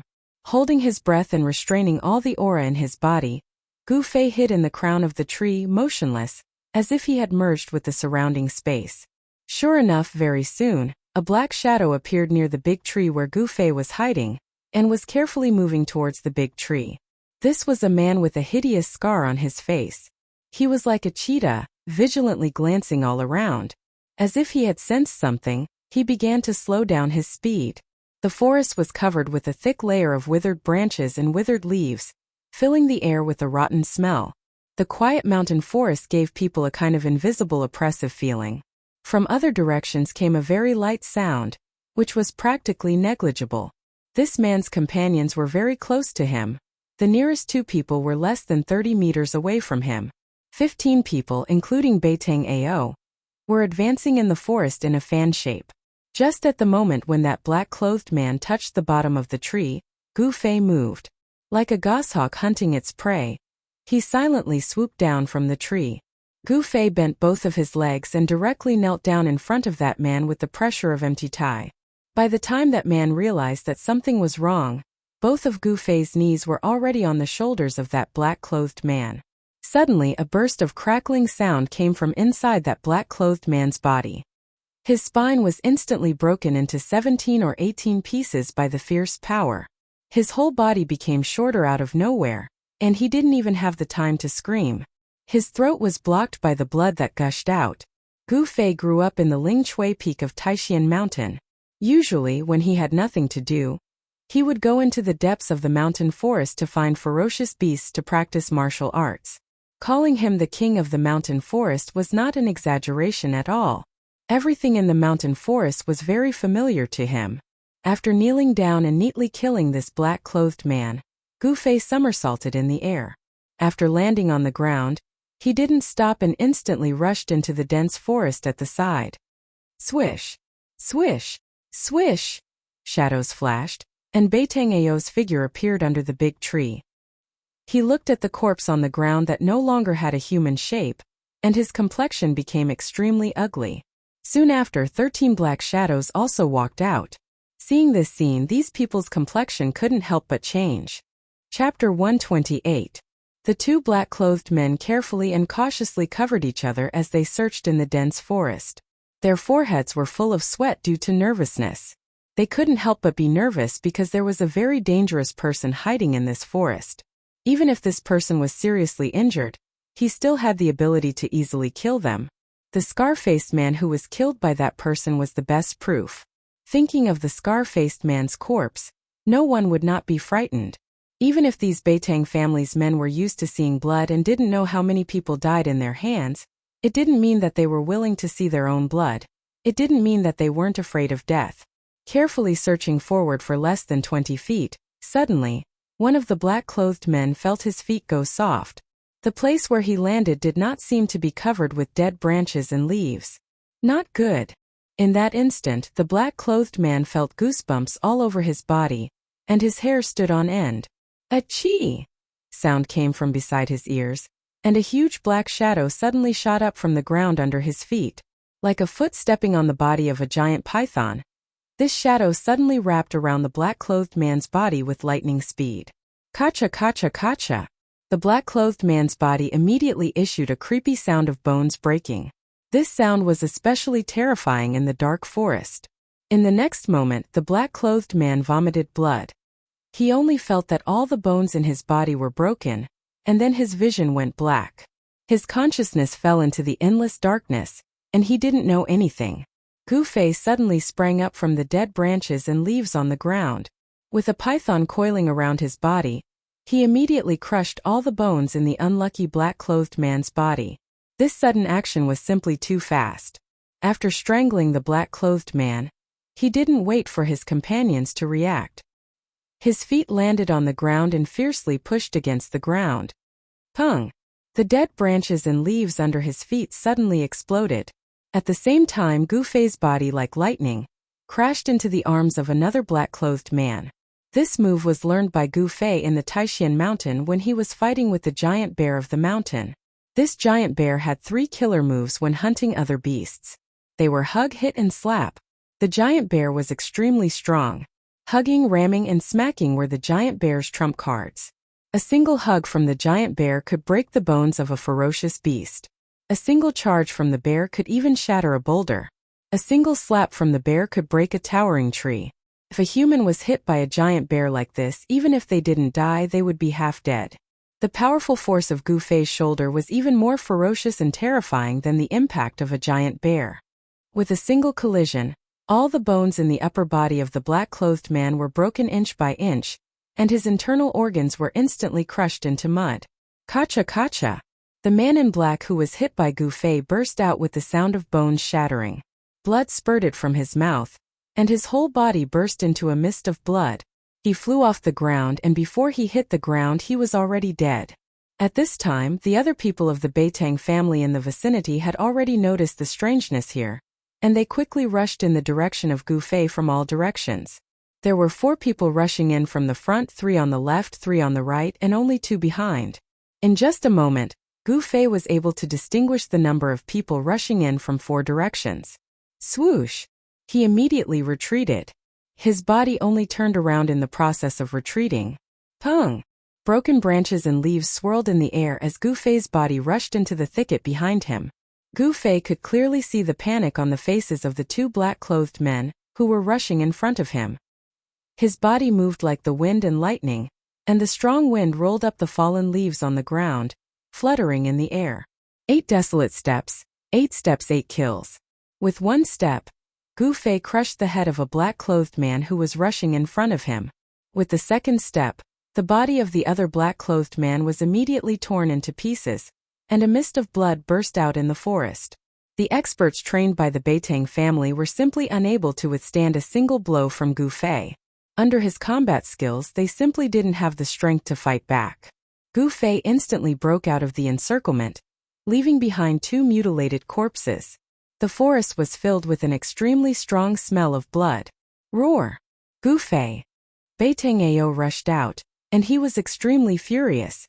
9 figures flashed behind him, but they didn't even see Gu Fei's shadow. Gu Fei had already gone far away. Gu Fei had already killed 5 people, 5 experts that the Beitang family had spent countless efforts to train. These experts were comparable to ordinary cultivators.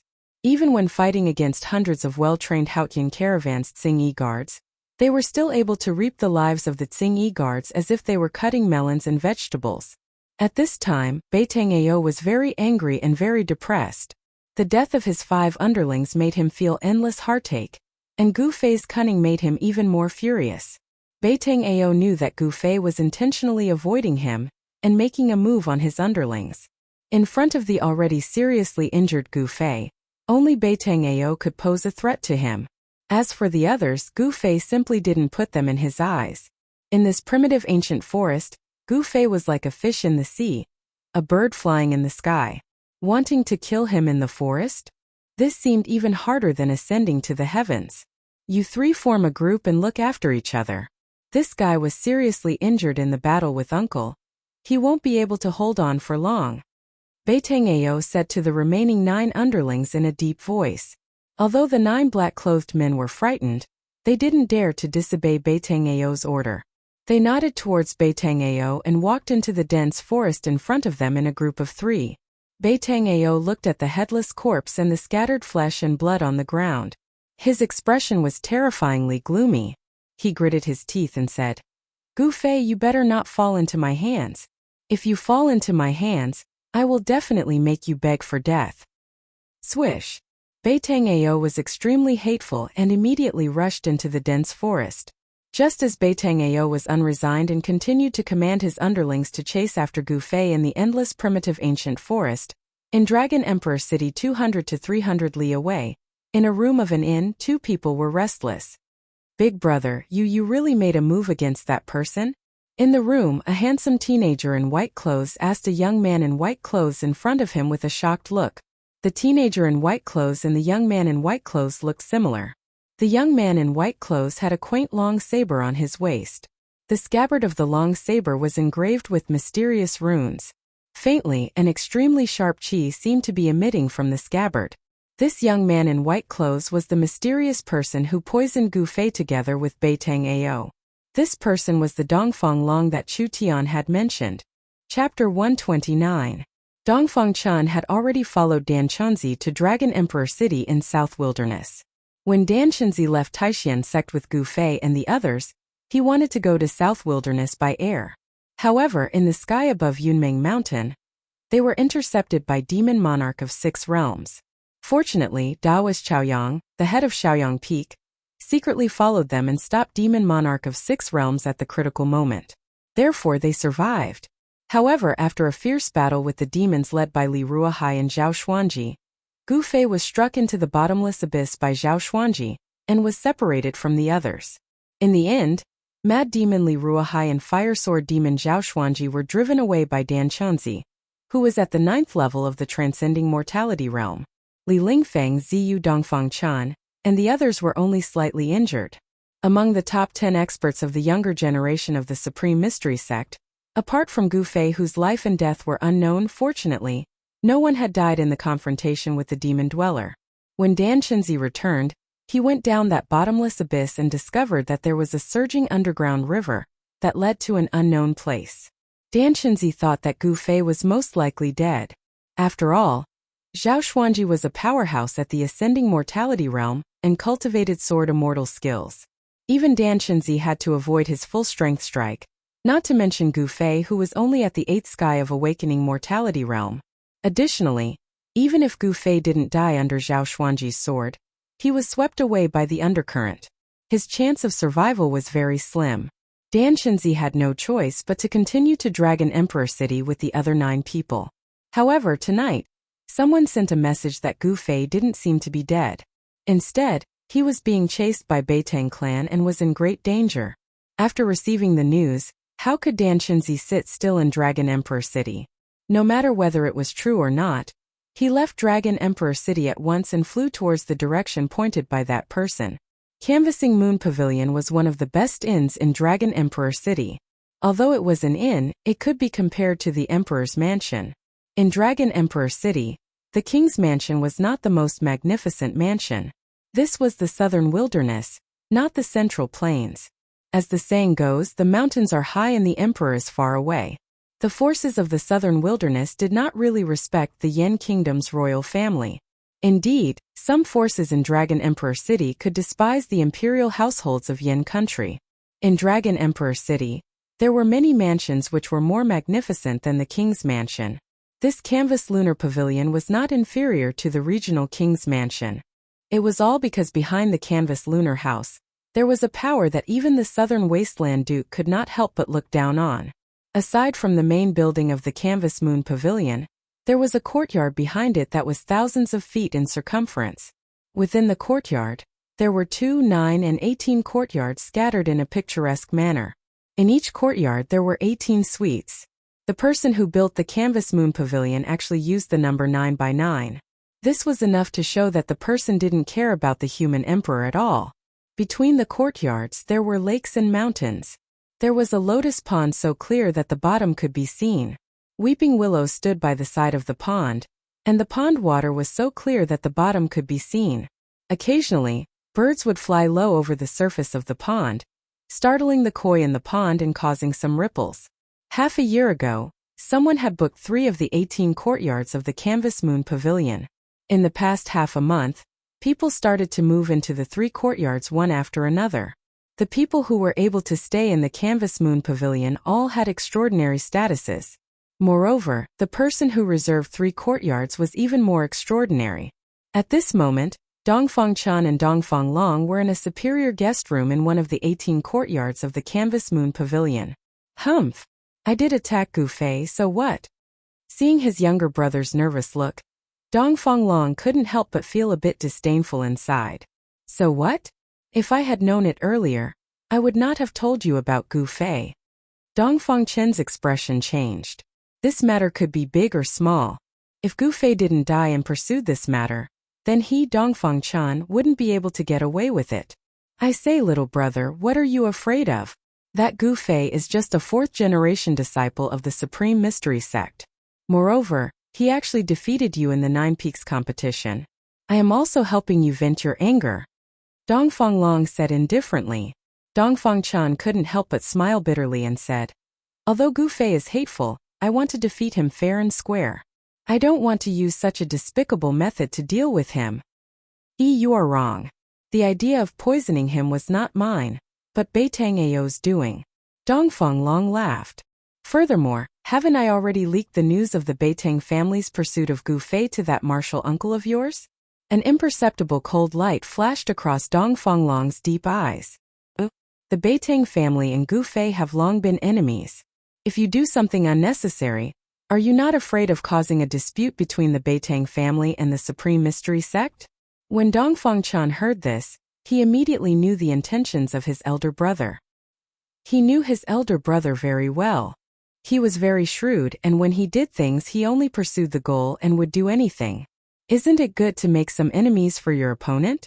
Moreover, does the Beitang family have the strength to compete with the Supreme Mystery Sect? Dongfang Long looked at Dongfang Chan meaningfully and said with a faint smile, You. Dongfang Chan couldn't help but be angry. A cultivation family that could be passed down in the cultivation world was not as simple as it seemed on the surface. If the Beitang family suddenly had 1 or 2 great cultivators of the controlling void realm, it would be enough for the Supreme Mystery Sect to suffer. When the Dongfang brothers were talking in the room, in the endless primitive forest hundreds of miles away from Dragon Emperor City, Gu Fei had already killed the 7th subordinate of Beitang Ao. At this time the eastern sky began to turn white. It was almost dawn. After a night of continuous fighting, if not the yin and yang power of the Tai Chi diagram on his chest that supported Gu Fei and prevented him from falling down, Gu Fei would have long been exhausted and killed by Beitang Ao. This yin-yang fish jade pendant that had integrated into his chest definitely had a big secret. Although the extraordinariness of the jade pendant made Gu Fei a bit uneasy, he was still glad that this mysterious jade pendant had saved him once again. Beitang Ao was completely driven mad. Seeing his subordinates being killed by Gu Fei one after another, he couldn't do anything to Gu Fei, which made him furious. 7 of his 14 subordinates had already died. Additionally, it was almost dawn. In the dark he couldn't do anything to Gu Fei. When dawn came, Gu Fei would have nowhere to hide. You 7 don't scatter. Beitang Ao directly ordered. He wanted to persist until dawn. In the dark environment, Gu Fei could take advantage of it. In the daytime, he wouldn't be so lucky. However, things often didn't develop according to people's ideas. No one could predict what would happen in the next moment. When Beitang Ao was thinking about how to kill Gu Fei, an unexpected person suddenly appeared and directly took Beitang Ao away. The 7 men in black were suddenly shocked and at a loss, because the person who took Beitang Ao away was his uncle, Beitang Yi. "Uncle," Beitang Ao said in shock. "Be quiet," Beitang Yi said in a low voice. His expression was a bit flustered. He didn't care about the life and death of his 7 subordinates. He took Beitang Ao and like a ghost, they passed through the jungle and quickly went far away.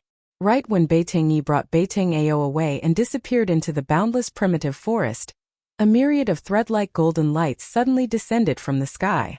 The 7 black-clothed men who were at a loss of what to do in the forest were instantly penetrated by the golden threads, and they didn't even have the time to let out a blood-curdling scream before they instantly died miserably on the spot. After the thousands of golden threads killed the 7 men of Beitang Ao, they didn't dissipate. Instead, they soared into the sky and converged towards an azure-clothed Taoist who was slowly descending from the sky. Then, all of the golden threads entered the Taoist's fluttering sleeves. Chapter 130. Standing at the top of the tree, Dan Chenzi glanced around and couldn't help but frown as he sensed that there were some extremely obscure auras nearby. Not all of the people who were peeping in the dark left. Some of them followed him. At this moment, a figure silently walked out of the woods. "Greetings, Uncle Master." The man came under the tree and bowed towards Dan Chenzi. Dan Chenzi lowered his head and looked at the man under the tree. He was in rags and had messy hair and a dirty face. It was almost impossible to identify his appearance. How dare they? Dan Chenzi couldn't help being furious at the sight of Gu Fei's appearance. Beitang clan is too much. How dare they hunt down a disciple of my Taishan sect? After the incident in the ruined Sky Realm, I will definitely demand an explanation from the Beitang clan. Although Gu Fei was in an extremely sorry state, he was still alive. As long as he was alive, Dan Chenzi could not help but inwardly sigh in relief. "Follow me." Dan Chenzi waved his sleeve as a ball of golden light rushed towards Gu Fei. It wrapped Gu Fei and flew to Dan Chenzi's side. Then, a golden light burst out of Dan Chenzi's body and flew towards Dragon Emperor City with Gu Fei. In one of the 18 courtyards of Canvassing Moonlight Pavilion, Gu Fei was sitting in a superior independent guest room with legs crossed and regulating his breath. The one who built Canvassing Moonlight Pavilion had really invested a lot in it. There were 18 guest rooms in 18 courtyards. Each guest room was independent and not connected to the others. Gu Fei found that his internal injuries were more severe than he had imagined. The battle with Beitang Yi had caused him an unimaginable impact. The bones in both arms were broken, the sternum and even the ribs had cracks. If it was a normal Xiozha that received such heavy injuries, they would have fallen to the ground already. How could they have killed 7 experts trained by the Beitang family? His powerful physical body, which had been tempered day and night, displayed its extraordinary side at this moment. The terrifying regenerative ability caused Gu Fei's injuries to gradually heal. Of course, this self-healing process was not as terrifying as being able to recover in an instant. On the skin in the middle of his chest, a looming pattern of yin-yang fish was emitting a warm current that nourished Gu Fei's flesh, tendons, and bones, accelerating his recovery speed. Yin and yang were the 5 elements, and the 5 elements combined to create everything in the world. The yin-yang qi from the yin-yang fish jade pendant was 1 level higher than the 5 elements. Of yin-yang qi, Gu Fei noticed that the yin and yang qi that flowed through his limbs and bones finally converged at his dantian, where it was converted into wisps of 5 elemental yuan qi, by the dim ball of 5 elemental origin light in his dantian. The wisps of 5 elemental yuan qi fused into his flesh and blood, healing his injured body. After the battle of life and death, Gu Fei's insane method of comprehending the essence of martial arts in the midst of life and death seemed to have some effect. He seemed to have understood something. He no longer deliberately operated the Xian Qi and let the yin-yang and 5 elements in his body interact. In the end, his heart became calmer and calmer. Naturally, he entered the state of forgetting everything. At this moment, Gu Fei's mind was filled with the diagram of the ancient Xianqi technique. In the ancient Xianqi technique there were many obscure words, but now he gradually understood them. This made Gu Fei have a feeling of dispelling the clouds and seeing the blue sky. In the ancient Xianqi technique there were many obscure words, but now he gradually understood them. This made Gu Fei have a feeling of dispelling the clouds and seeing the blue sky. A life and death battle had deepened his understanding of the martial Tao. The problems that he had encountered in his cultivation had also gradually become clear. At this moment, Gu Fei's state of mind had risen to a new level.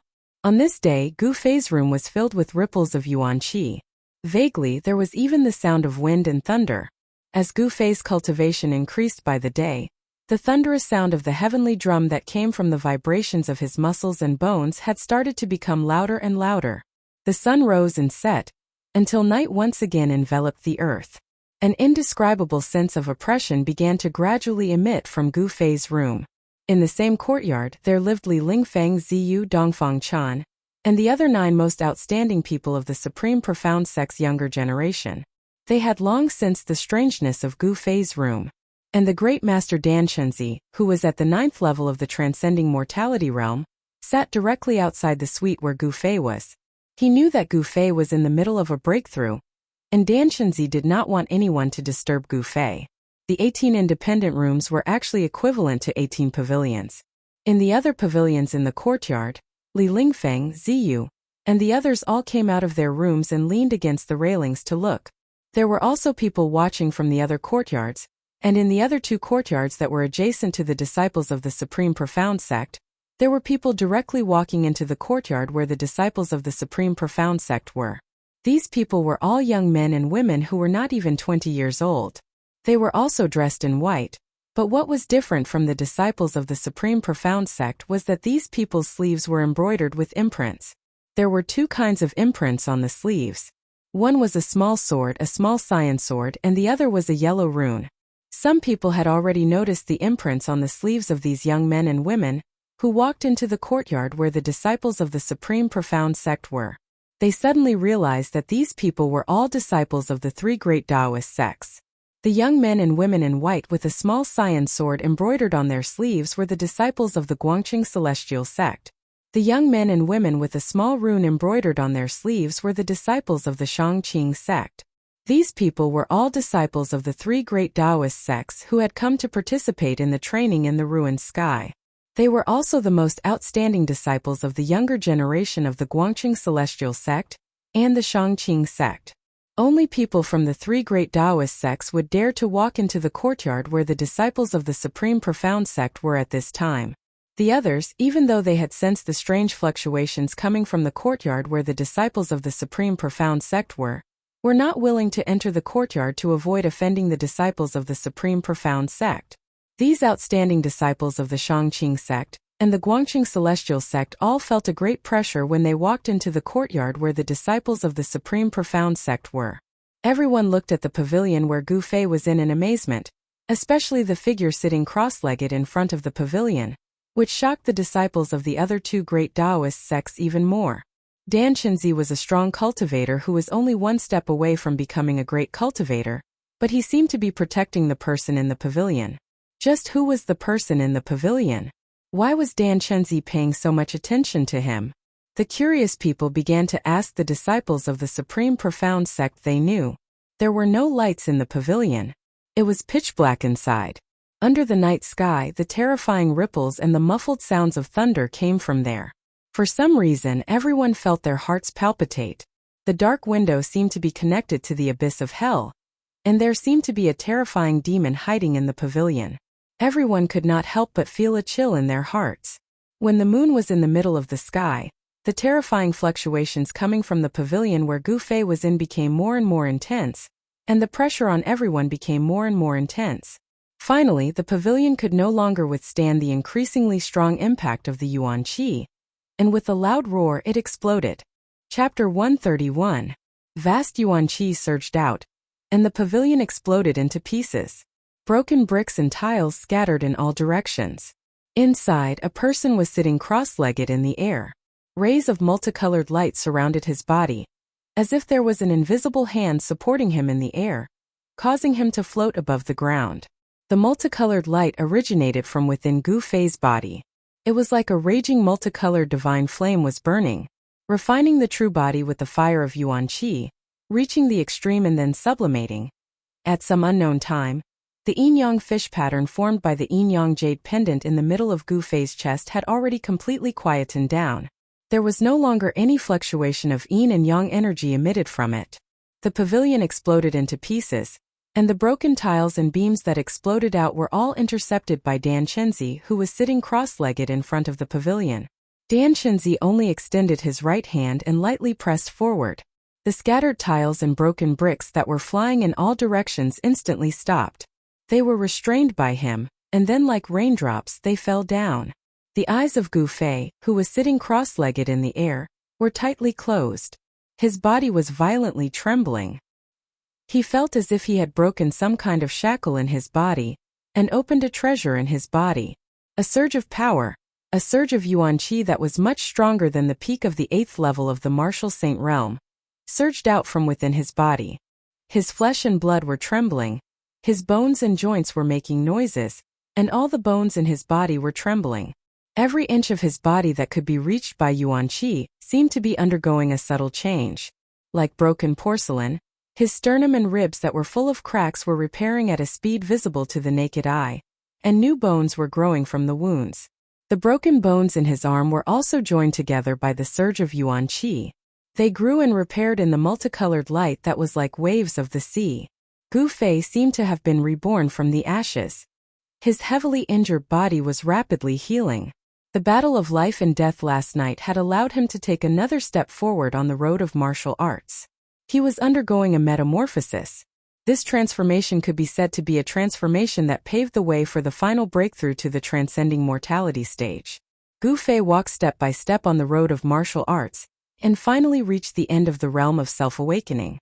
He stood in front of the screen wall of another great realm. The thunderous sound of the sky drum had strengthened his bones and muscles. Faint thunderous sounds could still be heard coming from Gu Fei's body. Along with the frequency of the thunderous sounds, the natural energy around his body began to vibrate rhythmically. Visible ripples spread out from Gu Fei's body. In the nearby pavilions, the outstanding members of the younger generation from the 3 great Taoist sects couldn't help but exclaim in admiration. Among them, the eyes of the female cultivators shone brightly. However, not everyone was happy to see Gu Fei make a breakthrough in his cultivation.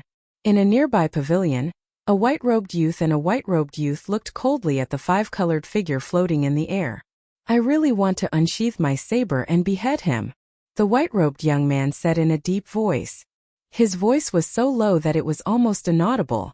It was obvious that he had some misgivings. "Don't act rashly," the handsome youth standing beside the white-robed youth said in a low voice.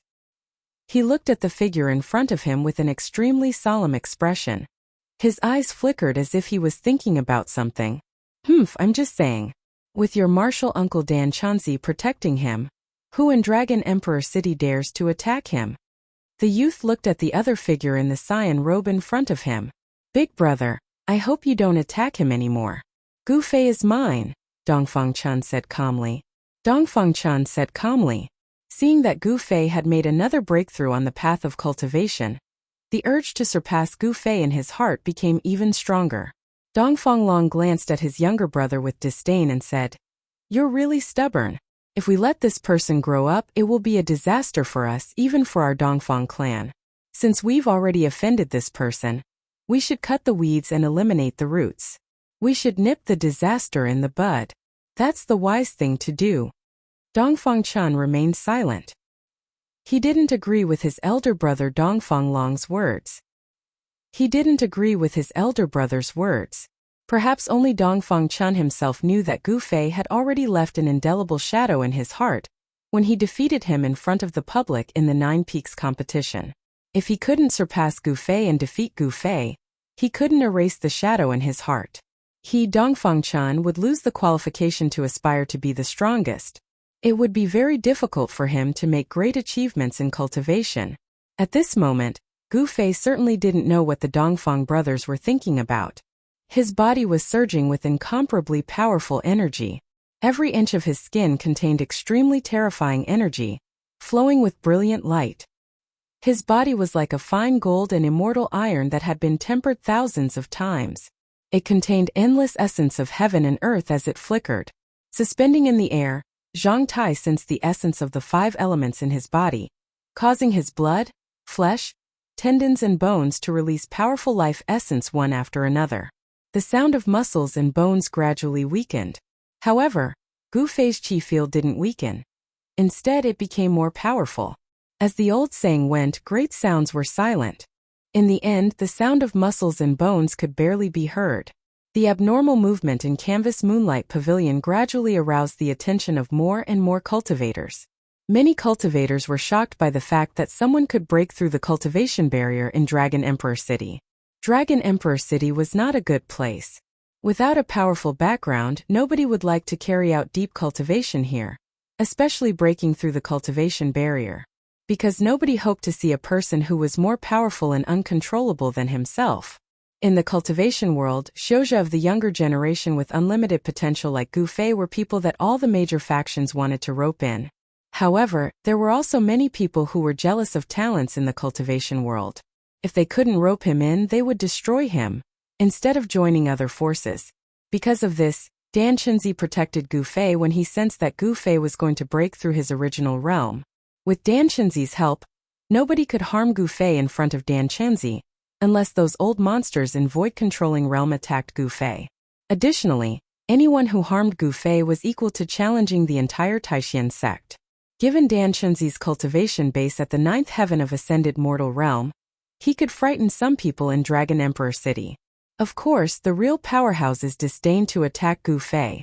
Gu Fei is really a monster. In a pavilion about 60 m away from Gu Fei, Li Lingfeng sighed with emotion as he watched the colorful figure in front of him.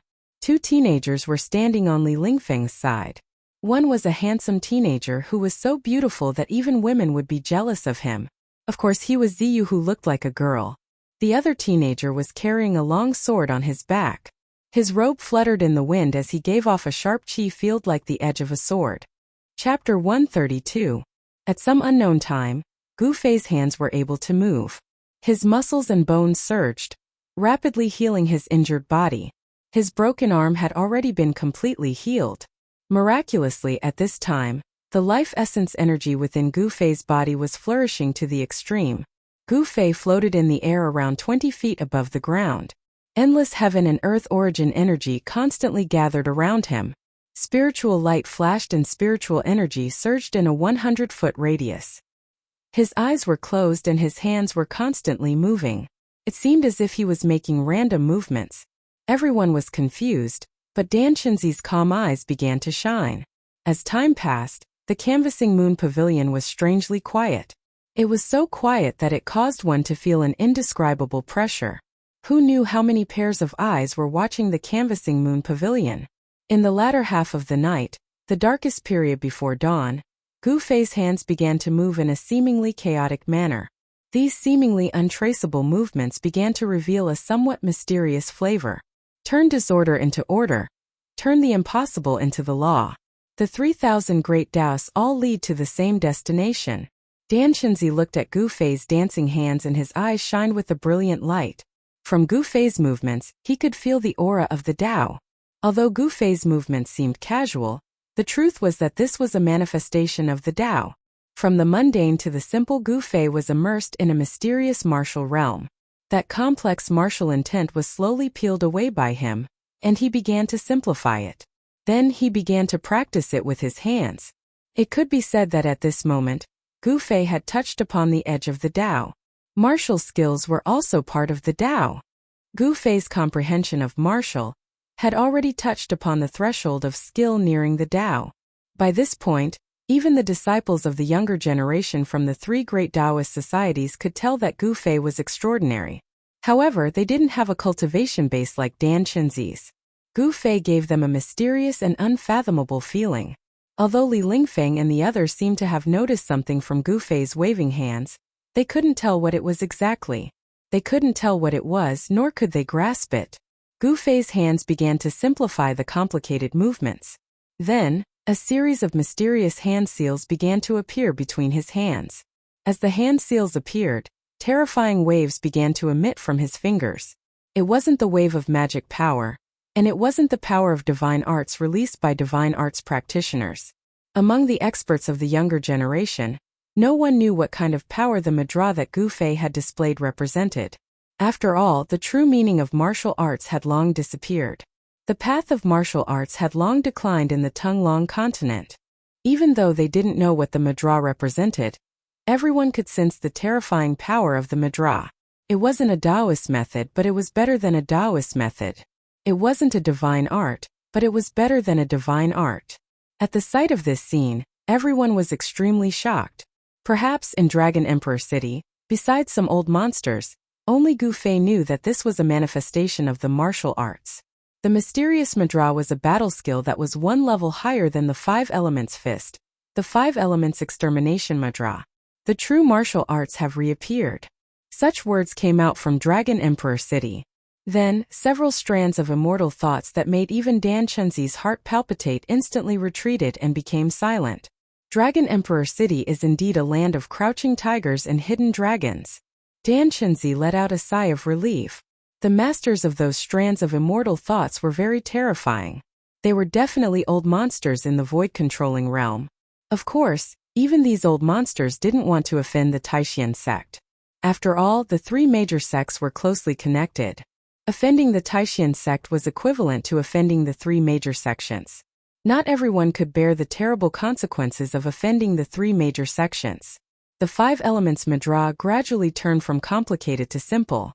Every time Gu Fei made a Madra, the essence of the world around him would vibrate. The Madra aroused the power of the world, and Gu Fei's body surged with dazzling qi. The power of the five elements surged out of the Madra. Sometimes green light shone in the sky, illuminating the world. Sometimes golden light shone like a scorching sun in the dark night. Sometimes flames surged and drowned in a sea of fire. Sometimes the sky turned dark and he was surrounded by dust and sand. Sometimes water vapor surged and his body seemed to be surrounded by towering waves. With the change of the Madra, the power of the five elements that erupted from Gu Fei's body also changed. He was in an ethereal state, and his body and cultivation method were completely in harmony. At this moment, the Madra came from his heart, which was a natural reaction of the profound meaning of the martial arts technique. Although the five elemental extermination seal was just a practice, the moment the seal was executed, the power that was emitted had already shaken the heavens and earth. Not only did the faces of the young experts turn pale, even the transcending mortality realm cultivators were shocked when they saw this. It was not difficult to see that although Gu Fei's cultivation had not reached the transcending mortality realm, his strength was comparable to that of a cultivator who had just entered the transcending mortality realm. This young man was terrifying. He might be able to break the common sense of the cultivation world and challenge cultivators of a higher realm. At this time, there was already a group of heavily armored soldiers gathered outside the Canvas Moon Pavilion. When Gu Fei was cultivating, the vast yuan qi that surged out had caused the pavilion to collapse, and the sound it made was so loud that it attracted a group of patrolling soldiers from the city guard. However, when these soldiers arrived at the Canvas Moon Pavilion, they did not dare to barge in. Instead, they waited for orders from above. The background of the Canvas Moon Pavilion was not simple. Even the Southern Wasteland Duke did not want to offend the Canvas Moon Pavilion. When the sky was about to brighten, Gu Fei woke up from the mysterious martial realm. He descended from the sky and landed on the base of the broken pavilion. The pavilion he was in had already disappeared, leaving only the base of the pavilion below. The moment the Madra stopped, Gu Fei's body exploded with a dazzling five-colored light. A majestic force erupted from his body and swept out in all directions, causing the heavens and earth to tremble. It was as if an extremely strong wind had appeared out of nowhere. The nearby pavilions under the wind swayed. Although they did not collapse, cracks appeared on the walls of the pavilions. The young experts on the pavilions all had to use their Xian Qi to resist the terrifying essence that surged out from Gu Fei's body. At this moment, the qi of the five elements was everywhere in Gu Fei's body. His entire body, whether it was his bones, flesh, blood, or internal organs, was like a piece of iron. Everywhere was filled with endless power.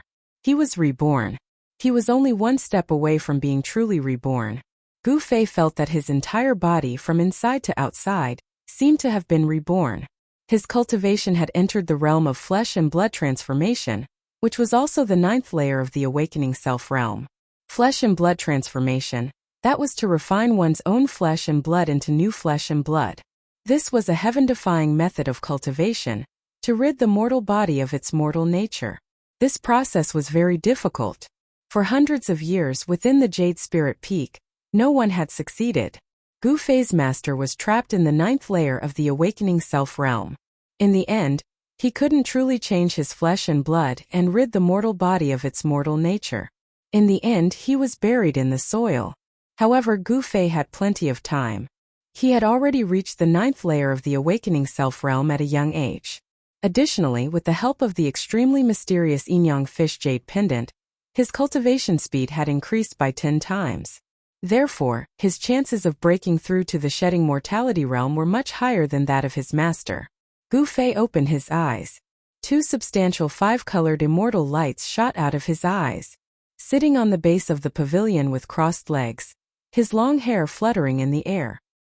He raised his head and roared, his voice shaking the sky. However, the rolling sound waves couldn't spread out. After all, they were in Dragon Emperor City. Danshenzi didn't want to alarm more cultivators. Therefore, he had secretly set up a soundproof realm around the courtyard with his great power. Apart from the explosion of the pavilion, there was no other sound that could be heard from this place. With his jet-black long hair fluttering in the air, Gu Fei's figure was incomparably tall. He formed a seal with his right hand and blasted it towards the sky. Endless golden light rushed into the sky and surged forward like a surging river. The area covered by the seal shook violently. The golden immortal light seemed to have broken the void. The violent power surged, emitting a destructive aura that made people's hearts palpitate. Boom! The base of the pavilion that Gu Fei was sitting on was instantly shattered. Everything within 15 meters around him turned into dust. The courtyard instantly became chaotic, causing sand and pebbles to fly. Shua! With a sound, Danshenzi, who was sitting in front of Gu Fei, directly moved back. He didn't make any move to stop Gu Fei. Even if this courtyard of the canvassing lunar pavilion was demolished, it was nothing. At most, he would just have to pay for a new courtyard. Gu Fei stood up and retracted his powerful aura into his body. 9th heavenly layer, I've finally taken this step. A battle of life and death can really stimulate the body's potential. If I fight Beitengyi now, I'm confident that I can fight him. Feeling the new power, Gu Fei didn't feel happy or sad at this moment. His state of mind was unusually calm. On another pavilion in the courtyard, Dongfang Qian and his elder brother Dongfang Long's expressions were rich and colorful. They changed again and again, but in the end, Dongfang Qian still revealed a brilliant expression. He jumped down from the pavilion and walked towards Gu Fei. Chapter 133. Gu Fei, I didn't expect you to break through at this time. Very good. Danshenzi said with a faint smile as he walked over to Gu Fei. Gu Fei's breakthrough was definitely a good thing for the trip to the ruined sky realm. Thank you for protecting me, Uncle Master. Gu Fei bowed to Danshenzi. Although his mind had been immersed in the mysterious martial realm, he could still vaguely feel what was happening in the outside world. Haha. Danshenzi laughed, which was rare for him. He waved his hand and said, Congratulations, the Green Spirit Peak has finally produced an amazing disciple. I remember that no one in the Green Spirit Peak has been able to cultivate to the 9th layer of awakening heaven before the age of 20. You are the first. Although Danshenzi looked middle-aged, he had actually been cultivating on Taishan Mountain for 200 or 300 years. Moreover, he was a disciple of the sect leader, so he definitely knew a lot of secrets. Uncle Master, you flatter me. Gu Fei still looked indifferent, as if he was not very happy because of the improvement in his cultivation. Or perhaps it could be said that in front of Danshenzi, he was a little reserved and a little restrained. Swish! Swish!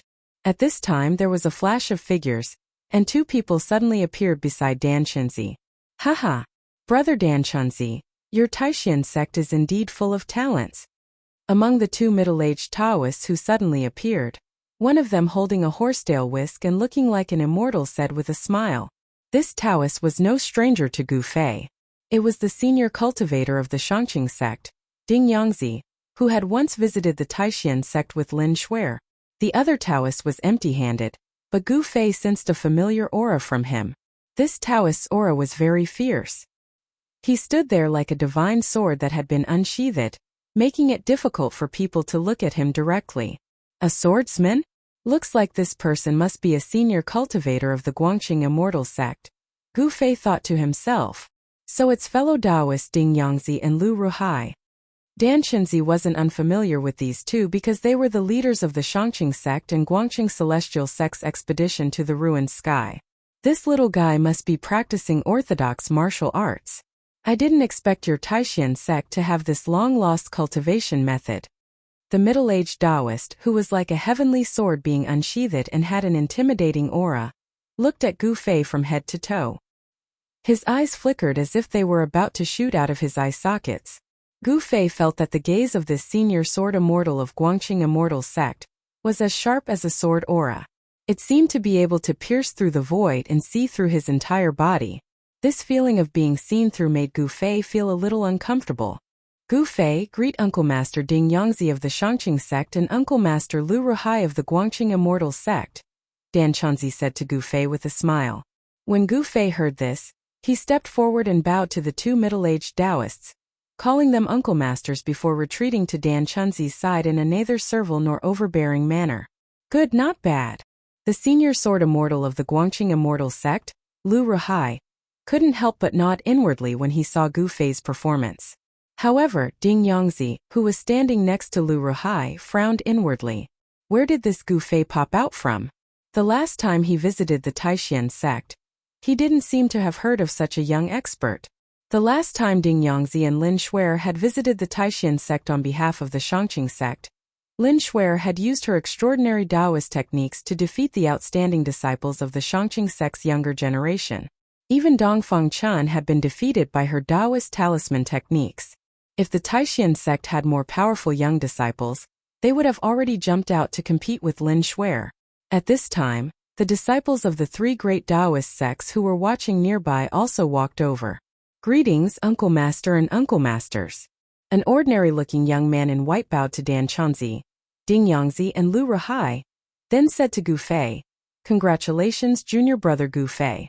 This ordinary-looking young man in white was the eldest senior brother of the Taishan sect's younger generation, Li Lingfeng. Behind Li Lingfeng were 8 young men, including Ziyu and Dongfang Chen. Dan Chenzi and the other two just nodded. At this time the disciples of the Shangqing sect and the Guangxing immortal sect also walked over. Let's let these young disciples interact with each other and improve their relationship. The three of us should find another place to discuss the details of entering the 100,000 mountains. Lu Ruhai said to Dan Chenzi and Ding Yangzi. That's great. Dan Chenzi and Ding Yangzi nodded. Since Gu Fei had returned, they would not waste any more time and should start preparing to enter the 100,000 mountains. The abnormal phenomenon that occurred once every 260 years was not far away. Every time night fell, the blood-red star in the sky that represented slaughter and death would shine brighter and brighter. The blood-red star was full of demonic nature. Every 260 years, it would appear in the sky and emit endless demonic power that would disturb the world. Every time this happened, the cultivation of the demonic people who had fallen into the demonic path would also greatly increase. For those who had fallen into the demonic path, the appearance of the demonic star that occurred once every 260 years was their sacred day. Legend had it that the day the demonic star shone in the sky was the day when the demonic ancestor returned. At this time the demonic cultivators would be affected by the demonic star, and the demonic chi in their bodies would surge, becoming much stronger than usual.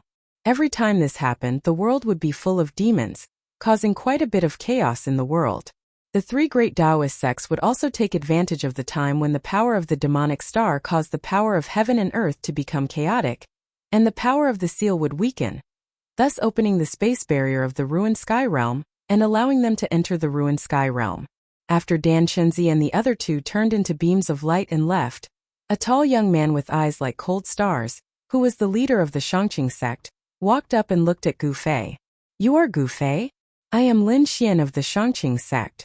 I heard that you are the #1 expert of the younger generation in the Taishan sect. Now that I have seen you today, you are indeed extraordinary. I hope to have a chance to spar with you.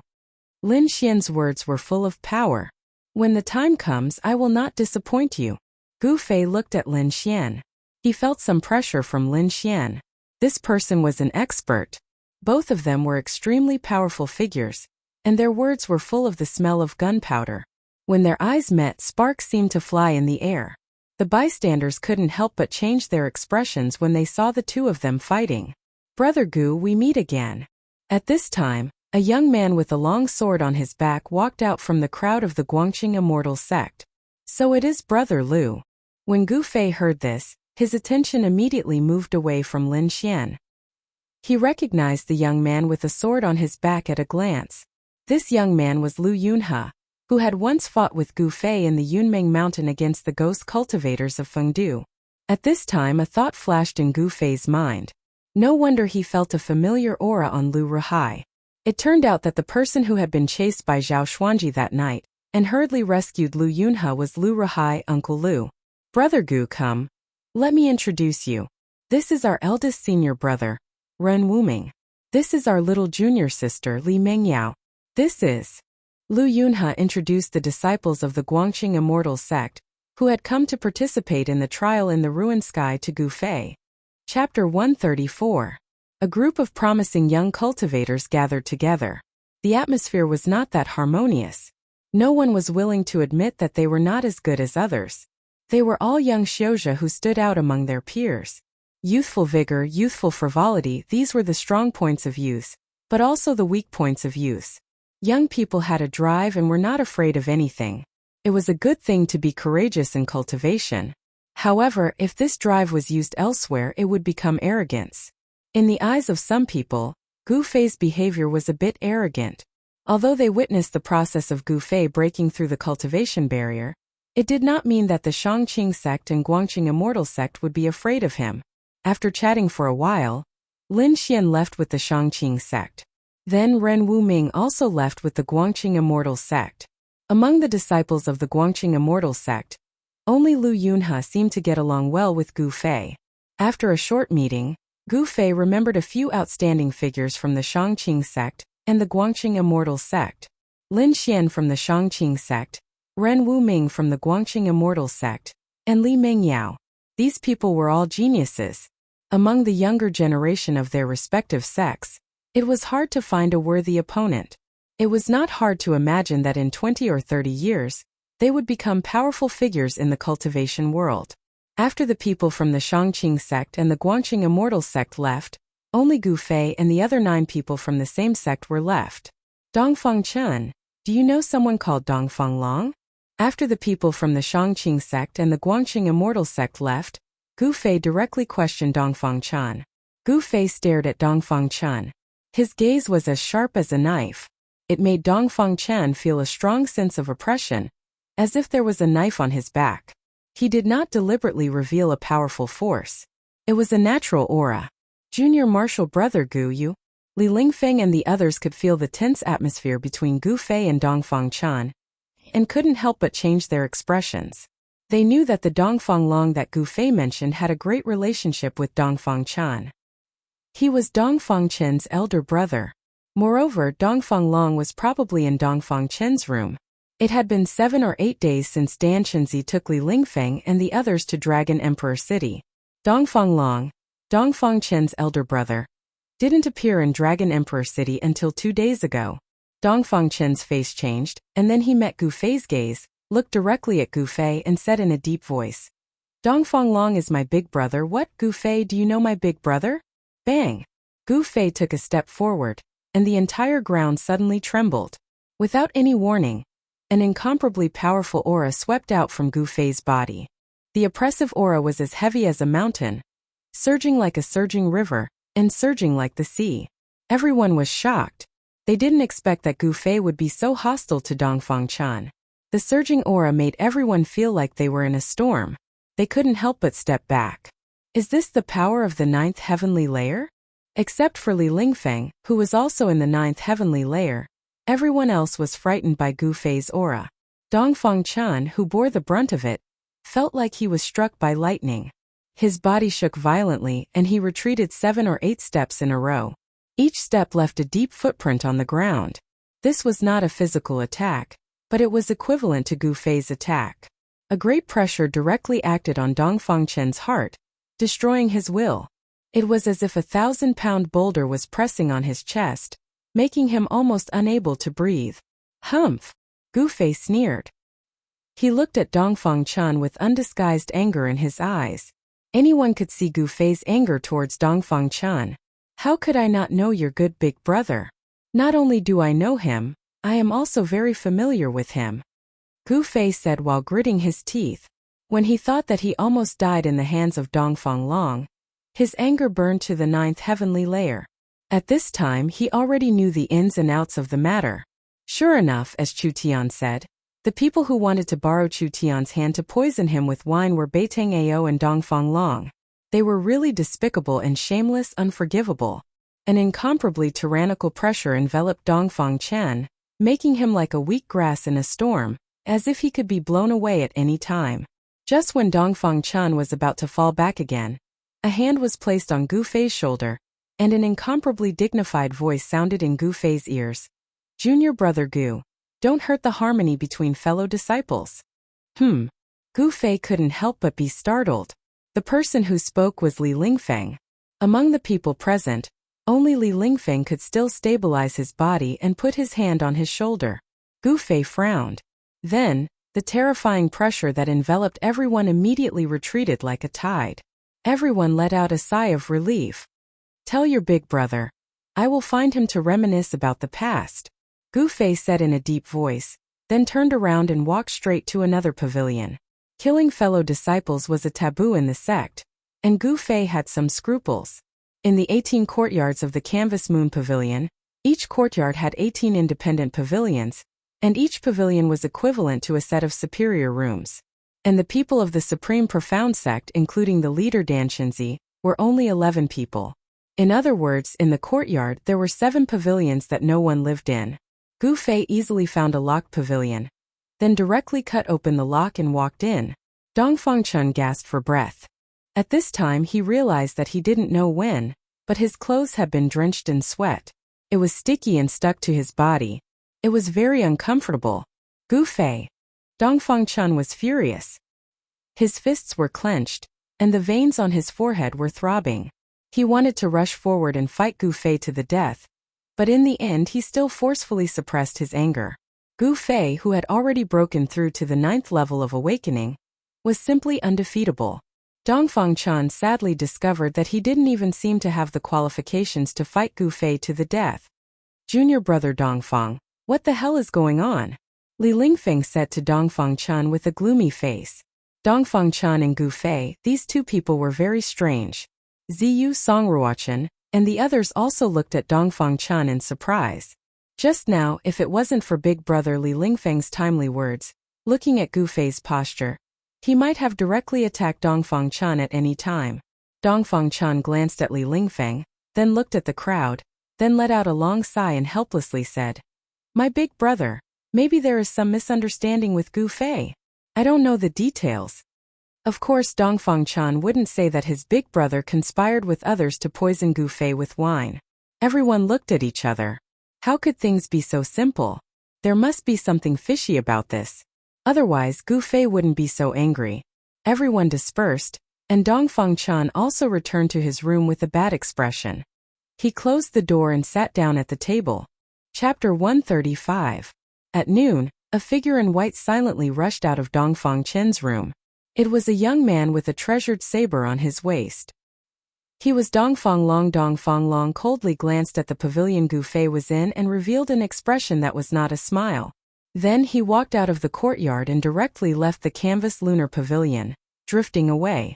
After a short while, a youth in white clothes arrived in front of a magnificent mansion in the central region of Dragon Emperor City. After looking around for a short while, the youth entered this extremely magnificent mansion. There were 4 soldiers dressed in winter iron armor standing on either side of the main gate of the mansion.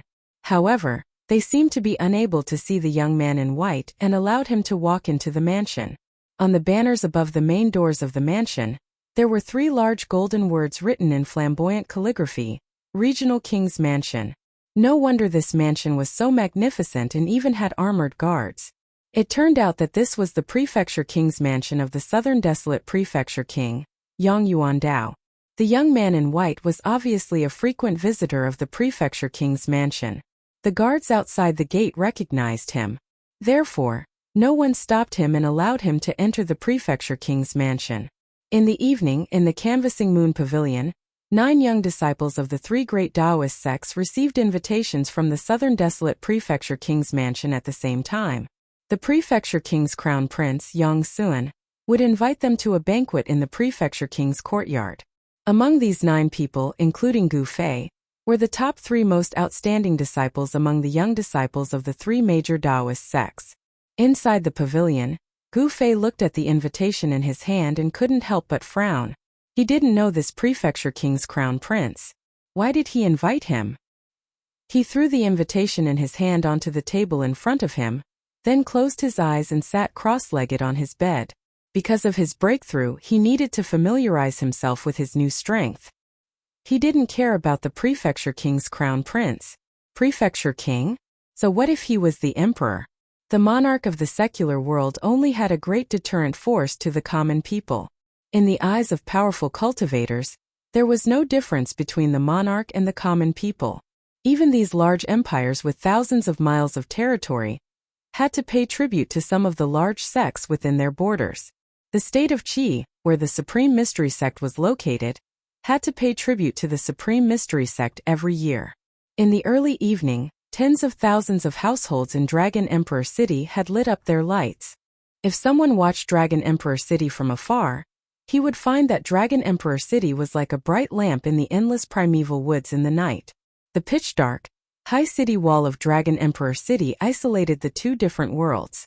Outside the city wall, it was an endless wilderness covered with dense primitive woods. Inside the city wall, it was a prosperous human world. Of course, there were also foreign cultivators in Dragon Emperor City. Although humans occupied the majority of the population, it was not the Southern Wilderness Prefecture conferred by the royal households of Yen country, but the hundreds of clans in Southern Wilderness. Actually, it was more appropriate to call them the Southern Wasteland Barbarians. The Southern Wasteland Prefecture King's Palace was located in a courtyard in the west of the city. It occupied a vast area, and the layout was very particular. There were pavilions, terraces, small bridges, flowing rivers, strange rocks, fake mountains, and verdant trees. It was completely in the style of the Central Plains. After passing through the garden, there was a small lake at the back of the courtyard. Although it was a small lake, it had a circumference of several hundred mu. In the middle of the lake there was a pavilion and a white jade bridge that spanned across the surface of the lake, connecting both sides. At this moment, melodious music drifted out from the pavilion in the middle of the lake. In the hall on the 2nd floor of the pavilion, the ground was covered with a thick golden silk carpet. There were 9 tables on both sides of the hall. Each distinguished guest had his own table and sat cross-legged. As the host, Yang Suan, the son of the Southern Wasteland Prefecture King, was sitting at the head of the hall. In the middle of the hall, there were glamorous singers singing and dancing. There were only a few people sitting on both sides of the hall. Most of the seats were empty. Those sitting on the seats were all young men with dignified qi and strong vitality. As they looked around, their eyes flickered with shrewd light. These young men were all in their early 20s. Obviously, they were the outstanding figures of the young generation in Southern Wilderness. Report. Hu Zhan of the White Tiger clan has arrived. At this moment, a vigorous voice drifted from outside the pavilion. Invite him in. Yang Sun stood up. The other young men in the hall also stood up. The White Tiger clan of the Southern Wilderness was one of the 4 great saint clans. That Hu Zhan could be said to be the most outstanding character in the White Tiger clan. Among those of the same age as him, it was rare for him to meet a worthy opponent. He was an extremely powerful character. Why did Yang Sun invite him as well? The few young men mumbled in low voices. One could tell that they were very wary of this Hu Zhan. Haha, old brother Yang. A resonant voice rang out from outside the pavilion as a tall and sturdy figure walked in. The entire pavilion, and even the air above the lake, was reverberating with the voice of this person. Those singers who were in the midst of dancing were all frightened by this sudden voice. They subconsciously halted their movements. What's going on? Where are the people from the three great Taoist sects? The person who came was a young man with a stocky build, thick eyebrows, and a pair of tiger eyes. His gaze was like that of a ferocious beast. This young man also appeared to be in his early 20s. However, he had a head of white hair that casually flowed behind his back. His entire body exuded an oppressive aura. The eyes of that young man were as sharp as blades. He swept his gaze around the great hall as his countenance turned somewhat unsightly. "Old brother Yang, what do you mean by this? I'm here for the people from the three great Taoist sects. Where are they?" When the few young men in the great hall saw this young man who resembled a ferocious tiger, their countenances involuntarily changed. As for the son of the Zhongling king, Yang Sun, he hurriedly walked over. Brother Hu Zhan, please be seated. Don't be impatient. The people from the three great Taoist sects should be arriving soon. Yang Sun smiled. I hope you won't disappoint me. You should know the consequences of making fun of me. This Hu Zhan basically didn't give any face to Yang Sun, the son of the Zhongling king. He directly sat down on the first seat on the left. That fellow Dongfang Long only knows how to come up with rotten ideas. Before the three great Taoist sects and the 100 races of the southern desolate region started fighting, I already have a stomach full of anger. Yang Sun was already cursing Dongfang Long in his heart. However, this idea of Dongfang Long's really moved Yang Sun. With the people from the three great Taoist sects, it could be considered a good plan to deal with these arrogant fellows from the southern desolate regions. Yang Jian had an ugly expression on his face as he returned to his seat unhappily. Just when he sat down, that booming voice rang out again. Reporting. Guitung of the Black Tortoise race has arrived. Why is that bastard Guitung here as well? When Hu Zhan heard the name Guitung, he couldn't help but frown. At this moment, the sound of heavy footsteps rang out from outside. It was as though a gigantic monster was walking in from the outside. The entire pavilion seemed to be trembling along with the sound of footsteps. However, when the person outside entered the great hall, everyone discovered that the person who made such heavy footsteps was actually a yellow-skinned young man who was less than 5 chi tall. His hands hung down to his knees, and he had a pointy head and a narrow forehead. Smelly tiger, I didn't expect you to be here as well. The strange-looking young man treated Yang Sun, his master, as though he was transparent. After sweeping his gaze across the great hall, his gaze landed on Hu Zhan. What's wrong? Is your turtle shell itching again? Do you want to get beaten up? Hu Zhan glared at Guitung with his tiger-like eyes. A fierce killing intent immediately spread out from his body. Smelly tiger, what's the use of being fierce to me? If you have the guts, go and beat up the people from the three great Taoist sects. Guitung took heavy steps towards Hu Zhan and directly sat down on the seat beside Hu Zhan. At this moment, everyone could clearly see that there was a bulge on Guitung's back. It seemed as though there was something like a pot hidden under his clothes. Could it be that he was still carrying his turtle shell? Everyone present was an outstanding figure among the younger generation of the southern desolate regions. Naturally, they knew the cultivation method of the Black Tortoise clan. Seeing how heavy Guitung's steps were, he should still be carrying his turtle shell. Reporting. The Guangqing celestial sects Ren Wuming, Lu Yunhe, and Li Mengyao have arrived. When the elites of the southern desolate regions in the pavilion heard this, their expressions immediately turned solemn. They all looked towards the entrance of the pavilion. The people from the three great Tao sects had finally arrived. Chapter 136. Haha. The friends from the Guangqing immortal sect have arrived. Quickly invite them in. Quickly invite them in. That Yang Sun smiled. His smile was incomparably radiant. He passionately stood up from his seat and walked towards the 3 white-robed young men and women with treasured swords on their backs. The 3 young men and women who walked into the hall were none other than Ren Wuming, Lu Yunhe, and Li Mengyao of the Guangqing immortal sect. The prince of the Zhongling king, Yang Sun, was clearly much more enthusiastic towards Ren Wuming, and the other 2 compared to Hu Zhan of the White Tiger clan and Guitung of the Black Tortoise clan. Yang Sun personally led Ren Wuming and the other 2 to the row of empty seats on the right. Ren Wuming was the eldest apprentice brother of the Guangqing Immortals sect, hence he sat on the first seat on the right. Lu Yunhe sat below Ren Wuming, followed by Li Mengyao. The junior apprentice sister of Guangqing, Li Mengyao wore white clothes that fluttered in the wind. Her skin was whiter than snow. At the instant she walked in, the eyes of the disciples from the major powers of the southern desolate region all lit up. She had a pair of clear and spirited eyes, long eyelashes, rosy and sexy lips, and a head full of jet-black long hair that was like a black waterfall cascading down her back. In addition, she had been cultivating the sword Dao for many years and had a treasured sword on her back. This caused this junior apprentice sister of Guangqing to have a heroic spirit amidst her gentleness, making her disposition even more attractive.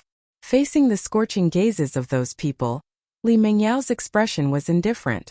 There wasn't the slightest bit of fluctuation on her beautiful face.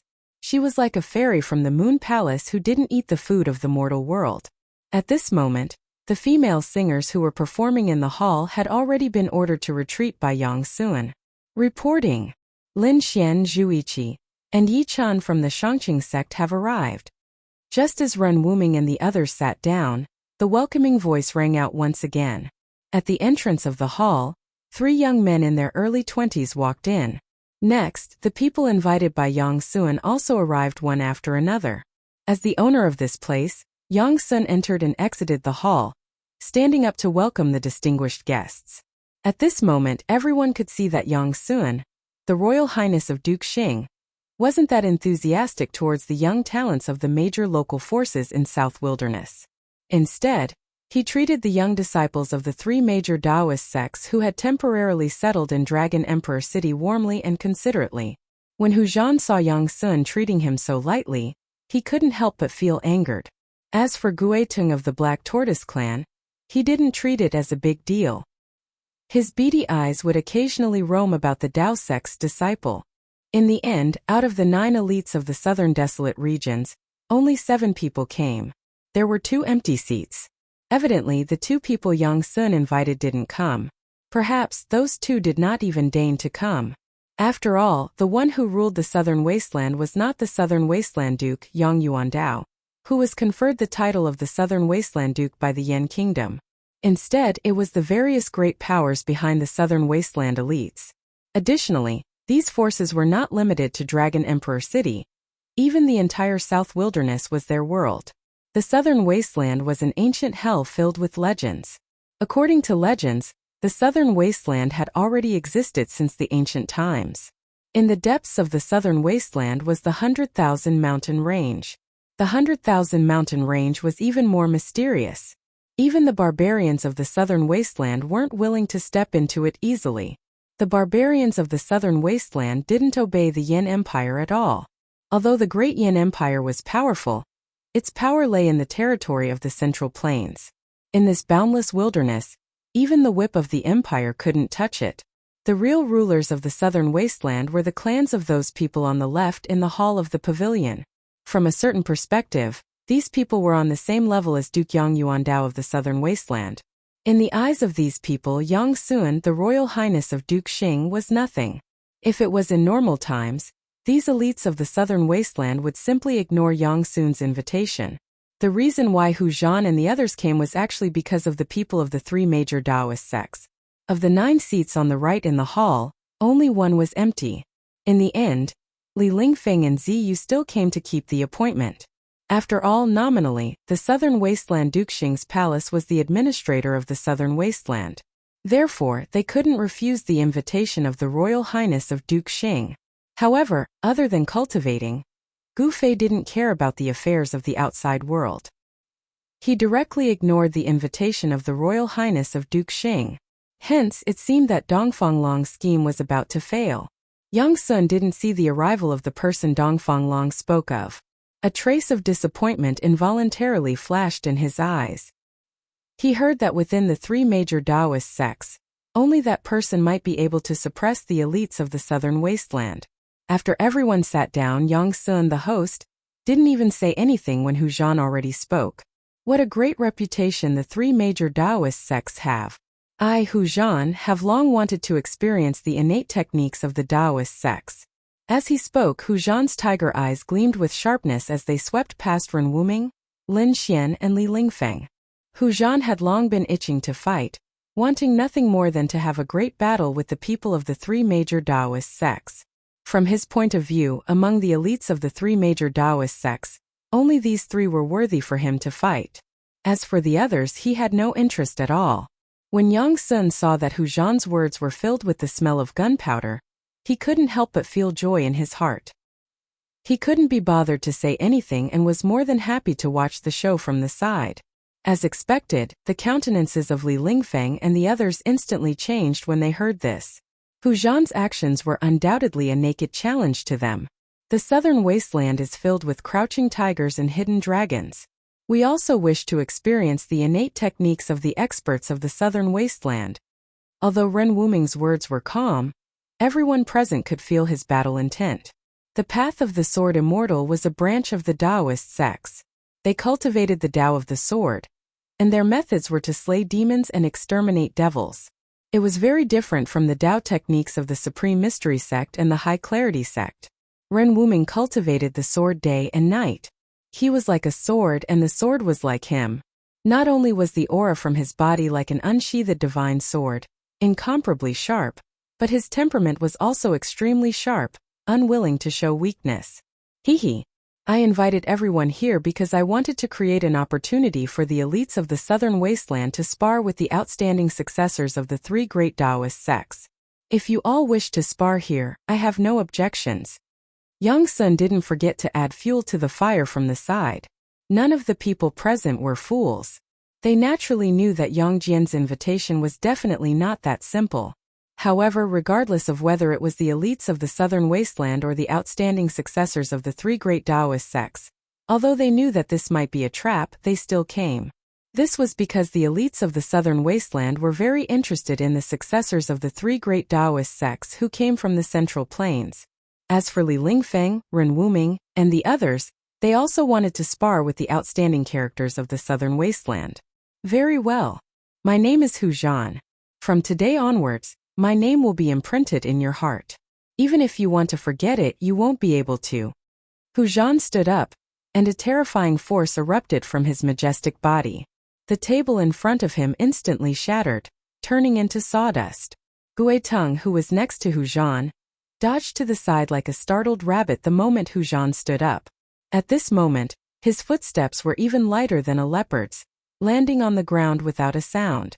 Compared to the heavy footsteps he had when he came, it was the complete opposite. I am Ren Wuming of the Guangqing Celestial Sect. If you have any skills, bring it on. Ren Wuming also stood up, and an incomparably sharp sword chi spread out from his body. Whoosh whoosh, transparent and invisible sword chi seemed to surround his body, and in the void, there was a slight sound of something breaking through the air. Chapter 137. A dangerous aura instantly enveloped Ren Wuming. In the next instant, Hu Zhan, who was as ferocious as a tiger, directly leaped up. Tiger stripes appeared on his body as his right palm directly slammed towards Ren Wuming. There were no excessive words, no apprehension. Even if the southern desolate prefecture king's crown Prince Yang Sun was present, and this was the side courtyard of the prefecture king's manor, Hu Zhan acted when he wanted to, completely treating Yang Sun as transparent. His white hair fluttered wildly, ferocious, wild, and full of bestiality. This was the portrayal of this expert from the white tiger race. Hu Zhan, who looked like a ferocious tiger, had a ferocious glint in his eyes. When he struck out with his right hand, tiger stripes instantly appeared on his entire palm. A sharp tiger claw shot out from his hand, and the sound of wind instantly rose within the hall. It wasn't a true white tiger claw, but the ferocious might of the white tiger caused the heavens and earth to tremble. Under the tiger claw, the astral wind was like blades. Before the claw arrived, Ren Wuming already felt as if he was being slashed by thousands of blades. Bzz. The sword energy in Ren Wuming's body circulated. Rays of sword astral formed a dense sword net that coiled around his body, blocking the blade-like astral wind 3 feet away. Everyone's expression changed at this moment. Everyone felt an incomparably powerful pressure from Hu Zhan's body. The tiger claw that rushed out from Hu Zhan's right claw had already become as large as a small mountain, directly slamming down towards Ren Wuming's head. Under the envelopment of the tiger claw, Ren Wuming felt endless pressure, as if a huge mountain was pressing down on him. The huge tiger claw emitted a terrifying fluctuation that caused people's hearts to palpitate, sealing an area and shaking the heavens and earth. Ren Wuming couldn't help but be shocked. This Hu Zhan was even more terrifying than he had imagined. He didn't dare to be negligent. His shoulder moved. Clang! With a loud sound, a bolt of light shot out from his back and turned into a dazzling sword light that slashed forward. The metal wind blew, and the sword chi crisscrossed. Under the impact of the cold sword chi, the temperature in the great hall plummeted. Everyone felt a chill invading their bodies. Boom! The huge beast claw and the devastating sword light collided in an instant. Unparalleled sword chi exploded with a loud rumble, and the power of the claw overflowed in all directions. The ground around Ren Wuming was completely crushed by the energy storm that swept out. The people from the three great Taoist sects immediately retreated. Boom! Suddenly, a big hole appeared in the pavilion in the lake. Amidst the billowing dust, the sword light that Ren Wuming had sent out was directly slapped away by the tiger claw. The huge claw shadow also dissipated. Ren Wuming was sent flying out of the pavilion. He stepped on the surface of the lake and stood on the waves. Although he was forced to retreat by the powerful Hu Zhan, he did not panic. Instead, his battle intent surged. The Guangqing Immortal Sect's sword manipulation art is only SOSO. Hu Zhan was extremely arrogant. His loud voice resounded on the lake. He took a step forward and directly rushed out of the huge hole, arriving on the surface of the lake. In the great hall, the countenance of Yang Sun, who was seated high up, was extremely unsightly to behold. So what if a pavilion was destroyed? But what he was angry about was Hu Zhan's arrogance. After all, this was his Yang Sun's place. If only I had overwhelming strength. Yang Sun was filled with hatred. The feeling of being disregarded by others was extremely uncomfortable. He felt very sullen. You guys can fight to your heart's content. It's best if there are casualties on one side, forming an irreconcilable grudge. The crown prince of the Zhongling king, Yang Sun, had always been angry with the southern desolate barbarian race who looked down on the Zhongling king manor. He wanted nothing more than to make a few powerful enemies for the southern desolate barbarian race. Hence, when Dongfang Long told him about this brilliant plan, he immediately agreed. Dongfang Long wanted to borrow the hands of the southern desolate barbarian race to deal with Gu Fei, while Yang Sun wanted to borrow the power of the three great Taoist sects to suppress the southern desolate barbarian race. The two of them could be considered to have hit it off and worked together to push this matter forward. Swish! Swish! Swish! Silhouettes flashed on the surface of the lake. The elite disciples of the three great Taoist sects and the elites of the southern desolate barbarian race all appeared on the surface of the lake. Everyone stood on the clear water, staring at Hu Zhan and Ren Wuming from afar. Under the hazy moonlight, the image of a white tiger was faintly discernible on Hu Zhan's body, emitting an unparalleled ferocious might. Beside Ren Wuming, a lightning-like sword light danced around him, emitting an unparalleled sword chi. Humph! You dare to look down on my Guangqing Immortal Sect? I truly want to see what capabilities you have. Ren Wuming's countenance changed. His eyes stared at Hu Zhan's face, the divine light in his eyes as sharp as swords. I want you to lose wholeheartedly. Hu Zhan laughed hideously and directly punched towards Ren Wuming. The lake water in front of him suddenly sank, and then suddenly there was a monstrous wave. A powerful energy fluctuation that could topple the mountains and overturn the seas instantly exploded.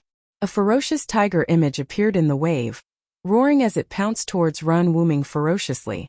Hu Zhan of the white tiger race was like a ferocious tiger. His entire body emitted an unfathomable ferocious power. The image of the ferocious tiger formed by the lake water was comparable to a real ferocious tiger. Under that pounce, the entire lake trembled. It had the terrifying might of the Tiger King coming down from the mountain, frightening all the beasts. It was ferocious, overbearing and indomitable. Flying Star Sword! Ren Wuming shouted loudly. His hand formed a sword sign and pointed forward. Wang! A crisp sound of the sword, like the cry of a crane from the 9 heavens, soared into the sky. The sword light grew 10 feet, and like a meteor streaking across the sky, It shot towards the ferocious tiger that was pouncing towards him.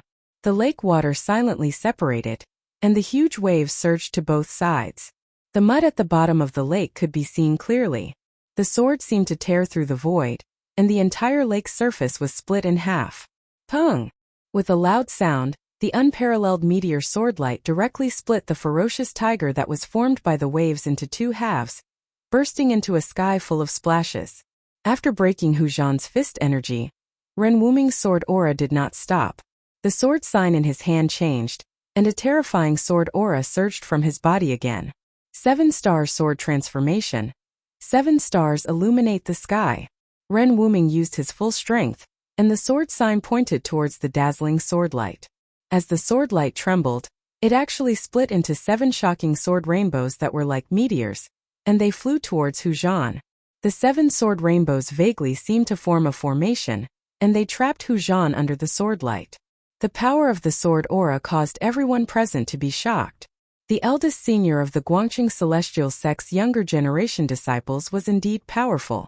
Lu Yunhe and Li Mengyao, who were watching the battle from the side, had a trace of a smile on their faces. Roar!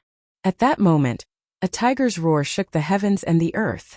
Hu Zhan, who was trapped by the swordlight, had his long white hair crazily fluttering. The baleful aura on his body soared into the sky. Tiger stripes appeared on his body, and the bright white light intertwined with each other. After that, a huge image of a white tiger was condensed on the surface of his body. An extremely ferocious aura swept out. At that moment, Hu Zhan's strength reached an extreme. It was as if he had truly transformed into a ferocious tiger. The tiger's claws tore the heavens and the earth apart, and they directly slapped towards the 7 terrifying swordlights. Bung! Bung! Bung! Bung! 7 consecutive sounds, and the 7 shocking sword rainbows were actually directly slapped away by Hu Zhan. The image of the white tiger on Hu Zhan's body was condensed, and it was wild, ferocious, and its murderous aura was unparalleled. The ferocious might of the white tiger shook the heavens and the earth. Ren Wuming's body violently shook, and he retreated 7 steps on the surface of the lake. With every step he retreated, he spat out a mouthful of blood, as if those 7 heavy blows had directly landed on his body. Li Lingfeng, Lin Xian, and the others only then saw how terrifying the outstanding figures of the southern wasteland barbarian tribe's younger generation were. Chapter 138. Without a doubt, Ren Wuming had suffered a heavy blow. Out of the 7 destructive sword lights that were like shooting stars, 6 of them had been shattered. Only 1 sword light hadn't been shattered. That was because it was a flying sword light that had been transformed from a real sword. That dim sword light was recalled by Ren Wuming. With a clang, it entered the scabbard on his back. At this moment, his face was deathly pale as he looked at the roaring white tiger image in front of him in disbelief. Unfortunately, he was only 1 step away from the transcending mortality realm and couldn't completely become one with the sword. Otherwise, he would be able to display an unparalleled sword formation. No matter how powerful Hu Zhan was, he would be able to defeat him. Boom! The peerless white tiger soared into the sky. The surface of the lake under its feet instantly exploded. A vast and unparalleled power burst out, causing water to splash all over the sky. The entire lake shook violently. This Hu Zhan definitely had a terrifying strength that surpassed the awakening self realm. A horrifying aura surged out in all directions in an earth-shattering manner. Everyone's gazes were attracted by the tall figure that had leapt into the sky. Hu Zhan, an outstanding young expert from the southern wasteland barbarian tribe. At this moment, he transformed into a white tiger and pounced towards Ren Wuming from the sky, emitting an unparalleled and overbearing might. Ren Wuming knew that he couldn't resist, so he quickly retreated on the surface of the lake like a phantom, leaving behind a series of afterimages that hadn't dissipated in time. Boom! The tall figure swept downwards like a ferocious tiger pouncing on its prey. The place where Ren Wuming originally stood was instantly shattered. A water pillar soared high into the sky, and the entire lake shook a few times. The huge waves slammed onto the pavilion in the lake, directly sweeping the pavilion and the white jade bridge away, shattering it into pieces. The white tiger image on Hu Zhan's body seemed as if it was about to materialize. The tiger stripes emitted a bright light. The unparalleled ferocious tiger swept everything with unstoppable force. This was the sign of the white tiger bloodline awakening in Hu Zhan's body. The southern wasteland white tiger tribe's bloodline was said to be inherited from the ancient almighty, the white tiger Saint King. The people of this tribe regarded themselves as the descendants of the white tiger, and the totem they worshipped was the white tiger. Hu Zhan ferociously turned around, and his thick and long tiger tail fiercely lashed out. The whole tail emitted a bright white light, and swept towards Ren Wuming's waist like a divine whip. The white light that shot out from the tiger's tail was several tens of feet long. It rapidly streaked across the void, emitting a sharp whistling sound that made people's scalps numb. Its imposing manner was overwhelming. Bang! Ren Wuming was directly sent flying by the tiger tail as he coughed out large mouthfuls of blood. The #1 expert of the younger generation of the Guangqing immortal sect was defeated. He was defeated by the young expert of the southern desolate white tiger race, Hu Zhan, eldest senior brother. A few exclamations came from afar. Roar! A tiger's roar shook the sky. After that, an incomparably wild power erupted. The white tiger that had appeared from Hu Zhan's body burst forth with a white light. Its claws grabbed towards Ren Wuming, who was flying backwards. The huge beast's claw seemed to break the void and caught up with Ren Wuming in an instant. At the moment when he was about to be caught by the tiger claw that was surrounded by white light, Ren Wuming suddenly felt a strong wave of sword chi coming from behind him. In the blink of an eye, a bright sword light brushed past Ren Wuming's body and shot forward from behind him, meeting the terrifying tiger claw that was chasing after him. Boom! The sword light directly destroyed the tiger claw, but the sword light was also sent flying. Swish! Swish! A silhouette flashed beside Ren Wuming. A white silhouette rushed forward from his side. The sword light that was repelled was recalled by that person with a wave of his hand. One person and one sword rushed towards Hu Zhan, eldest senior brother. A clear voice resounded beside his ear. Ren Wuming was supported by a person, and they quickly slid across the surface of the lake. In an instant, the two of them stepped onto the land on the shore. Little junior sister quickly asked junior brother Yun He to back off. He is not Hu Zhan's opponent, Ren Wuming said to Li Mengyao, who was beside him anxiously. Under the urgent situation, he almost spat out a mouthful of blood, and his face was flushed. The sword immortal Dao of Guangqing Celestial Sect was to spend his entire life as a sword. He would train his sword energy internally and cultivate his sword externally. He would use the sword energy within his body to temper his sword all day and night, causing the sword to have a spirit and become one with the sword. Ren Wuming's flying sword was closely related to him. Their chi meridians were connected. That Hu Zhan broke Ren Wuming's flying sword technique. The tyrannical power didn't directly hit Ren Wuming's body, but it still made Ren Wuming suffer a great impact. Ren Wuming wanted Li Mengyao to call Lu Yunhe down, but it was already too late. When Li Mengyao supported Ren Wuming, who was on the verge of falling back to the shore, the outcome of the battle in the lake had already been decided. The might of the white tiger wasn't something that Lu Yunhe could withstand. After a few rounds, his flying sword was caught by Hu Zhan, and he was also hit by Hu Zhan until he spat out blood and retreated. Guangqing Celestial Sect doesn't deserve its reputation. Hu Zhan grabbed Lu Yunhe's flying sword with one hand and stood in the middle of the lake with his head raised. His white hair fluttered in the wind, and the ferocious white tiger that had appeared on his body had already disappeared. However, that extremely fierce might did not disappear. When Ren Wuming heard that, he spat out a mouthful of blood. He was so angry that he spat out a mouthful of blood. His face turned as pale as paper, and his body trembled slightly. Hu Zhan ignored the sharpness of the flying sword and directly grabbed Lu Yunhe's flying sword. With the sharpness of the flying sword that could cut through hair and iron like mud, it actually couldn't cut through his palm.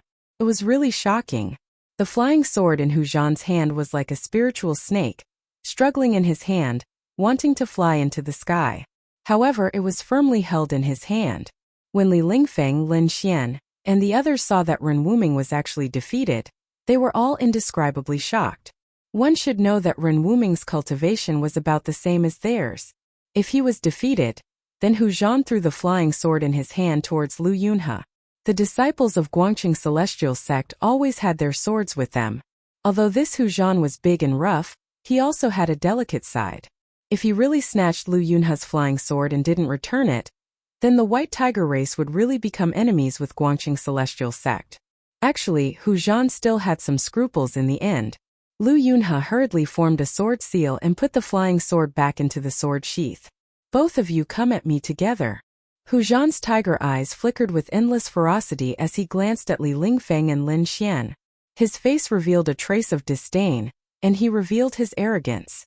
He actually wants to challenge both of us at the same time? Li Lingfeng and Lin Xian looked at each other, and they were both shocked. The three great Taoist sects were like brothers. Ren Wuming's defeat had already caused them to lose face.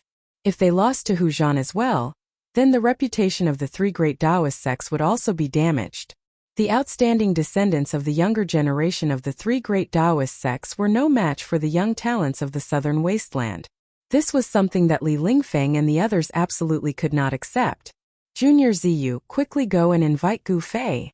Li Lingfeng said to Ziyu, who was beside him, in a low voice. Then he stepped forward and walked towards Hu Zhan. Ziyu immediately flew onto the shore and quickly left. The number one expert of the younger generation of the Supreme Mystery Sect was Gu Fei. When Lin Xian saw Li Lingfeng coming forward, his body also moved.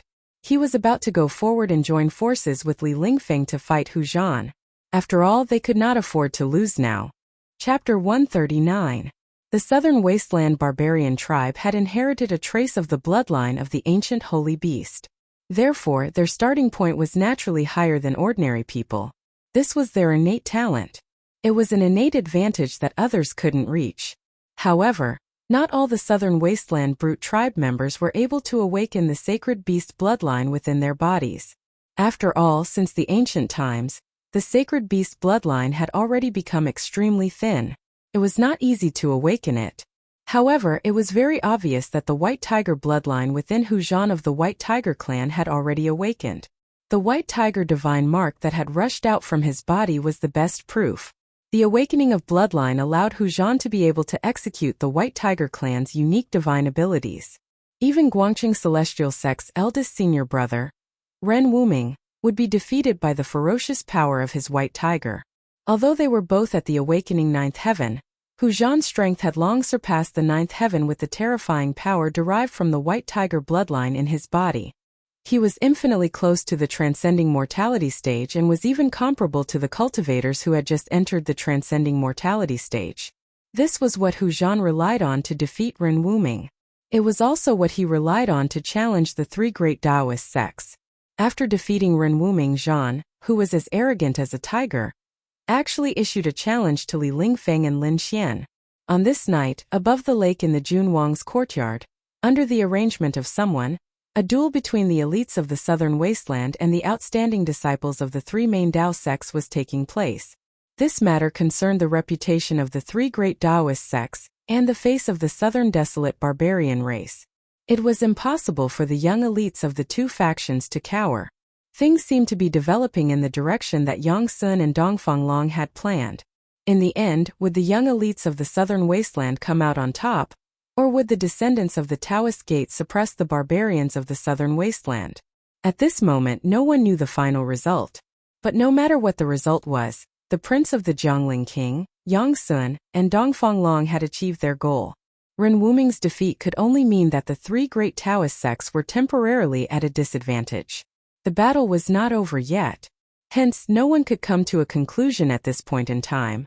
Supreme Mystery Sect's Li Lingfeng, these past few days, people have often mentioned you in front of me.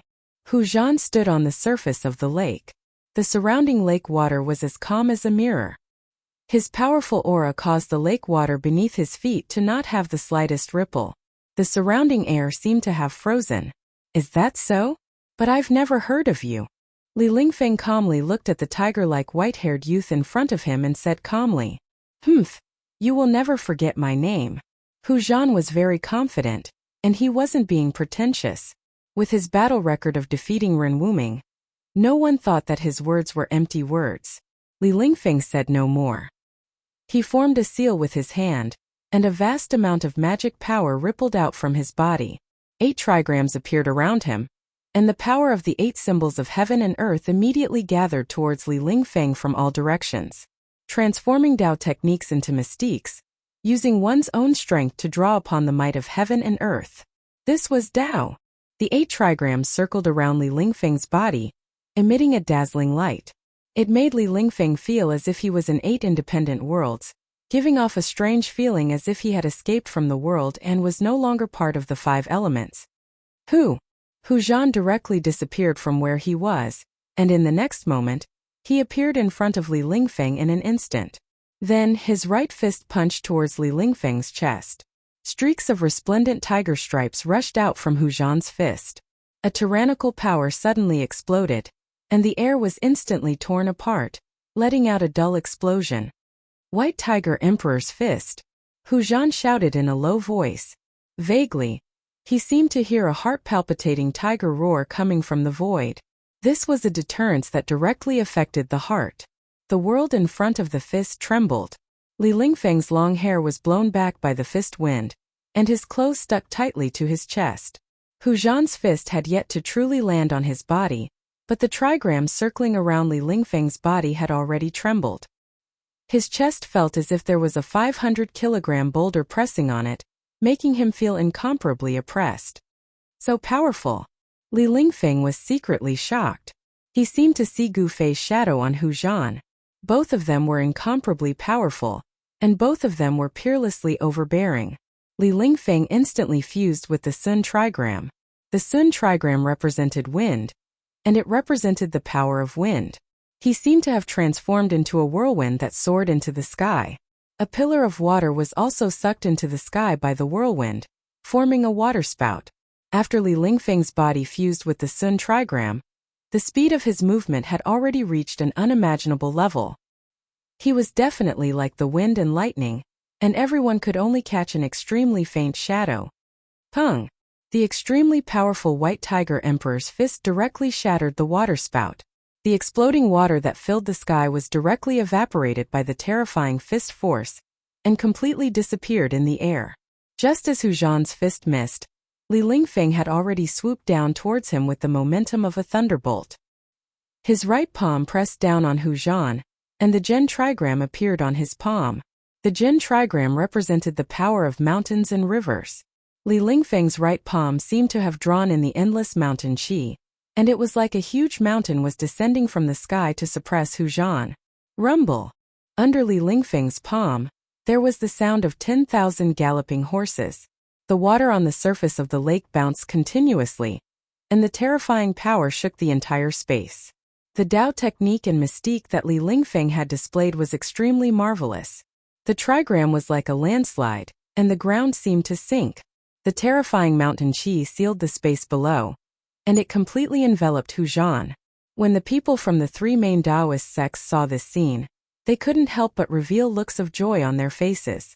Even the eyes of Lin Xian from the Shangqing sect and Gue Teng from the Black Tortoise clan, who were in a stalemate, were attracted by the battle in the lake. Lin Xian had originally wanted to fight alongside Li Lingfeng. Hu Zhan, who was incomparably domineering and arrogant, was blocked by Gue Teng from the Black Tortoise clan. Roar!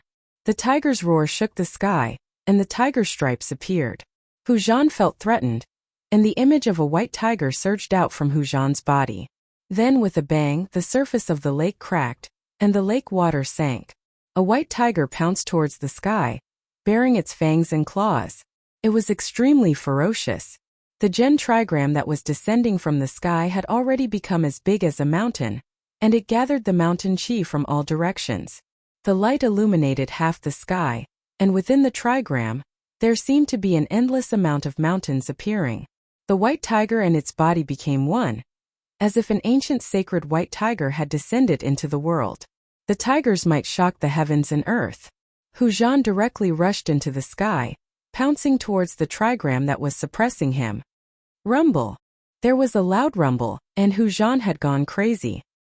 He actually shattered the trigram and directly rushed into the endless mountain qi. Under everyone's shocked and indescribable gazes, the enormous trigram that seemed like 100,000 mountains pressing down at the same time collapsed, and the mountain qi spread out mightily in all directions. Rumble! Everything in the vicinity seemed to have been crushed by the enormous mountains, and they completely collapsed as if they were dry weeds and rotten wood. The lake water was flipped up high into the sky, revealing the pitch-black silt at the bottom of the lake. Everyone retreated into the distance, and under this terrifying force, more than half of the pavilions in the courtyard collapsed. Chapter 140. Boom! The Gen trigram completely collapsed, and the endless mountain energy that was gathered by the trigram exploded with a loud bang. It was as if a level 10 storm had appeared in the sky out of nowhere, and the vast and mighty energy that was released made it seem like heaven and earth were about to collapse. It was extremely terrifying. Network. In the center of the energy storm, people could faintly see a huge white tiger roaring towards the sky while baring its fangs and brandishing its claws, shocking the entire space. Such a momentum had long aroused the attention of the major forces in Dragon Emperor City. Mysterious figures started to appear around Dragon Emperor Courtyard. Someone was paying attention to everything that happened here. The application of Taoist magic skills could arouse the vitality of the universe. No wonder it could arouse the attention of some people. After all, Dragon Emperor City was the center of all the competitions between major forces in South Wilderness. The spies of all the major forces were all over Dragon Emperor City. After the divinatory diagram of Gen collapsed, the divinatory diagram of Suan appeared in the energy storm. Being surrounded by the divinatory diagram of Gen, Li Lingfeng rushed out of the energy storm with the help of the wind strength induced by the divinatory diagram of Suan.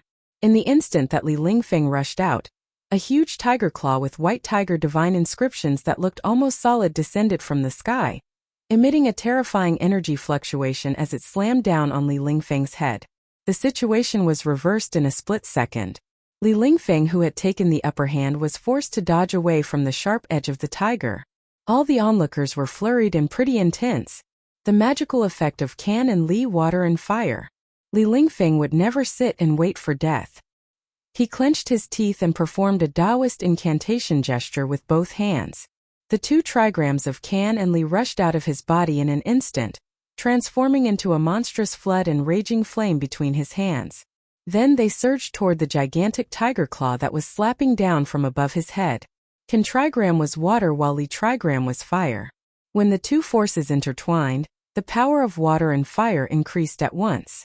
The surging water and the overwhelming immortal flames instantly destroyed the tiger claw. Rumble! Amidst the power of water and fire, a thunderous sound rang out. A tiger's claw directly broke through the seal of the 1,000 heavy waves of the Sea of Flames, and clawed at Li Lingfeng below. This was a shocking scene. Everyone was shocked by the scene in front of them. The power of the white tiger was extremely terrifying.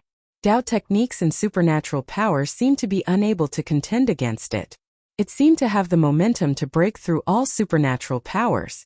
Li Lingfeng was shocked. He wanted to use the power of the Sun trigram to escape the terrifying tiger claws that were descending from the sky.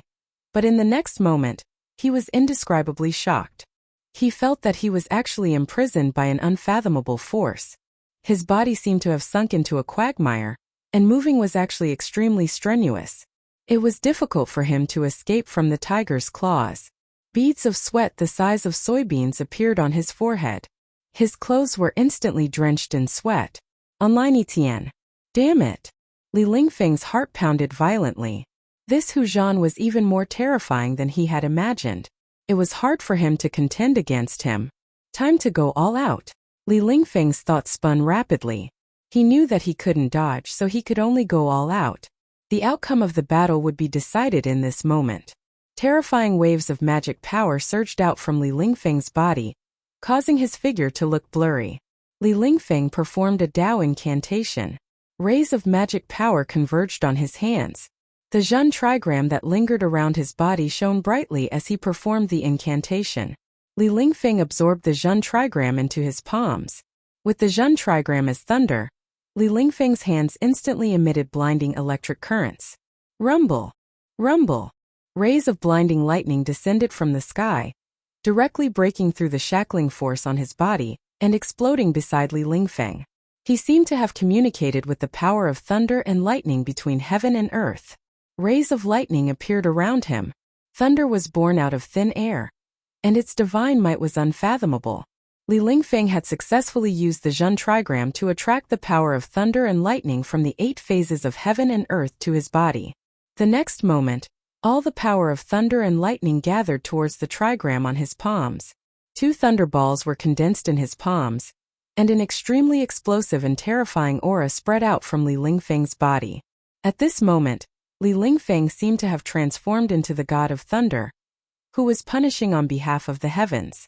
Thunder and lightning were manipulated between his hands. The balls of lightning expanded, and thousands of lightning bolts coiled around the surface of the balls of lightning like silver snakes. Li Lingfeng had no other choice. The huge balls of lightning rushed out and bombarded the tiger claws that were descending. Suddenly, thousands of silver snakes danced in the air. Thunder and lightning shook the sky, illuminating the whole world. The terrifying power of thunder and lightning surged violently. The destructive power seemed to be able to destroy everything. Bang! The tiger claws that were as huge as hills directly grabbed the 2 balls of lightning and exploded them. 2 strong rays of light suddenly exploded in the sky.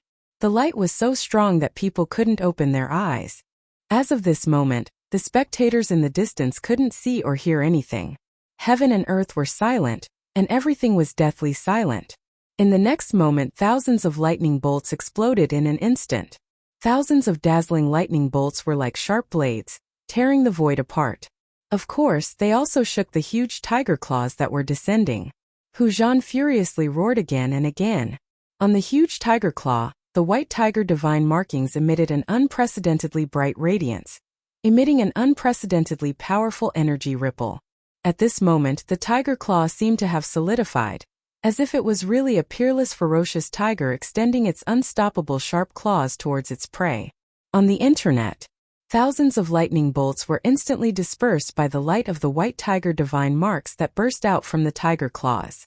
They couldn't do anything to stop the tiger claws.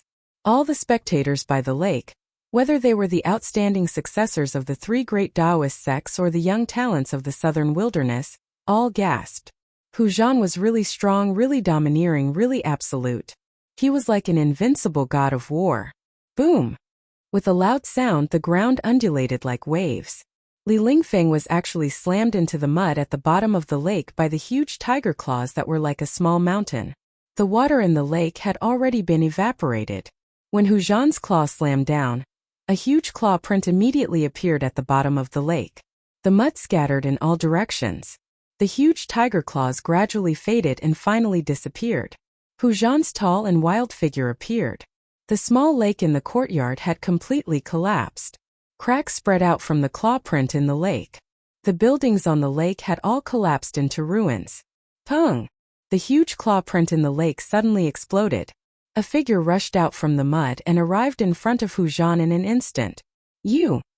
The eyes of the person who rushed out from the mud were red. He was like an injured beast. Blood flowed from the corner of his mouth. His chest was heaving up and down violently. He wanted to skin Hu Zhan alive. Li Lingfeng was defeated. Moreover, he was defeated even more miserably than Ren Wuming. His whole body was covered in mud, and his body was extremely dirty. This was simply a kind of humiliation to him. It made him mad. Humph! You have lost. Do you still want to fight? Hu Zhan glanced at Li Lingfeng disdainfully and said coldly. Hu Zhan had defeated 2 masters of the Taoism faction in a row. His momentum was unparalleled. Li Lingfeng was furious.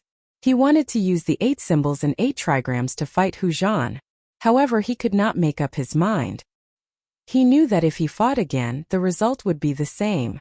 Although Hu Zhan's level of cultivation was the same as Li Lingfeng's, they were both at the 9th layer of the awakening realm. He had not reached the transcending mortality realm, but the strength he displayed was much stronger than the cultivators at the 9th layer of the awakening realm.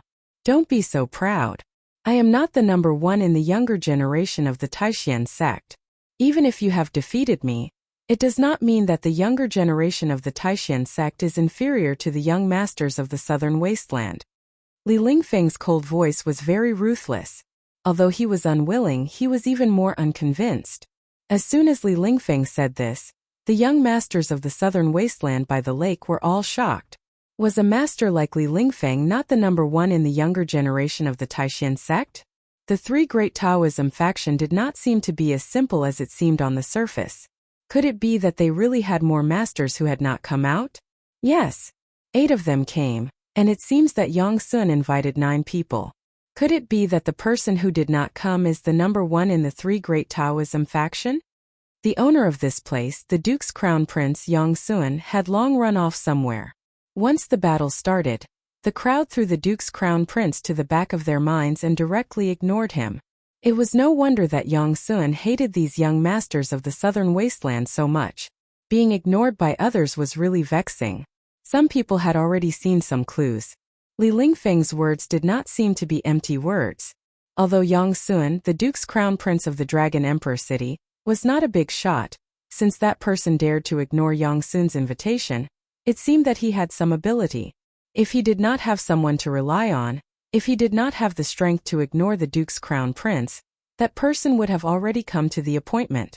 Of course, the group of young masters of the southern wasteland who came to the appointment did not come because of Yang Sun. These people wanted to give the people of the 3 great Taoism faction a show of strength. The young masters of the southern wasteland were also not willing to lose their limelight. Haha! The 5 young masters of the southern wasteland who had yet to make a move laughed uproariously. In that case, call out the strongest person among you to come out. Let's see if the people of our southern wasteland are stronger or if the people of your Dao sect are a notch higher. A voice called out to Ren Wuming and the others. Under the willow tree by the lake, the descendants of the 3 great Taoism factions and the young masters of the southern wasteland stood in 2 different directions. The atmosphere between both parties was a little tense. At this moment, Lin Xian and Gui Tung, who were in confrontation, also retreated back to their respective camps. They could sense a power that was not any weaker than theirs from each other. The 2 of them were not willing to act rashly because they didn't have the confidence to suppress the other party.